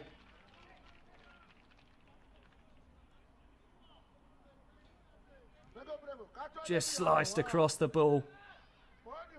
But again, found himself in far too much space for BetLive's liking on the edge of the penalty area. And the atmosphere is starting to pick up now. It's a real tense and cagey opening. And you just felt it needed a little sprinkling of magic to open things up, and a goal will do.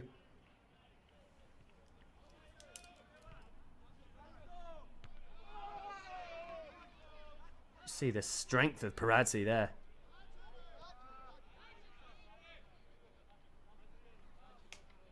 And the scream you've just heard signals that we're going to have a short break for an injury, and it in fact is the number 3, Mervrashvili, who's receiving treatment.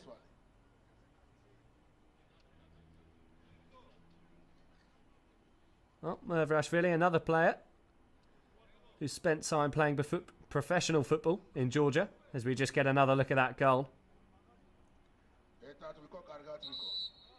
Excellent awareness there from Tamaz Vakhaina, the man in the centre of your screen now. He could have smashed that into a sea of bodies, but he had the presence of mind to square it across to Razmadze for the easiest of finishes.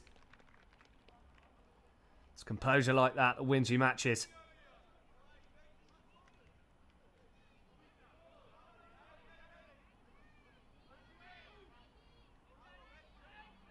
And as you might expect, a bumper crowd here in Tbilisi.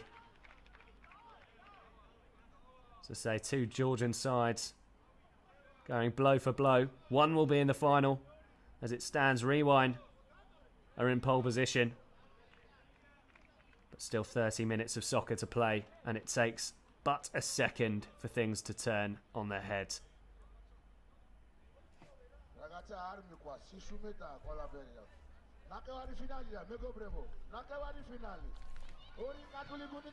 Shot comes in, blocked away by BetLive.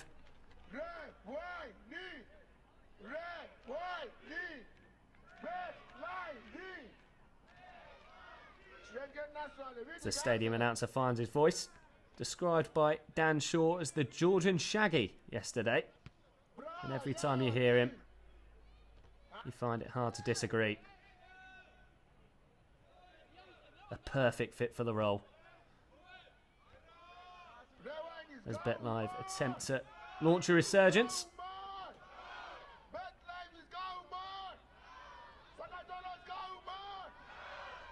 Really whipping up the crowd. It's been such a fun tournament, this Grand Prix Soccer Sevens. Goals galore, crazy soccer shootouts, and plenty of cards to boot.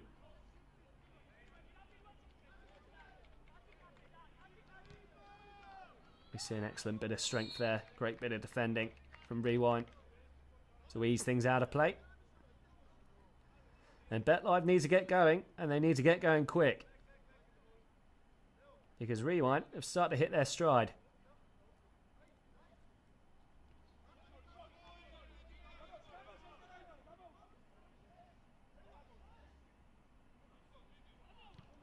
Jankvidadze lofts one downfield, and that's a clever ball, and it's a great touch, and it's a clinical finish, and it's that man, Klimiashvili, the man capped 5 times by his country, shows all of his class, all of his experience, all of his know-how. What a touch, plucks it out the sky onto his chest, Pokes it past the keeper. Thank you very much. An excellent ball. A pass that cut through Rewind like a hot knife through butter. And in the moment, you need a bit of class. Why not look towards a former Georgian international? Well, you know what they say, class is permanent. And Klimiashvili has showed he hasn't lost a touch of his quality with that finish. Game on.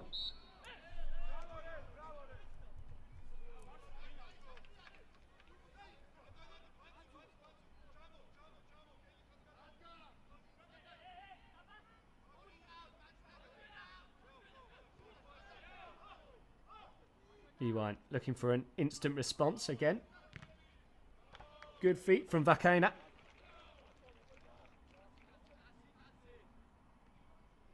He's a large figure of a man, but he's got dazzling footwork.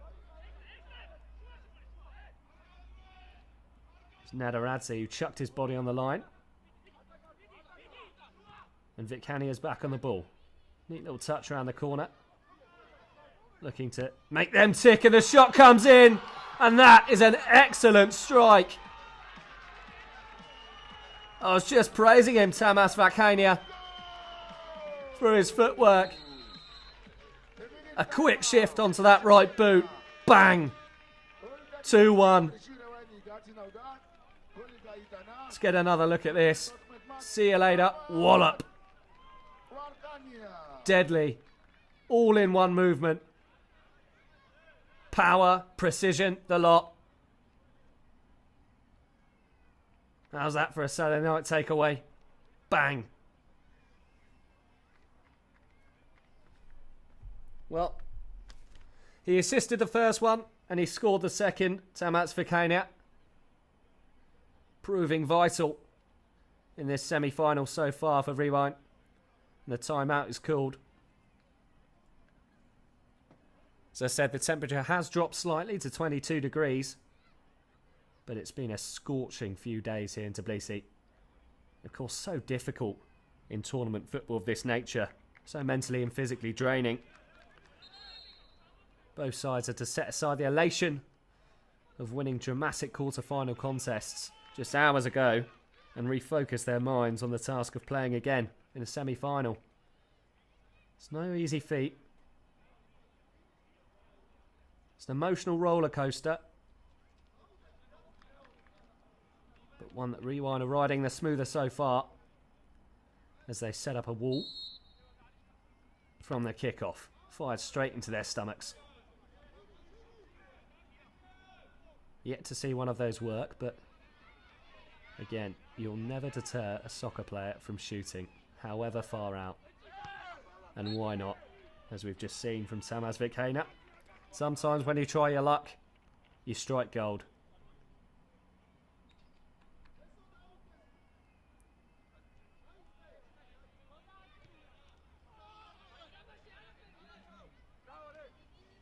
Bit of theatrics from the Betline forward. He goes tumbling to the turf, but they got a chance here. Well snuffed out. Mervanashvili it was, sticking out a leg to prevent that one from heading towards his keeper's net. As I say, an experienced defender. Played in the Georgian professional game before retiring. As the shot come cross. Evades everyone. And look at Rewind's coach shot at Aporia there. He'll be a happy man. But he might not be in a second as BetLive have a chance. Just can't work it out their feet.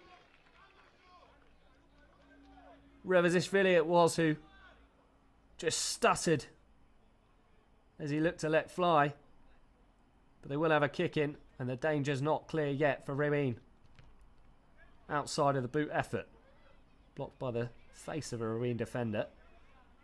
And BetLive are forced all the way back to their own goal. And that's a loose ball. And can Rewind capitalise?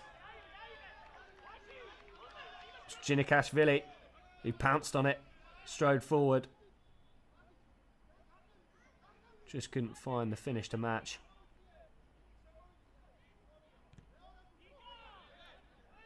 Chankvidadze tries another rangy through ball. We have seen that pay dividends. Of course, he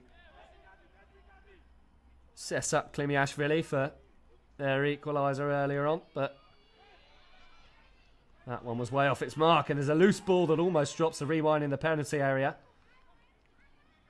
But now BetLive can break. Work it out to this left-hand channel.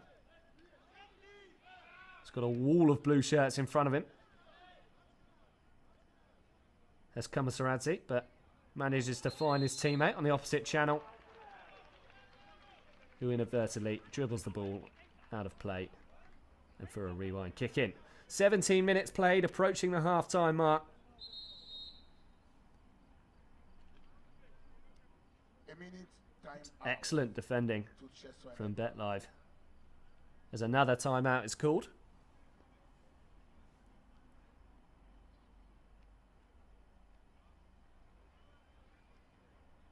A reminder of what we've got coming up then. Alhara play Samat.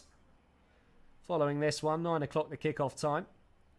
The games were shifted forward an hour. We were due to kick off in this one at 9 o'clock, but the powers that be thought the players could do with an earlier bedtime, and they've certainly earned it.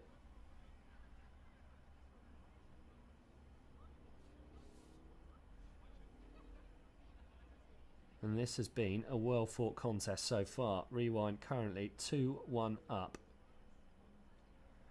Goals from Razmadze and Vakhania, with one from Irakli Klimiashvili sandwiched in between for BetLive.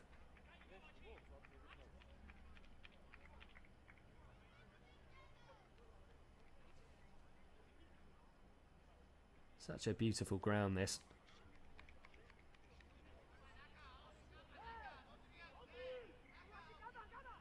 These soccer players do get to show their talents in some picturesque settings.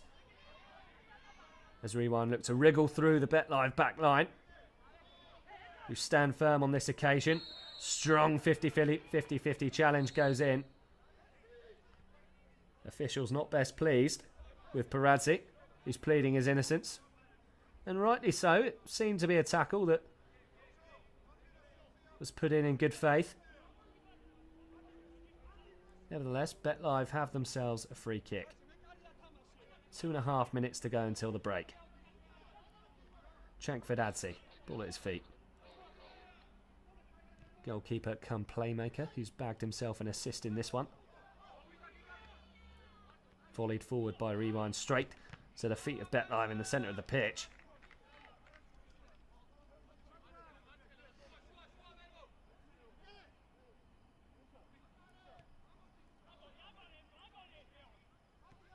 Currently camped inside their own half, Rewind. They'll be happy to protect their lead until the break. And we're not far off. As Chankvidadze has the ball in his mitts once more. An attempted flick from Komisaradze. Doesn't quite come off. And it'll be a goal kick for Rewind.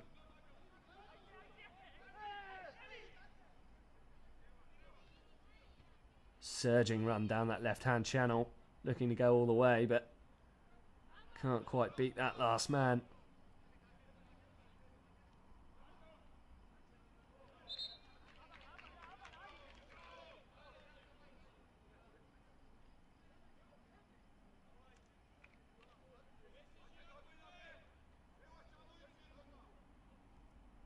The game settles down into a tiny bit of a lull. That is called pretty well time is Bolo 2G. Last minute of first half. And the score is 2-1 in favor of Rewind. As the announcer just confirms, we've entered the last minute of this first 20. And Rewind have 1 foot in the final.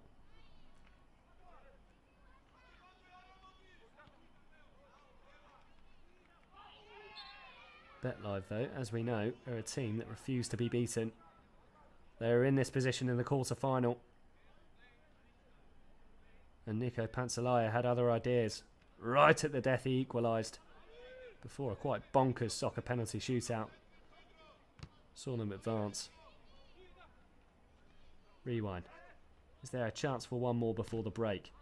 An excellent run there from Mervelashvili. But he can't quite fashion the shot.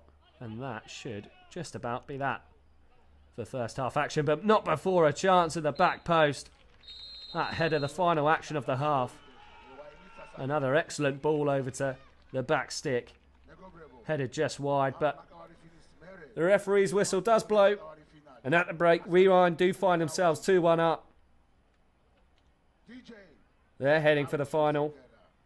Unless BetLive can conjure something in the second half. Plenty more soccer to come. Stay with us. We'll have all the second half action coming right up.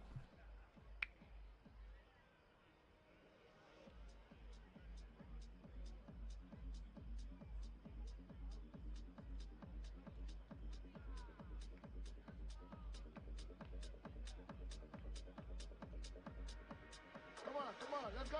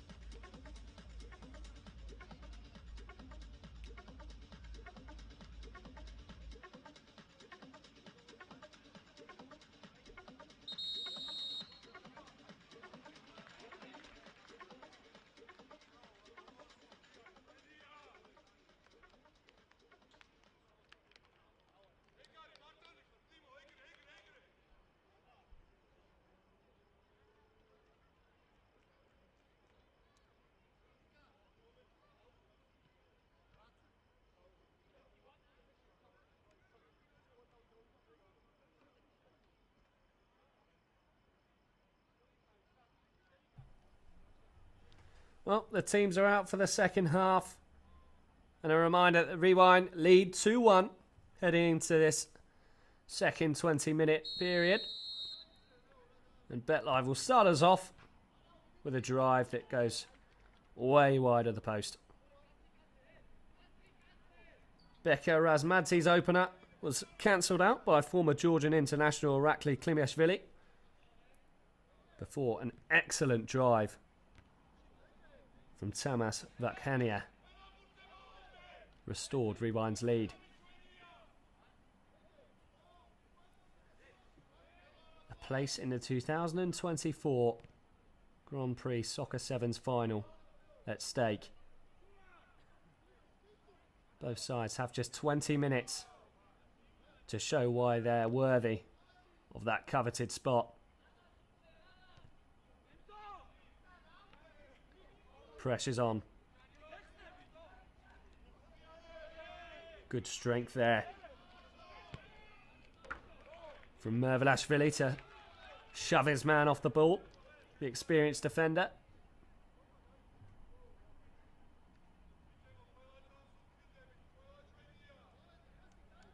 Also delivered the strike of a defender. But why not? He'd earned it. Done all the hard work. Deserve to have a wrestle. BetLive looking to build something. Chance for a shot. Shot comes in.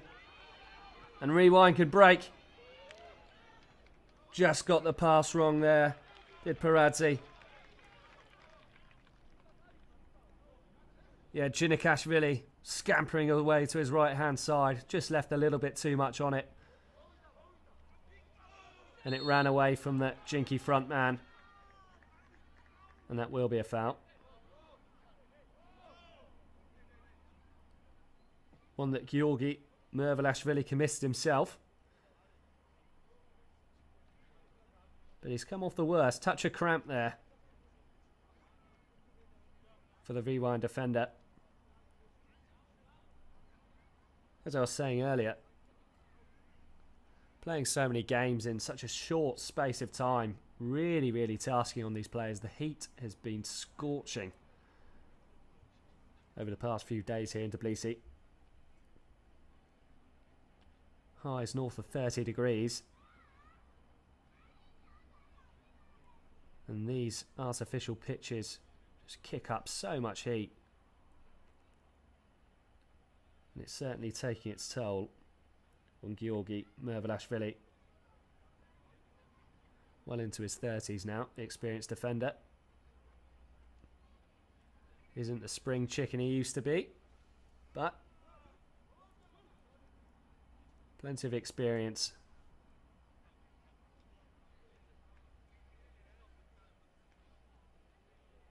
It's a bit the old magic freezing spate on his hamstring. Still looks in considerable pain.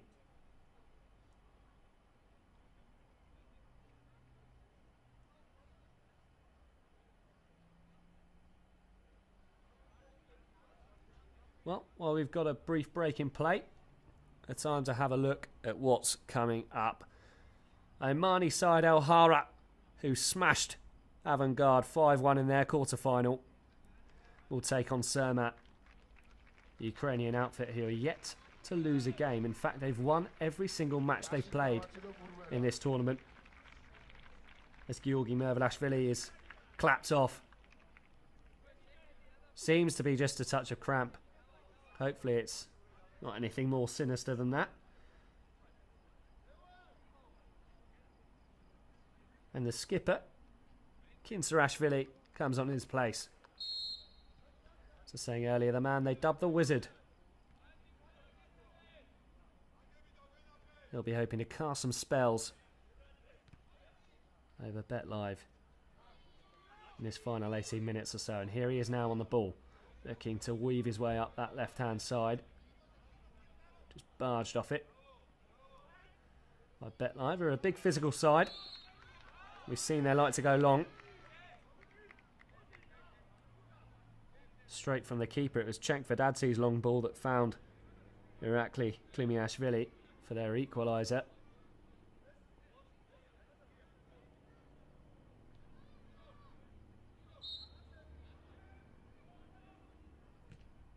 That's a great strike.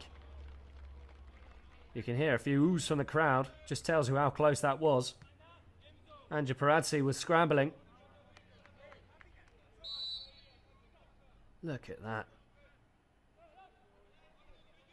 Whack.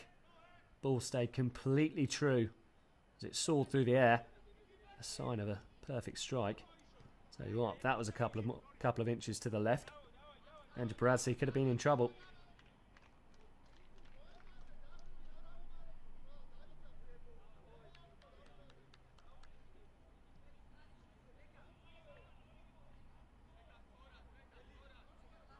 The official telling Kelakashvili just to back off.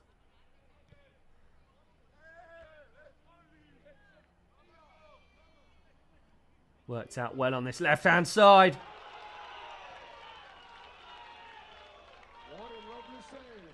And it's an excellent save from Anja Paradze.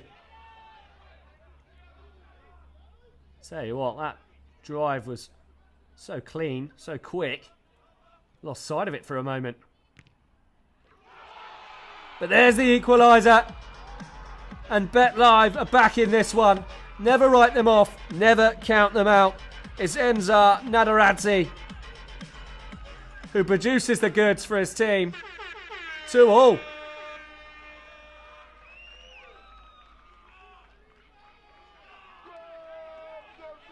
Well, they had their warning shot just a second earlier, did Ravine.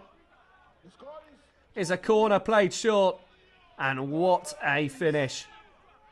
Opted for precision over power. Side foots it. And look at that. Just sails right into the top left-hand corner.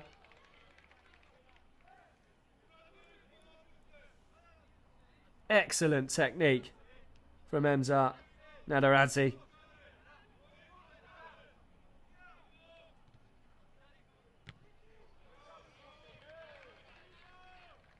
Perfected his craft there. And just like that, Bet Live find themselves level.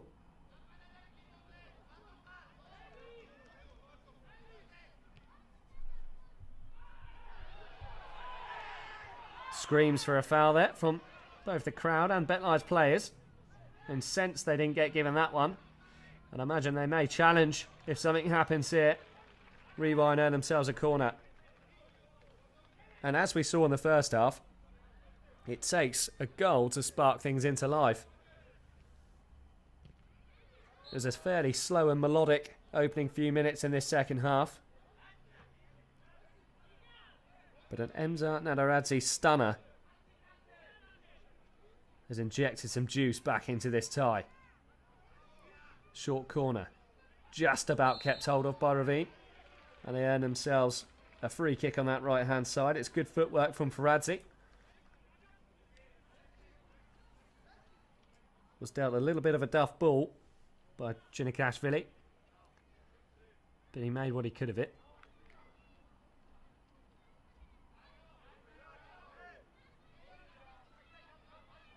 Well, having already been in a soccer penalty shootout, Bet Live may well be heading for another one. But not now.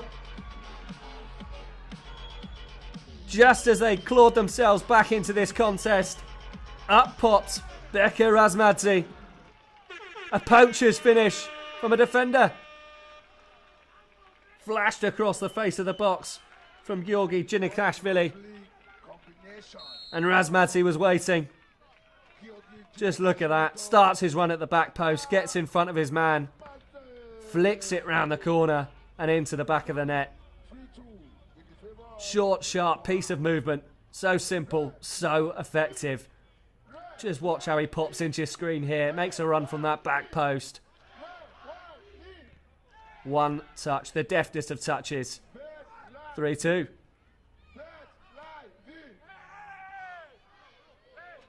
Well, such a curse of the commentator there, just as I was talking about 2-2 draws and penalty shootouts. Rewind, go and stick one in. You can barely finish your sentence in soccer before something happens. So end to end. And there could be a fourth here. Inches away. That man, Tamaz Vakhania, again, Allowed too much time, shown too much respect. Opens up his body, goal at his mercy. Just bends it round the post. Such a technician.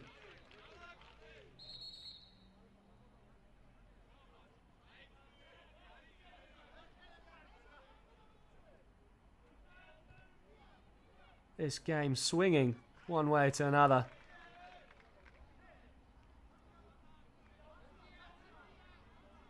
So we just see an excellent little bit of skill there from Chiganashvili.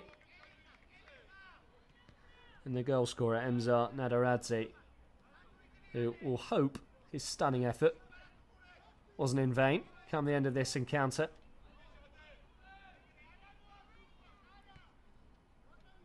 Neat ball down the touchline. And that'll be a free kick. Cynical and silly there. From Kuku Janashvili.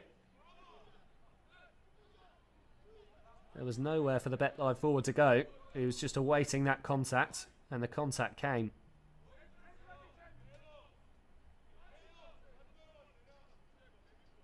Klimiashvili standing over this one. In fact, he's opting to walk away and leave it to his teammate. Shot comes in, good save. It was straight at him, but Anja Paradze had to be alive to it. Too hot for him to handle.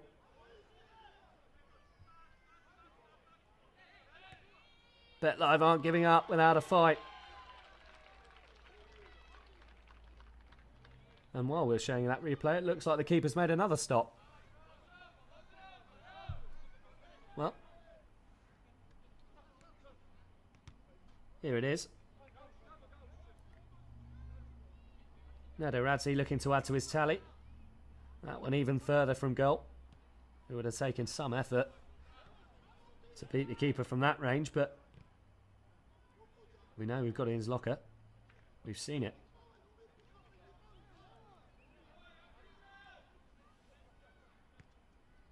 Still life in BetLive. Still plenty of time. 10 minutes for them to find a way back into this game. They've already equalised twice. They'll have to do it a third time if they want to keep their tournament on track.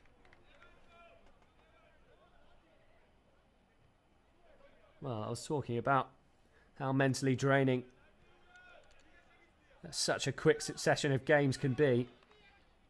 It's equally as punishing on the mind, finding a way back into a game, working so hard, only to go a goal behind just moments later. And that's happened twice to BetLive, and that's a neat turn from Irakli Klimiashvili. Pinned his man, the experienced midfielder. Rolled and led off the shot, but just lost balance at the crucial moment. It's been fantastic watching some of these former Georgian internationals take to the soccer field over the course of this tournament. Just see the quality they possess, what it takes to play at that top level.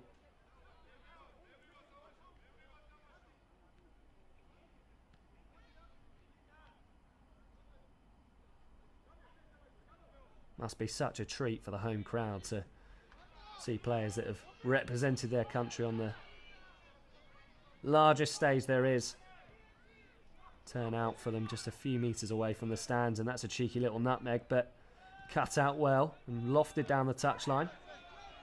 Heads go up. Klimiashvili was never going to win that aerial duel. But a good foot in height off his opponent, and that loose ball is seized upon by Vakhania. But robbed back by BetLive. Clock ticking away, still plenty of time for them. But with every loose ball, another opportunity goes begging. And Rewind take another step towards that final.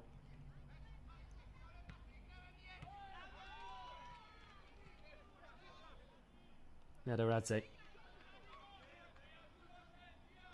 floats one forward. Met by a Rewind head.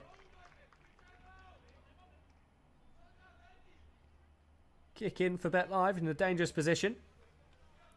So we just get a look across the stands. They're enjoying their evening, and there's plenty more for them. A second semi-final coming up before, of course, we head into crunch time tomorrow. A real Super Sunday. Third place playoff, which one of these two sides will unfortunately find themselves in. And a final. A minute's timeout. As a minute's timeout is called. The first of the half.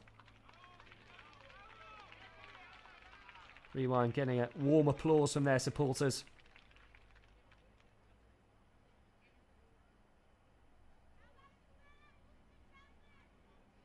As we get another look through the highlights. Such an intelligent goal this. It seems so simple. It is so simple. But it's just having players on the same wavelength. Ginikashvili knows exactly what Razmadze wants to do.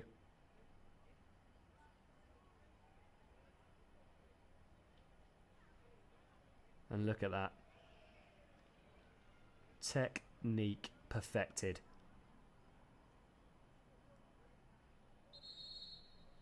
Barely even any drawback on the shot. Just meets it with the instep. And it glides into the top corner. That's a thing of beauty. A goal from the very top draw. And there have been plenty of them across the tournament. The highlights reel will be well worth watching. Some absolute corkers scored. As we resume play. Rewind. Clip down the field. But it's back with Chankvatadze. Considers launching one of his signature long balls before instead opting to go short. And they've had their pockets picked here. Bet Live. They clear away. It's the danger of playing short. We saw Sporting Carpathians fall foul a couple of times earlier on today. Caught in possession at the back. On these small side pitches, you're never too far away from the danger zone.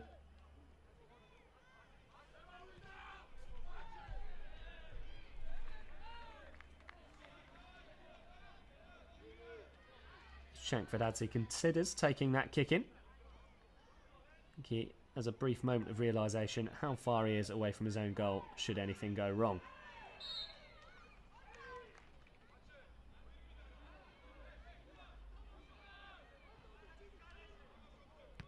Just over 5 minutes now for Bet Live to keep their Soccer 7's dream alive.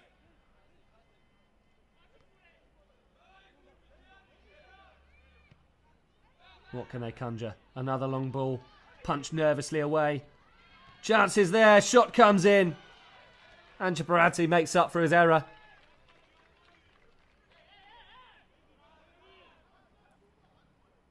Berbichashvili just having a few stern words with his goalkeeper. He almost sold the ranch there. But he did well to fall on that shot. These are the kind of mistakes that we'll start to see in these important games. When the stakes are high, you have to be really mentally strong not to let it faze you. Every slip, every trip, every missed kick of the ball could spell danger.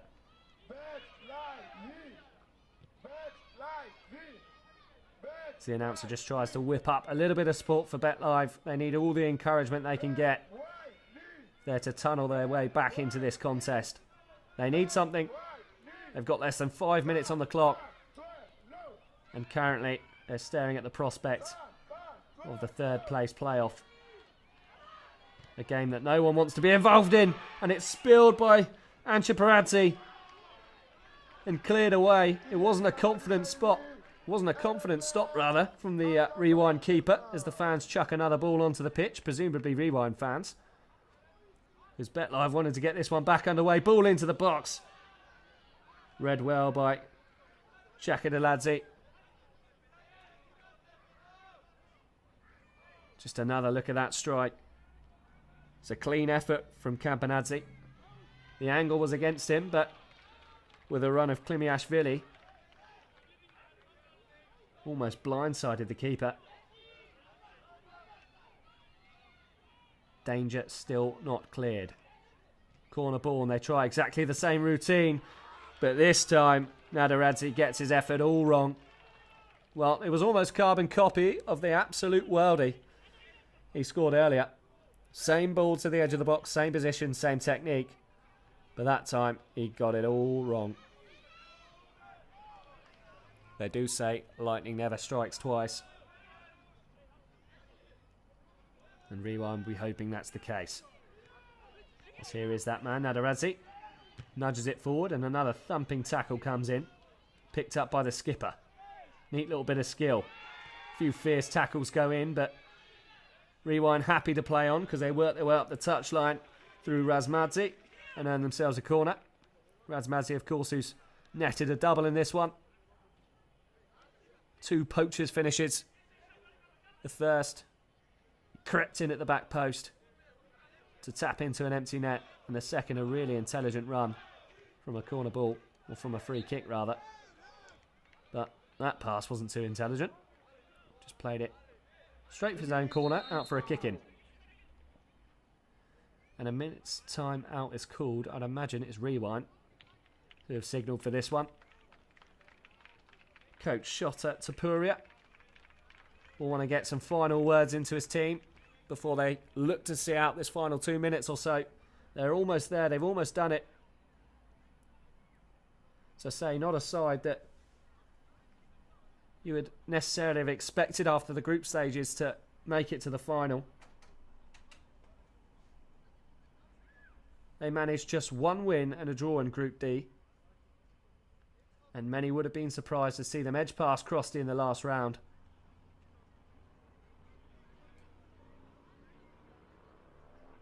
They lost to Samat on the opening day of the group stages, who they could still well face in a final if things were to stay as they are. And of course, if Samat do the business against Alhara in our second semi-final after this one.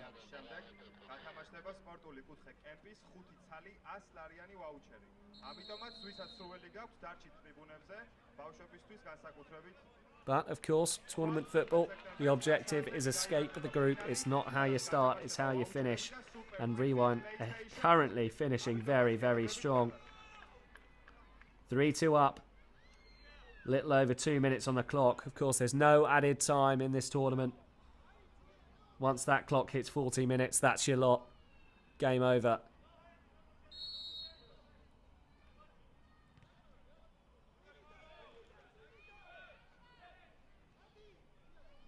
Not a lot of time left for Bet Live to find something. And indeed, Rewind may well add a fourth here.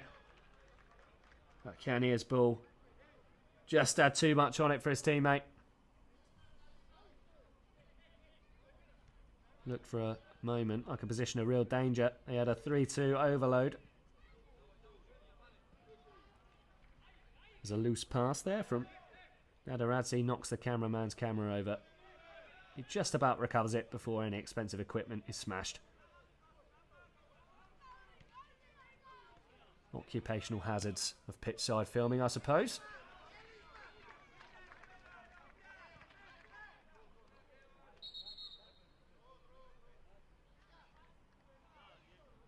Well, this is not what Bet Live need. A player down on the deck. Just under a minute and a half to go. Another touch of cramp, it seems. Good sportsmanship there from Razmadze and the skipper, Kintsarashvili, who are doing their best to try and squeeze the lactic acid out of his legs.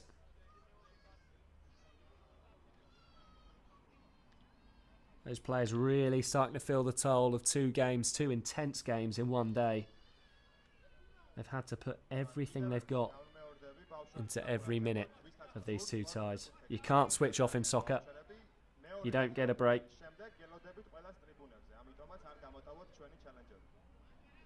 Defence turns to attack far too quickly for that. And Rewind will get us back underway with a kick in. Lofted down the touchline.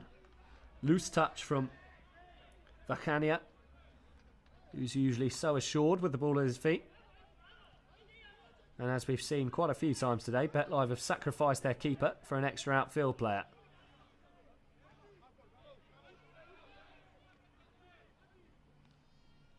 They're rolling the dice now. And they have to. But this could spell danger for them. Shot comes in.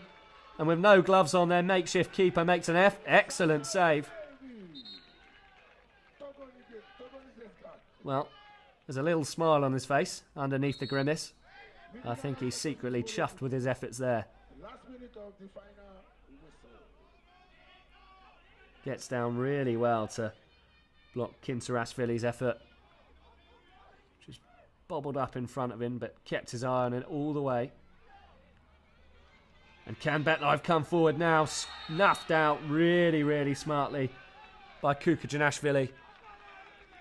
Just charged across to clear the danger and earned himself a foul in the process.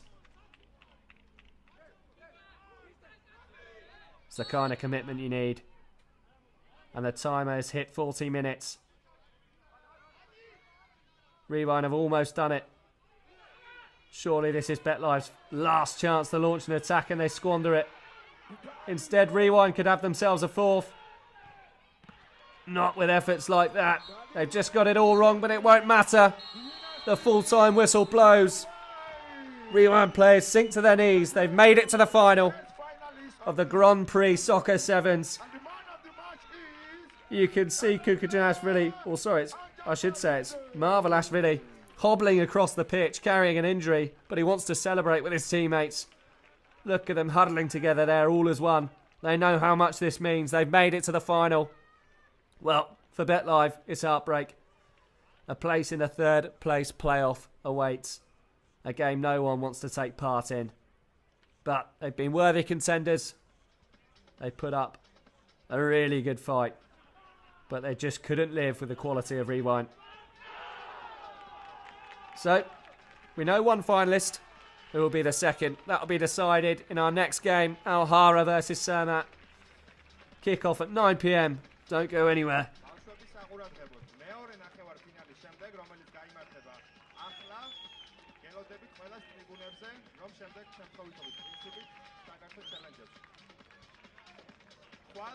სექტემბერს ფინალი იქნება საღამოს 9 საათზე, ამიტომაც არ გამოტოვოთ შანსი რომ მოიგოთ PlayStation 5 და ძალიან ბევრი ვაუჩერი. გელოდებით აბსოლუტურად ყველას.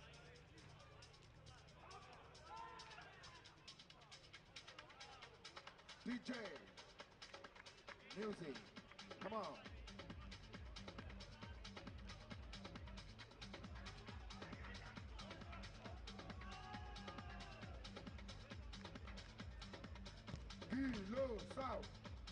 Kilo South, Rewind.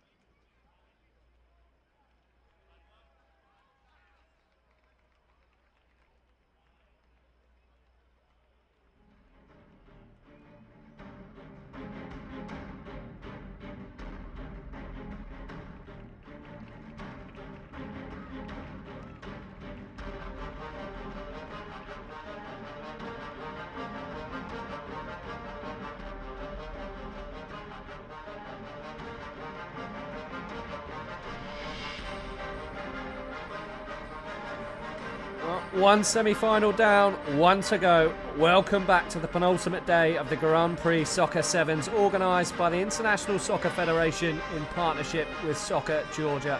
It's been a roller coaster day here in Tbilisi. We've seen goals in abundance, bedlam in soccer penalty shootouts, and cards aplenty. This is soccer. We wouldn't have it any other way. Rewind booked their place in tomorrow's final in our earlier kickoff, beating fellow countrymen BetLive by 3-2 in an incredibly well-fought contest. Former Georgian international Irakli Klimiashvili was on the score sheet for the hosts, but it wasn't enough to cancel out a brace from Beka Razmadze and a fine Tamas Fakhania drive. It will be a Ukrainian side, Samat, or Omani representatives Alhara, who join them for the loser. An unwanted spot in the third place playoffs awaits against BetLive. Just seconds away from kicking off in this, our second semi-final of the evening. Of course, we saw Samat edge out Belgian outfit Sporting Carpathians in the last round to maintain their perfect record in this Grand Prix Soccer Sevens. They're the only single team left in the tournament to have won every single game. They looked much the better team for large parts of the contest, but lapses of concentration allowed Vincene Toma to bag a brace and spark life into the tie. As Alhara looks at venture forward for the first time. Well, the Ukrainians did eventually put the game to bed, with Maxim Solonia rolling the ball into an empty net to seal a 4-2 victory. And all without talisman Alexander Kolesnikov, who remains on the treatment table after picking up an ankle injury in the group stages. Still without him for this one. But they managed to get the job done in the last round. So they take their first forays forward, the Ukrainian Samat. Alhara, on the other hand, breezed past Avant-Garde in their quarter-final. The two sides were level, 1-1 at half-time, before the Omanis cranked up the heat and put the Moldovans to the sword. Final score was 5-1 in that one. They're fast becoming the surprise package of the tournament. As the ball drifts behind for a Samat corner. As we saw against Sporting Carpathians, they're a large side who aren't afraid to chuck the ball into the air and contest the direct route. This one's worked. Back for a strike. Strike does come in. Forces the first save. Didn't have an awful lot of power on it. It was Andreev who scored in that quarter-final. He'll let the volley off. On target, but never going to trouble Al-Barami too much.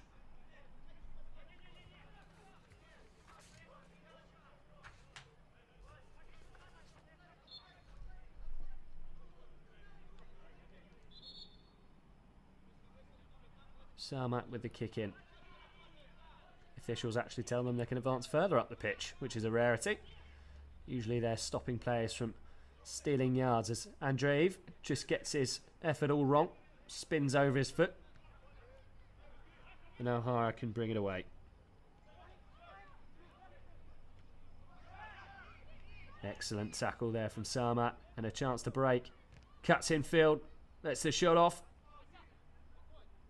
Blocked, but still they maintain possession. Through Solonia, who put the gloss on their 4-2 win. Scoring in the very dying seconds, and he has another go now. Off the chest of his own teammate. Andreev, who puts his hands up to his coach to say, look, what could I do? He's fired straight at me.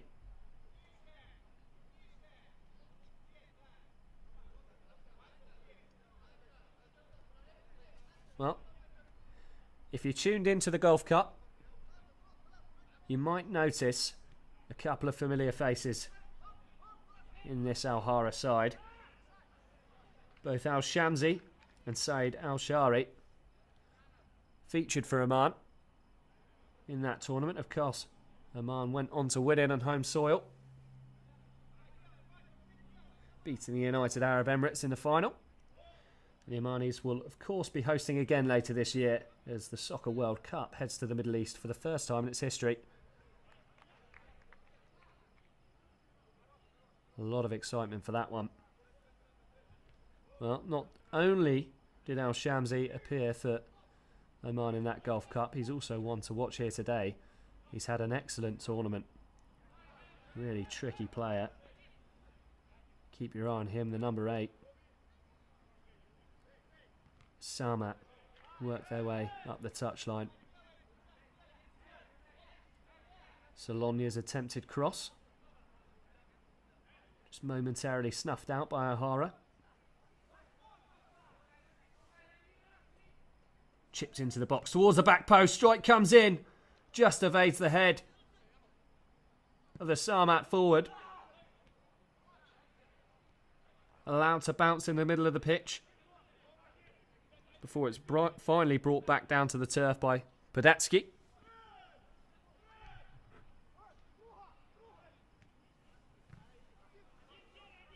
Heart and mouth moment for Alhara as it almost connected with the head of Powell Sobroki. Absolute giant of a man. As I say, Samat not afraid of the aerial duel. And here is that man, Al Shamsi, who played such a vital role in Oman's Gulf Cup victory. Forever busy, forever looking to get onto the ball. He'll never shy away from it. As Route 1 causes Markanch a little bit of difficulty in the Samat net. And the foul's given to that man, Al Shamsi.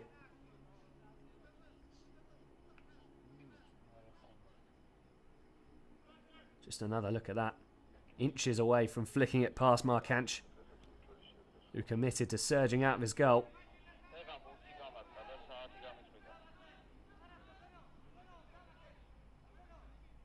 Now, there's not many football games where you'd see a two-man wall when there's a free kick in the centre circle, but that's soccer. Players will shoot from anywhere. And why not? We've seen some fantastic efforts from distance, and indeed there are a couple in the semi-final just played between Bet Live and Ravine. Tamaz Vakhania helping himself to a real spectacular goal, and one that I'm sure you'll see for weeks to come on highlights packages. Just over 5 minutes played, still 0-0 here. Samat with the better of the opening exchanges, and they've got a chance to make him pay here, but another good block from Alhara as a wave of substitutions are made by Samat. Victor Pantelejchuk, one of the players entering the fray, and here he is on the ball. Such a cultured left boot. Real side of technician, Samat. They may be able to mix it up with some rough and tumble, but make no mistake, every single player is excellent with the ball at their feet.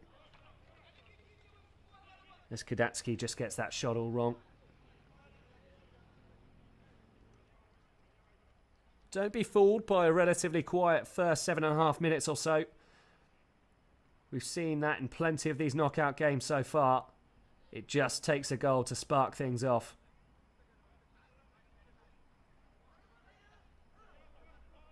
And in soccer, a goal is only ever round the corner. Al-Barami clips one forward.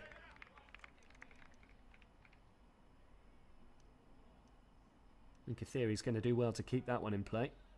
And indeed he can't. Well, as you might expect, the atmosphere's died down a little bit.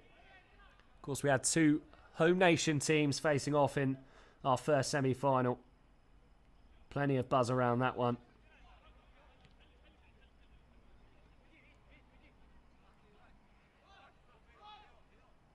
Samat surge forward. Solonia, who got that definitive goal in the quarter-final. Zabroki with a strike. Yet another one way wide of the target.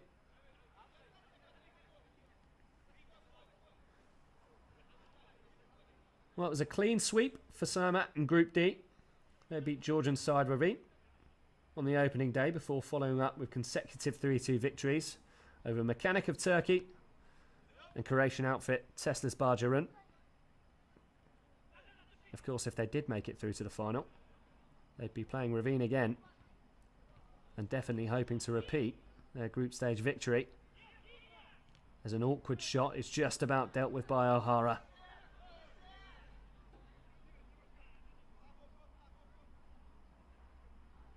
Wahabi didn't look too comfortable with that one, but as we know, the turf can play tricks on you. The ball just skips and bobbles up. So difficult to read where a shot's going to land when it bounces right in front of the keeper. Firm challenge comes in from Viktor Pontalejczyk.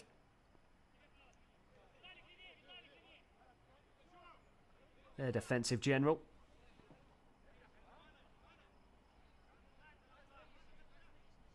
Ten minutes in, and we're still waiting for this one to take off. I think to a certain extent we've been spoiled by an absolute goal fest today.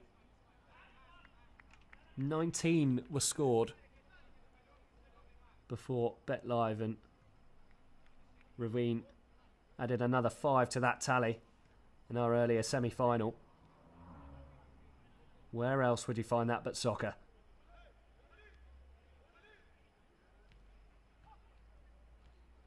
Neat play down the touchline by Samat. Shot comes in, deflected behind. And that'll be a corner. Alhara just struggling to find the rhythm that saw them absolutely thump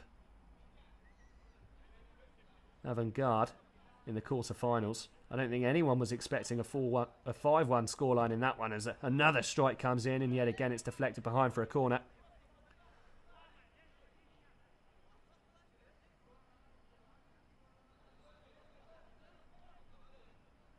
To say they finished second in Group A Alhara, conceding 7 and scoring 5. Not an amazing start by any means. As yet another strike comes in. Not sure whether that was tips over the crossbar, or whether it hit the crossbar itself, but either way, Wahabi will be a happy man to see it clear of his posts. A clever run there, just peeling off. And it was indeed the fist of Wahabi punching that clear from Dimitri Klochko's effort.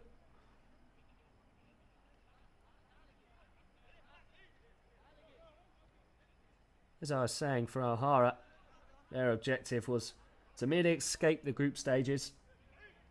And from there on in, anything can happen.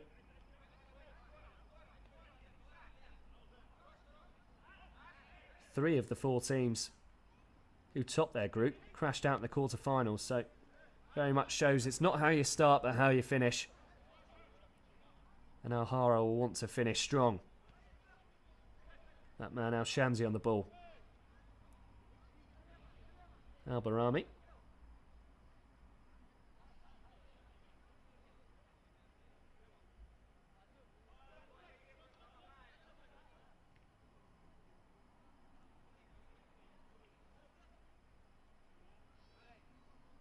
Well, it's flickering this game, isn't it? Just needs something to properly start the fire. Both teams gauging each other, working each other out. Samat, a team that are very happy to sit back in their ranks and then hit on the counter, as they may look to do here. Sandetsky.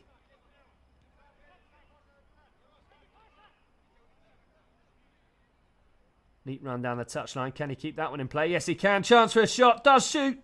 Off the post, not once, but twice. It was Sabroki with the first effort. Wahabi was caught daydreaming, and then the rebound was just scuffed onto the post. A fortuitous break turned it back into the path of Samat. And they were a whisker away from opening the scoring. And they'll look to build again through Denis Sendetsky. Klochko now. Approaching the halfway line. This 52-metre pitch. Nice incisive passing from Samat. That's a clever ball to the back post. And a great save from Al Wahabi. Well, that would have been one of the team goals of the tournament if they'd applied the finishing touch to that. An excellent disguised ball.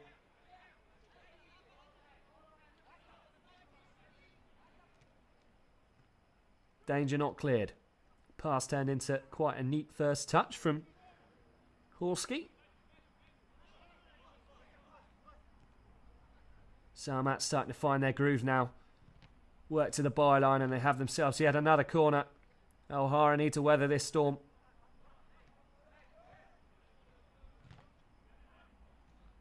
They're shooting at will now, are Samat.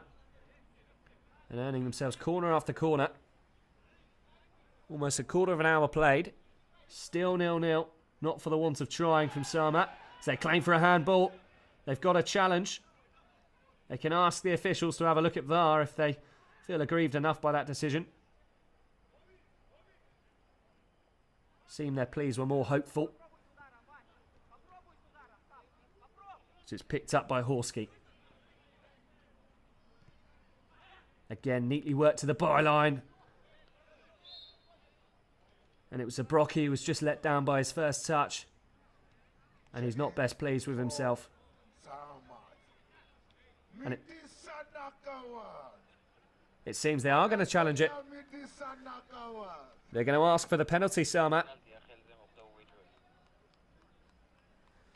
Well, they believe it struck an Alhara hand. We're going to have another chance to have a look at it now. It was a scuffed volley.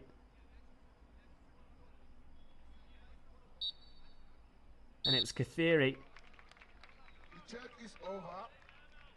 No penalty. No, and as the replays are shown, absolutely right. Kathiri's hand was in an awkward position, but just struck his thigh rather than his hand. Even so, there would have been little he could have done to divert his arm out of the way with the ball that close to him. And we have a timeout directly off the back of that. So we get another look at that call that Samat have just challenged. Well, it did strike his hand. Perhaps the officials have deemed that he was just too close to the ball to do anything about that. It certainly wasn't in an unnatural position. It was tucked by his side. He tried to wrap it around the back of his waist. No penalty is the decision.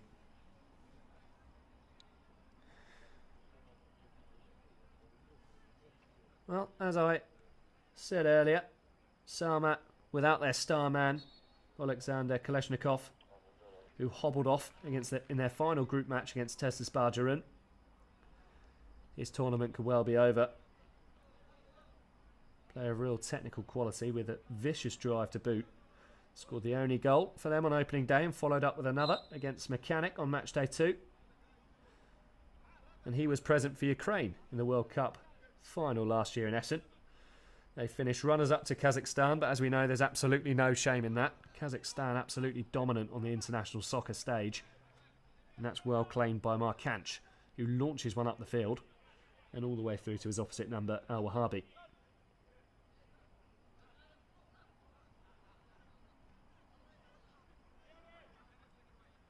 Four minutes to go until the break. Samat, the side who have applied themselves slightly better, but still they're yet to register on the score sheet. And the keepers are just playing 1-2s with each other now.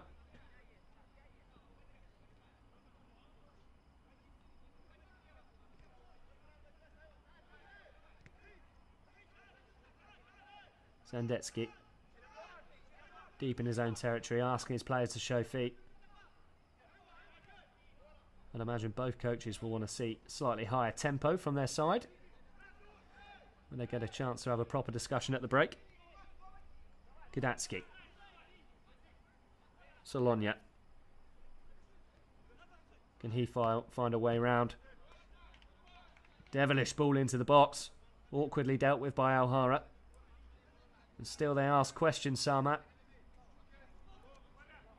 Took masses into his own hands there, Maxim Solonia.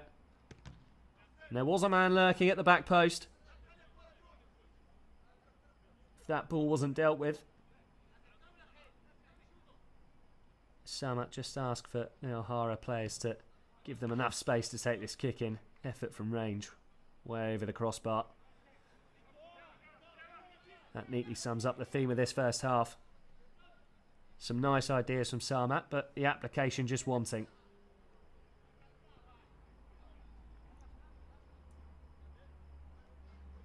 A place in the Grand Prix Soccer Sevens final awaits for the victors. Play Georgian side, Ravine. Of course, Bet Live will be the opponent if whoever finds himself in the third place playoff game. A fixture that always flies under the radar. No one wants to be a part of it. And understandably so.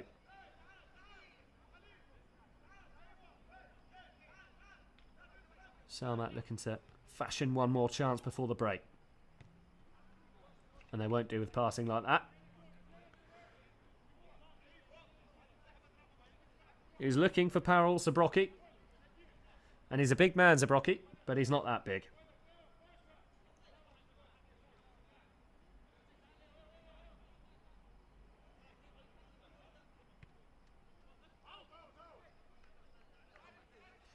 Samat were, of course, finalists at the International Soccer Federation Champions League last summer in Maribor, Slovenia. Narrowly lost to Croatian side NK Victory, who lived up to their name. Of course, we've still got this year's Champions League to come. We're heading to the sunny shores of Crete. Last minute of first half, and the score is 0-0. These soccer tournaments do take place in some beautiful destinations. As a timeout is called. About 40 seconds shy of the interval. Well, you might as well use it or lose it. Each team gets the opportunity to call one 1-minute timeout in each half, and they don't roll over. And Samat's coach has clearly seen something and he wants to chat about 40 seconds before half time.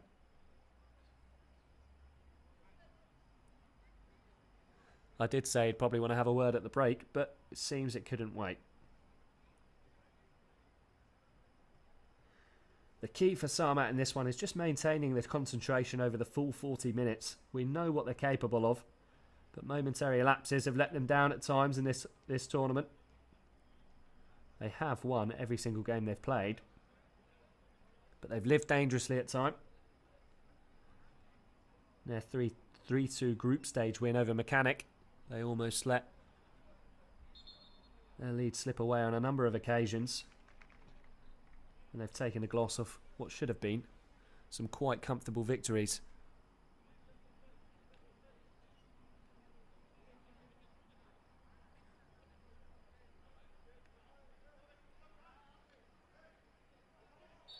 And we'll restart with a kick-in. Played short. Strike comes in. And that's more like it. Not far past the post. We see that routine used so many times. All the players pack the box. And then there's one man lurking for the rangy strike. It was Zabrocki on that occasion. And here comes Samat again. Loose touch allows them in. Neat 1-2. And there's the opener. Well, it's not been a classic first half. And Samat haven't been at their best. But that move showed everything they're capable of. Robbing possession on the halfway line. A selection of 1-2s. And Dimtro Klochko was there to stick it home. It's been coming. Slowly but surely it's been coming. So we just see the replay. Well, we see it in reverse. I'm not sure whether we will get that replay, I promised you, as the half-time whistle goes. Right, we will there. They still possession on the halfway line. Work it over to that back post. And Powell Zabrocki does ever so well. He knew he would have had to done a lot to lift an effort over the onrushing Al Wahabi. Instead, he had the presence of mind to reverse it back to his teammate, Dmytro Klochko, who was there to give the Ukrainian outfit the lead on the stroke of half-time. They're in the ascendancy. As it stands, they're heading through to the final. 20 minutes remain for Alhara to find a way back into this one. All the second half action coming up. The rhythm that comes from Africa. The cradle of all creation. In 1987, the rhythm was born. House music was conceived of the rhythm. The essence of house is the rhythm.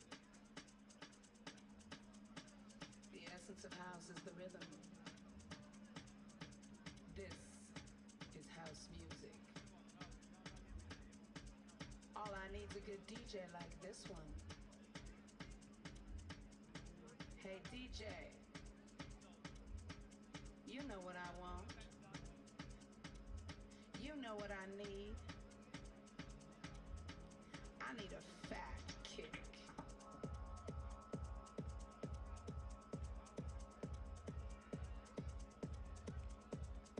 Hey DJ, give me the snare, give me the clap, give me the hi-hat. I need a fat kick. I want a sharp clap. I need a punchy snare. I want a kick and groove.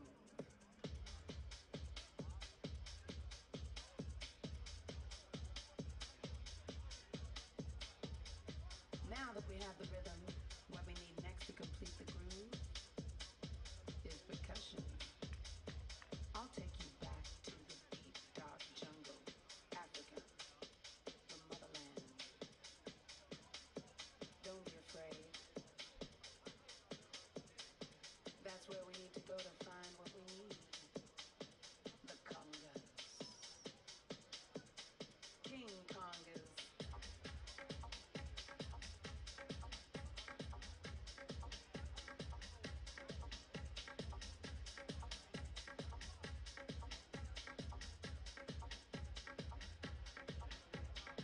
And now, there's only one more thing missing. But it's the most important thing.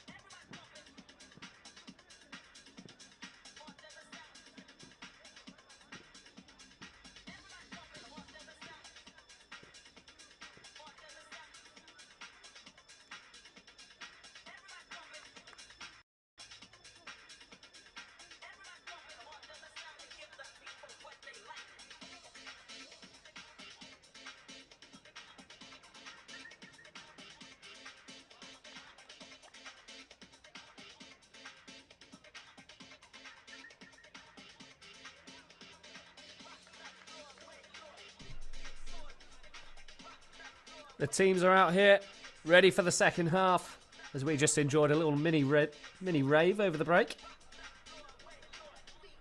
Some house music pumping over the speakers.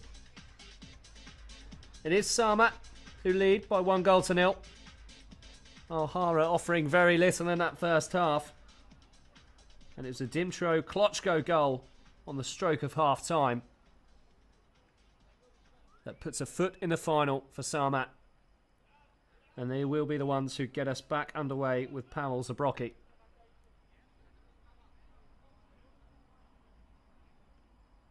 just after our official makes his way over to the stand. Strike comes in. And it drew a save. And then a rather rushed clearance from Al Wahabi. That's the first shot straight from a kickoff that I've seen on target. And it was a fine effort too. Sandetsky it was who rifled it from the halfway line.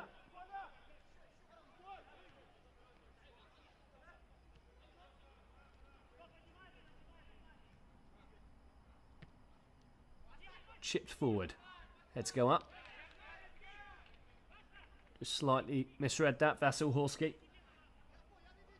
They're a force to be reckoned with though, Samat. Some huge frames in Horsky. Zandetsky and Pantelejchuk. They absolutely dwarf some of those Alhara players. As I was saying earlier, so proficient with the ball at their feet, but definitely not afraid to go route one. And they've got the height to make it work. And that's a clever move and a really important palm from Hisham Al Wahabi. There was a Samat player lurking at the back post, and that's almost turned into his own net. And the first red flag for Samat. Cross flashed across goal. And it was Kadatsky who just stuck out the leg and spun it narrowly past Markanch's post. A sign of life from Alhara. And they'll be looking to that man, Al Shamsi. They need a bit of magic from him. We know he's got it. Really on the ball in that first half, but here he is. Neat drag back. Strike comes in. Well, that's what he can do. Just whistles one past the post as Markanch tries to G up his team. Well, they've woken up Alhara. Excellent drag back there from Al Shamsi. Such a dangerous player when he's in his flow state.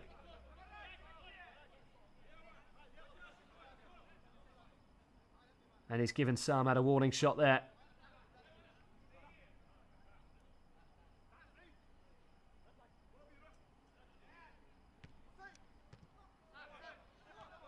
The ball rifled forward into the chest of his own man, and a chance for a second.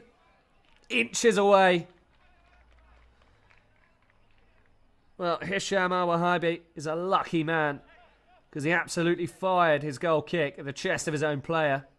Samat break quickly as they do. And it was inches away from Paul Zabrocky. Just tried to guide it into that far-hand corner. And he wasn't all that far away.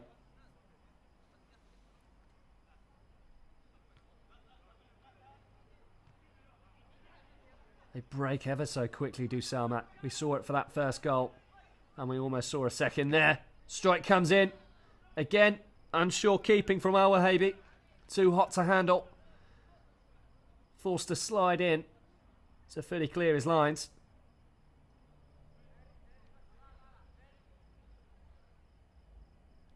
It was Kadatsky who was allowed the freedom of the pitch to stride forward and let one rip. And after an early scare, Samat are looking to put their throats on Alhara's necks. And that's a slide tackle. The officials agree. Question is, was it outside the area? It seems so.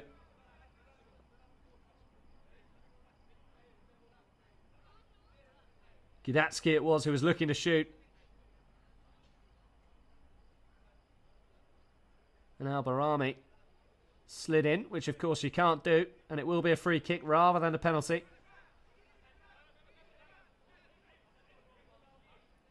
But this is dangerously close to Al-Bahabi's goal. Fired over the bar.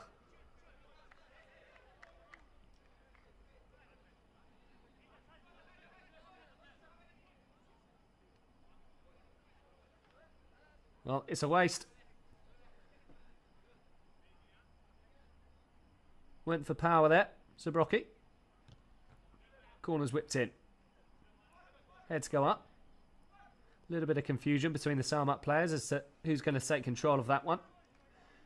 But in the meantime, Alhara nips in and prods it out for a kick in.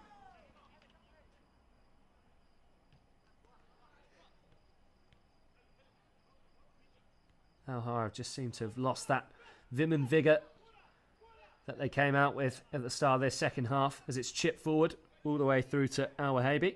He'll have no problems plucking that one out to Tbilisi Sky.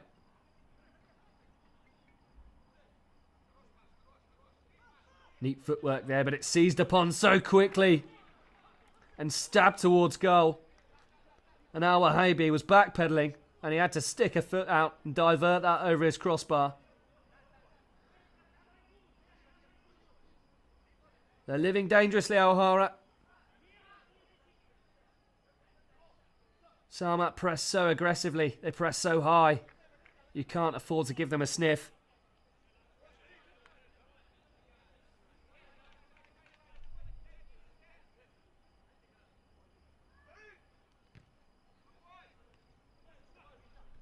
Zabrocki takes it down. Chance for a second. There is a second, but the referee's whistle has gone. And it won't count.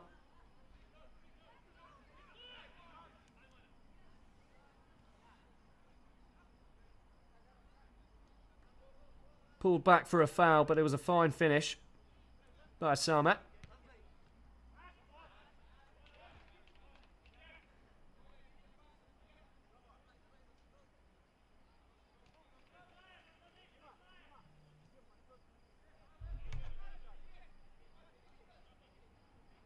Goal kick for the Ukrainian side.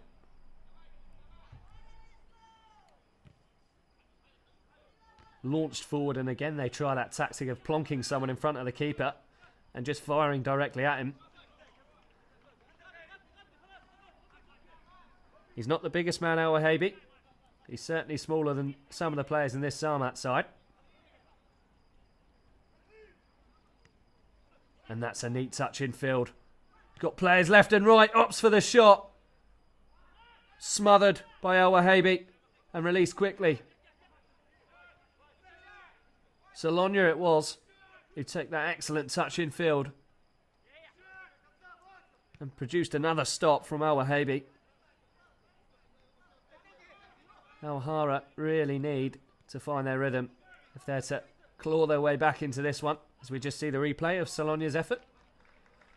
He did have options, chose to go alone, perhaps not the right one.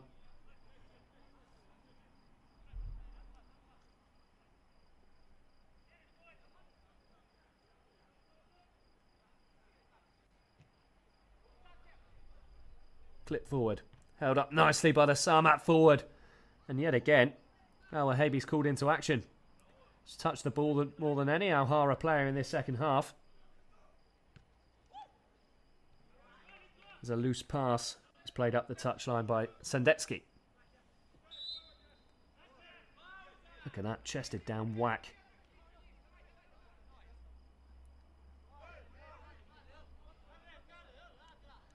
Samat absolutely peppering Alhara's goal with shots. But still, they only lead 1-0. Corner comes in. Now Shamsi's up to head it away. Chipped back into the mixer by Samat. They're looking to use their height now.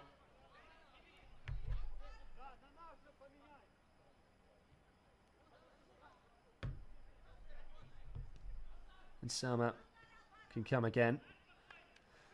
Gone for route one a lot more in this second half of the Ukrainian side. They'll be happy not to take any risks. Just slowly edge up the field. You have to say, a very disappointing performance from Alhara so far. We're expecting so much more following their victory in the quarterfinals, and a 5-1 victory at that. They need to get this man on the ball, Al Shamsi. He's the difference maker. He's the man at the middle of everything they do. Strong challenge comes in. Yet still Alhara advanced down the touchline, and it was a teasing ball from Al Yafai. And it evaded everyone. Needed just a touch. But the touch never came. It was an excellent run from Al Yafai. Saw off the attention of Klotchko, who's almost twice his size. Wriggled clear. Excellent cross. No one on the same wavelength.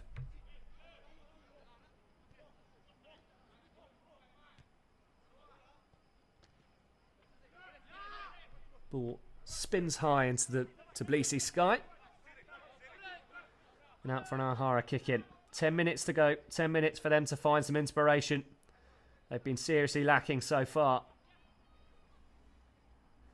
This man, Al Wahabi, has had plenty to do.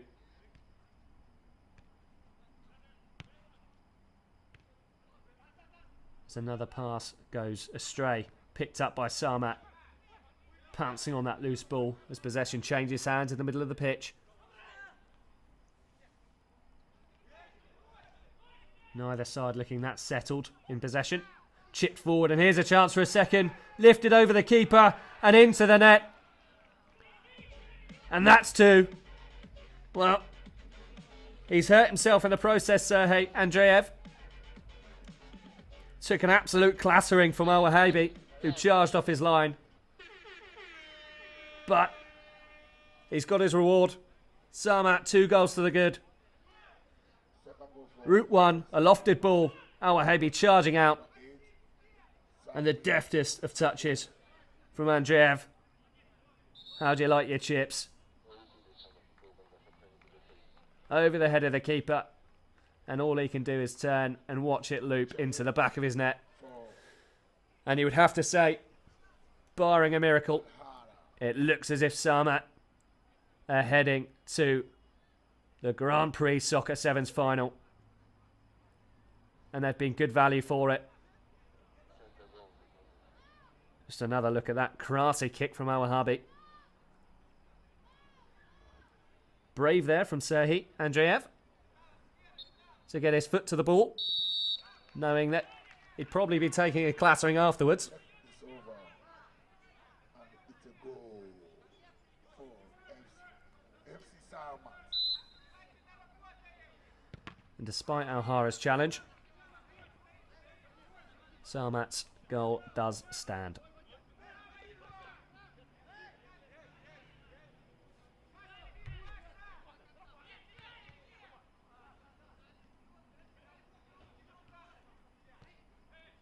Neat bit of play from Alhara, claiming a handball.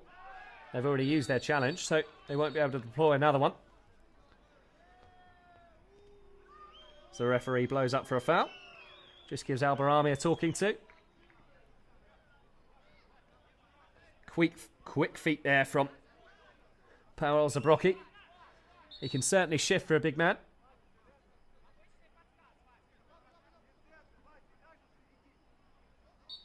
Frustration from the Alhara player there. Understandably so. This side find themselves 2 goals adrift with just 7 minutes remaining. No real sign of life for them in this second half. It's been all Samat. They've absolutely smothered them, the Ukrainians. And they might add a third here. Driven across.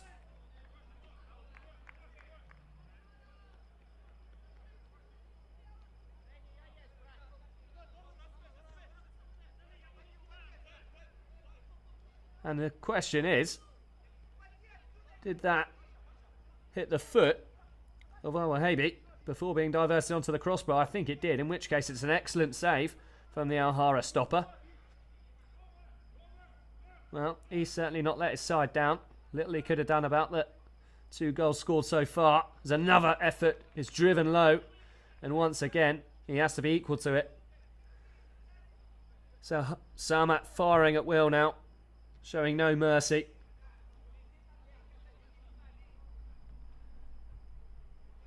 And under no pressure, I'd imagine they'll just be very happy to keep this exactly where they are. Denis Sandetsky just standing on the ball, waiting for an Alhara player to come and press him. But no player ever came. They look aside, defeated to Alhara. They've been crushed by the mechanical efficiency of Samat. Such an unforgiving side. So strong at the back. And so clinical going forward. Got a real way of smothering teams, squeezing the life out of them. And they've done just that to Alhara, who's shown very little of the sparkle that we saw in the quarter-final. The quarter-final that saw them stick 5 goals past Avant-Garde, who topped their group.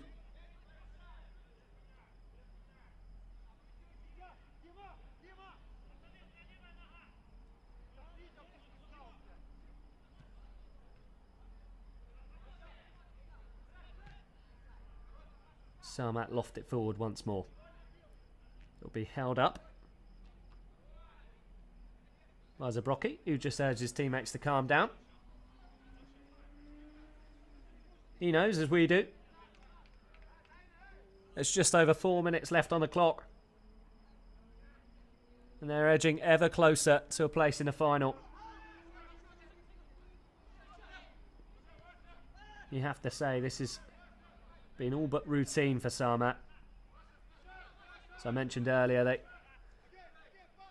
were in the ISF Champions League final last year in Slovenia. They didn't manage to go all the way as a speculative volleyed effort comes in. They're just having fun now, are Samat. But they'll be looking to build on that performance, use the experience, the pain they felt from missing out the final hurdle last year to go all the way in this one. And they've got every chance. Just Ravine stand between them and Grand Prix Soccer 7's glory.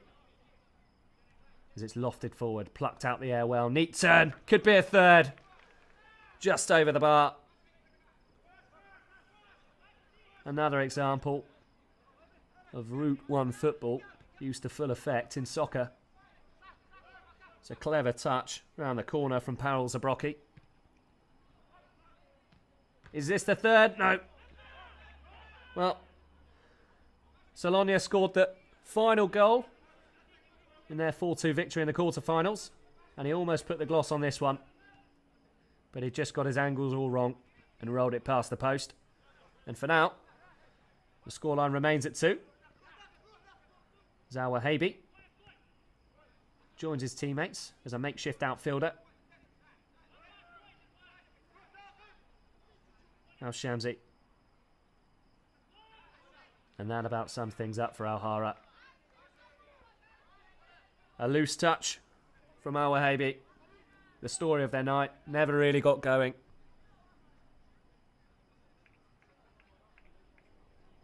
And Samat have just 2 minutes left as another shot comes in. Again, so much space and time.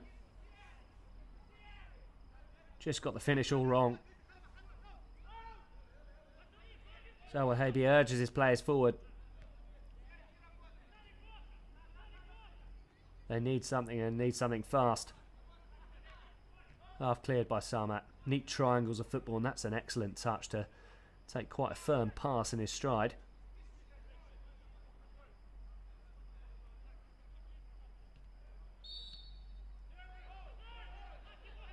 Kick in, given the way of Alhara.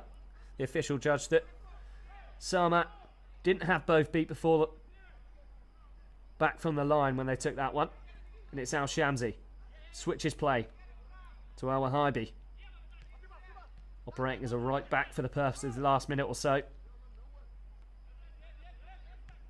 Can he find a pocket of space? A teammate free. They desperately need something here. They've been drifting this whole half. Drifting towards that third place playoff, but that's a neat ball to the back post. Strike comes in, and it's an excellent save from Markanch. He's not had a lot to do this half. In fact, he's barely touched the ball. But when called upon, he's come up with the goods, and that's a vital touch for Samat. The last minute of the game. And the score is 2-0. And I think a timeout has been called. of MC Samat. Less than a minute remains. Perhaps Samat's coach just wants to plug in a final few words of encouragement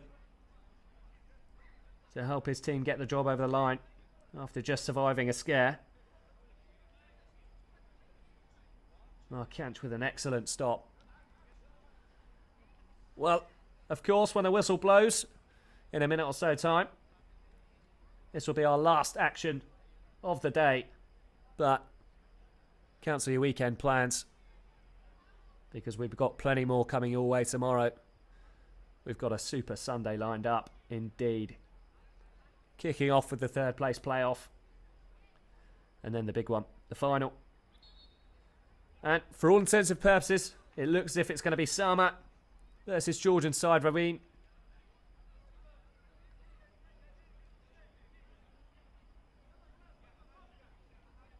In front of what I'm sure will be a bumper crowd, considering there's a side from the home nation in the final. And one with a few former ex-professional footballers as well, who undoubtedly have a bit of a cult following. There's a double flick on. It's diverted over Al-Wahabi's bar. It was Zabrocky again, who just needed to glance it. Got a little bit too much contact, and there's a player down. And a yellow card. And that will be the end of Zabrocky's day. Now, what was that for? Because we were just watching the previous replay. Well, Al-Shamsi skipped past his man. And there was a bit of a push. You would say a fairly harsh yellow card, but I don't think it will alter the course of this one too much, as Samat make a substitute. The timer is on 40 minutes. No additional time. They've just got to see out this attack, have Samat, and then they're in the final. For Alhara, this is do or die. You struggle to believe that they could score 2 goals in the time remaining, but even a consolation would mean the world to them, as it's cleared by Samat. And again, the pass goes awry, and there it is, the full-time whistle. Confirmation of what we've known for a long time. Samat of Ukraine are heading to the final. They'll meet Ravine Match is number 4. tomorrow. It's the big one, crunch time. Well, for Alhara, heartbreak. They've gone deeper into this competition than many would have expected. They've put in some fine displays, and they gave us a memorable quarter-final to look back on. They can leave with their heads held high. But first, they must pick themselves up, dust themselves off, because they've got Bet Live to play in the third place playoff tomorrow. All of the action coming up for you. As I say, cancel your weekend plans, clear your schedule. It's going to be a huge one. Until then, good night. Finally, Rewinding MC Samat. See you tomorrow. God bless. 7 o'clock tomorrow. And the final game is 8:30 between Rewind and MC Samat.